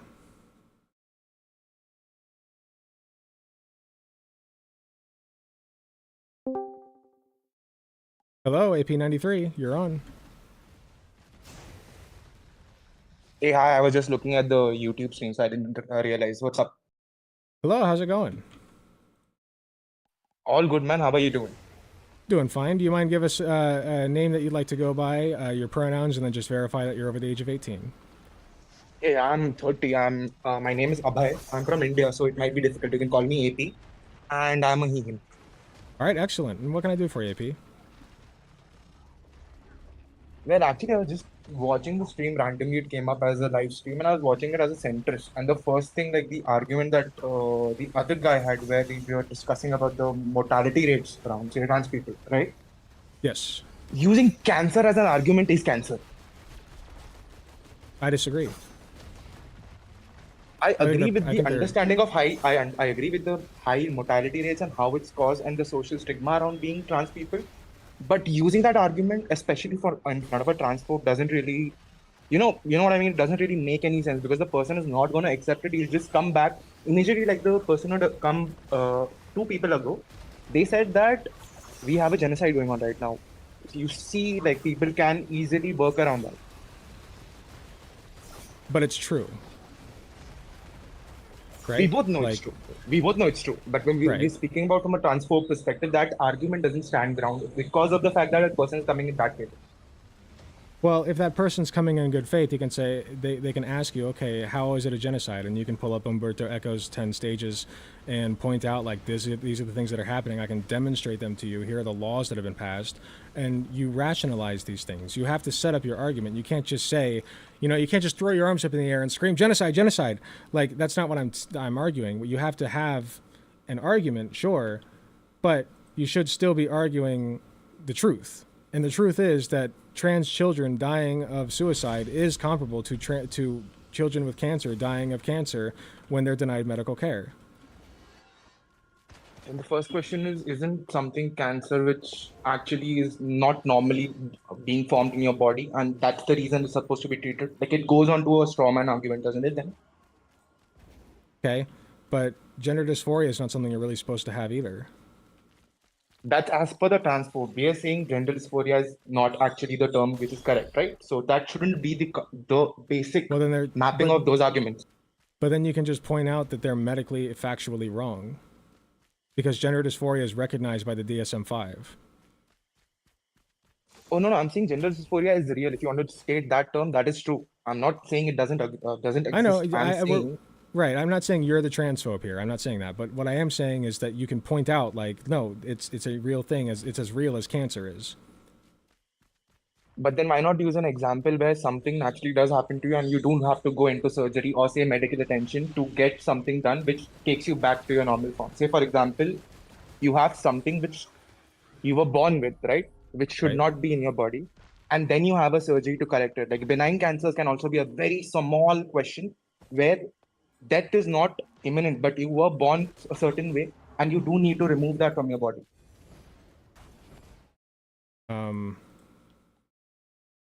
Yeah, but there are sometimes things that you need to do to your body when you have gender dysphoria to keep you mentally healthy. Like when you look in the mirror and you right. So you agree.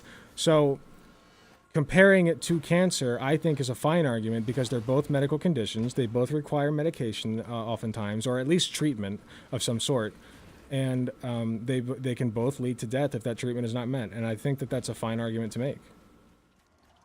Sure, if you want to take it that way, but I generally think it's more easier to get the person baited out by not using that word because you know how a debate in bad faith goes. They just catch on to that one thing and try to circle around that particular point, which we do give an opening for. Sorry, say that one more time. They try to circle back around to the original point. Say, for example, a transphobe who's actually having a discussion in bad faith, right? They will Right. try to stick to the same point, correct? The one thing in your argument where they can actually deep dive and say, no, you're wrong, completely wrong on everything else. Okay, so, sorry, what's the point they're sticking on? Say, for example, if you go down the cancer route, even in the chat, you can see that that is not exactly the right route to take because there are 100 points which come up on the route of cancer because immediately the talking point goes towards cancer. And why are you comparing cancer and say someone who requires medical attention? Okay, if they're asking that question in good faith, then I can say I'm comparing them because both of them are Oh, medical no, conditions. in bad faith, because you are having a Well, if they're discussion asking in around if bad someone is faith, then you can just point out that they're being bad faith. fine. Okay, then let's just drop that because the discussion that you were having with the guy seemed like he was coming from an angle where you think the person is being bad faith. The person is being lied to, you said? No, the person who was having a discussion with you as saying he was a transphobe and then he wants to have a discussion in bad faith. I'm saying you were saying not everyone's going to have a discussion in good faith, right? So you should Yes. also have a clear understanding of how you want to explain something where you don't give the other person an edge. Basic debate 101, right? Yeah, but I don't feel like that's giving them an edge. I feel like that's just making a fair comparison. And I can back it up with evidence. Okay, then fine. I guess I can agree because then you say you wanted to keep on taking that stance, and I'm fine with that. I don't find that argument very, like it's not a straw man argument. So I'm okay with that. I'm okay with the fact that you want to still use that angle. That's I guess I fail to see the issue because if the transphobe doesn't agree with me and the transphobe's coming in bad faith, then why do I care what the transphobe thinks? I can just point out that they're being bad faith. But isn't that like the same argument that you would use against someone like Matt Walsh? Like, if you find that one place that you can stop him, you jump on that thing and you just kill him there. Like he's been Yeah, killed 1,000 times. I don't know why people watch him.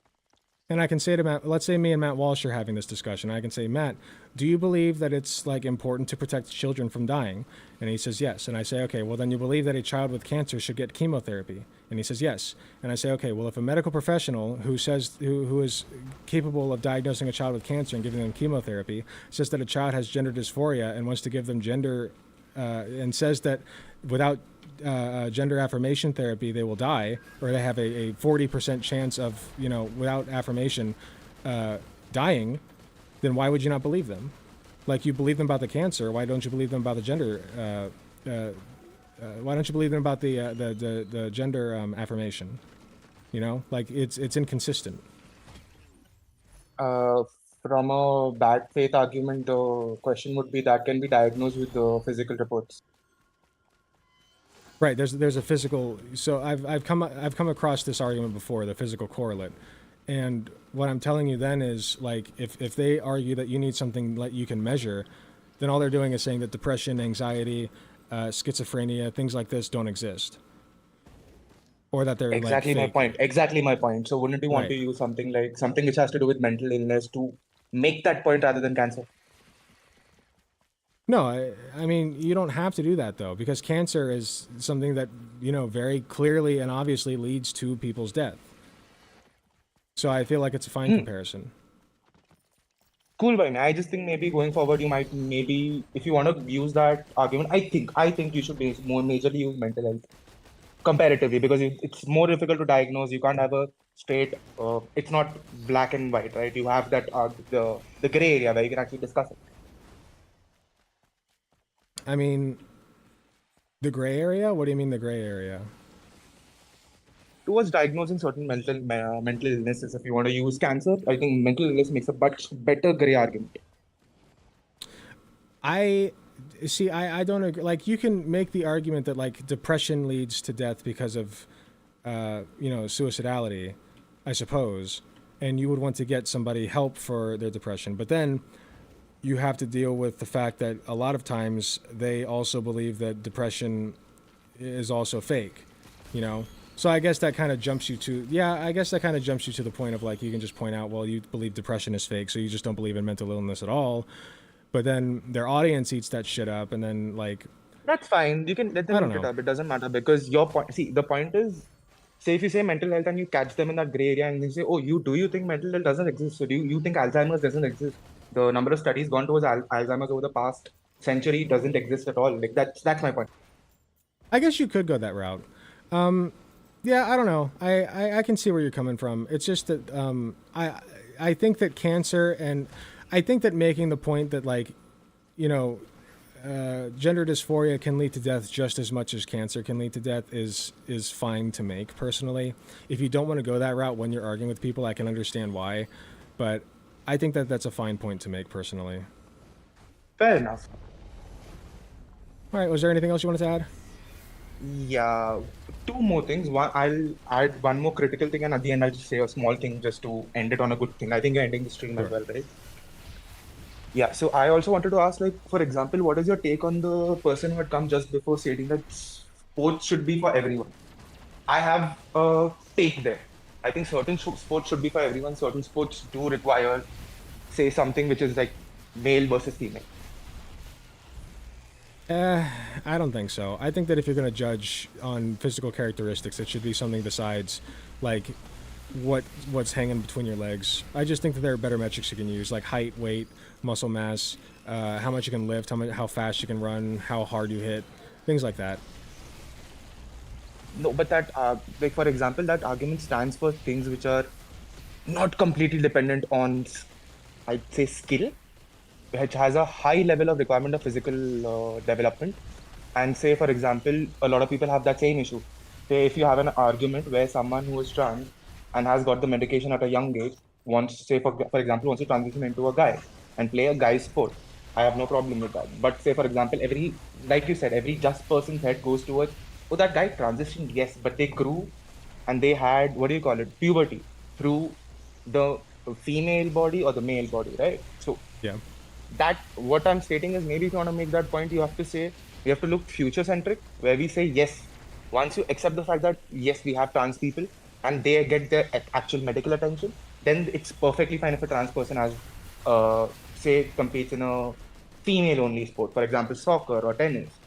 But Sure, someone who's just transitioned is a difficult conversation to have, and it's actually not the people who are against it are actually not wrong. Right. For right now, obviously, we have to use those standards of like, yeah, you have to have been transitioning for 1 or 2 years, whatever. I'm fine with that. I'm not under any impressions that this is all going to change overnight. What I do think is that eventually we should reach a point where it's all just like gender neutral. Yes, but I do agree eventually. That should be the talking point, right? Because once someone says eventually, someone like me who's a centrist, who's on point on certain trans issues, I'm with them, some certain I'm not with them. It's perfectly fine to have both sides of the argument. That's fine. But what happens if you say future centric? All normies agree. Like every normie who's open to say learning new things agrees. No, I can agree with that. You do need to approach that one especially delicately, just because, like I said, it does appeal to people's sense of justice and fairness in sports. So I do agree with you that like you need to approach that delicately, and I would never start with, yeah, all sports should be gender neutral. Period. End of story. So I agree. Yep, that's pretty much my entire bone of the conversation that I had to pick up. The last thing that I wanted to say is, sure, I never watched your streams before, but I like the format where you have viewers come up. Maybe I would suggest build the community towards that point where you have certain viewers who do want to discuss it and have certain time to prepare an argument. Oh yeah, Not an no, argument, for sure. but a discussion.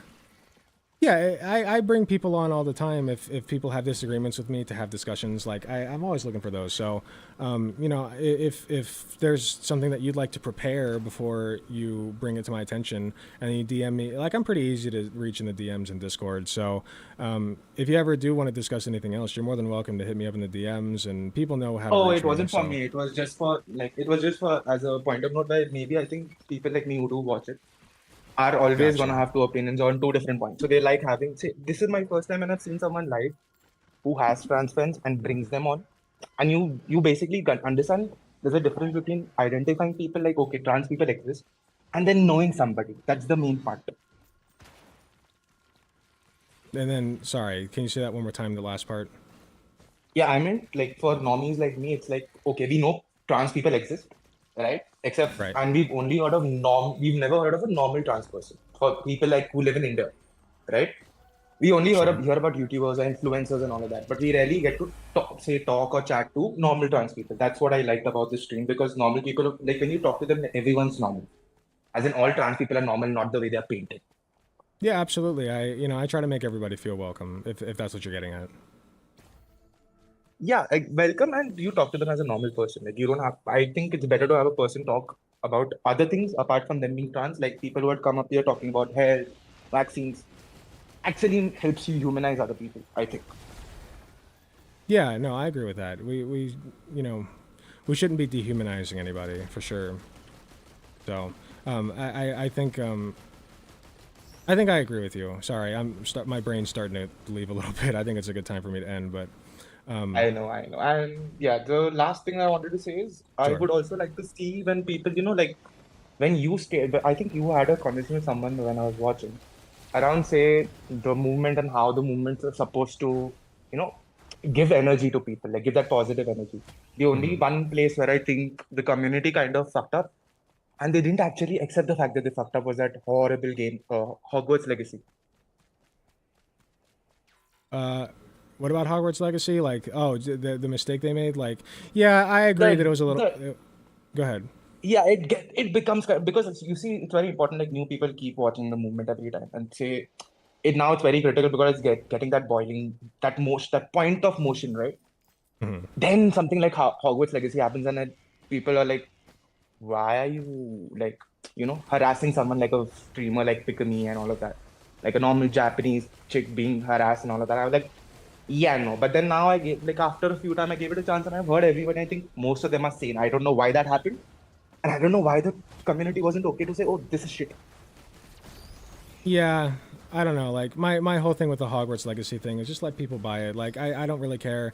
Like if you don't personally feel comfortable buying it, it's fine. But like you're really not doing much to when you boycott that. It's like if you want to personally boycott it, that's fine. But then like you're going around like harassing other people for playing it, and it becomes a whole mess. I do think that's optically bad. I do agree. Yeah, that was my last point, because I think that's the only place that I've seen, apart from everyone who's terminally online on Twitter fighting for everything. That's the only one thing I've seen where it's like it's a net negative. It was a net negative. I mostly agree with you. Yeah, I think that the whole Hogwarts Legacy thing was kind of an L on a lot of people's part. I think people I think people just could have done a better job around it. Is all. Yeah, true. But I think it's pretty much over. I think a lot of people actually, by 6 months later, they said, "Yeah, what we did was fucked up," and then they moved on. So it's fine. Yeah. I think we. But Mostly yeah, agree man, on nice that. talking to you. Yeah, absolutely. Thanks for coming on. I hope you have a wonderful night. Same here, man. You too. I think you have a plan. So have a nice day. Alrighty. Okay, that is all the calls I can take for tonight, folks. I apologize. I do have another thing that I have to go to. Thank you all so much for coming on. I really appreciate you. Hi. Hi, I know you're almost. You know the dress code for tomorrow? I texted Evan about it. I gotta check. All right. Yep. Thank you. All right, y'all. I hate to rush out. I appreciate everybody in the chat. I'm sorry that I didn't get to read it very much. Bye, everybody. I see you guys saying bye. I'm going to find somebody to host real quick.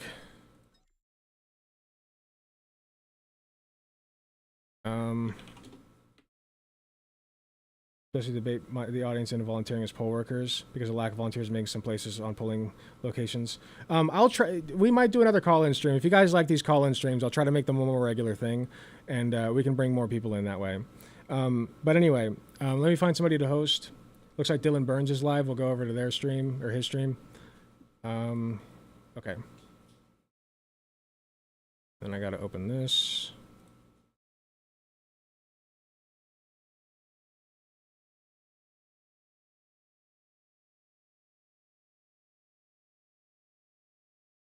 But yeah, that was fun. That was really fun.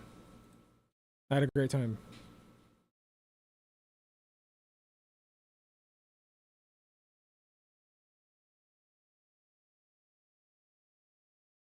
What did I do here?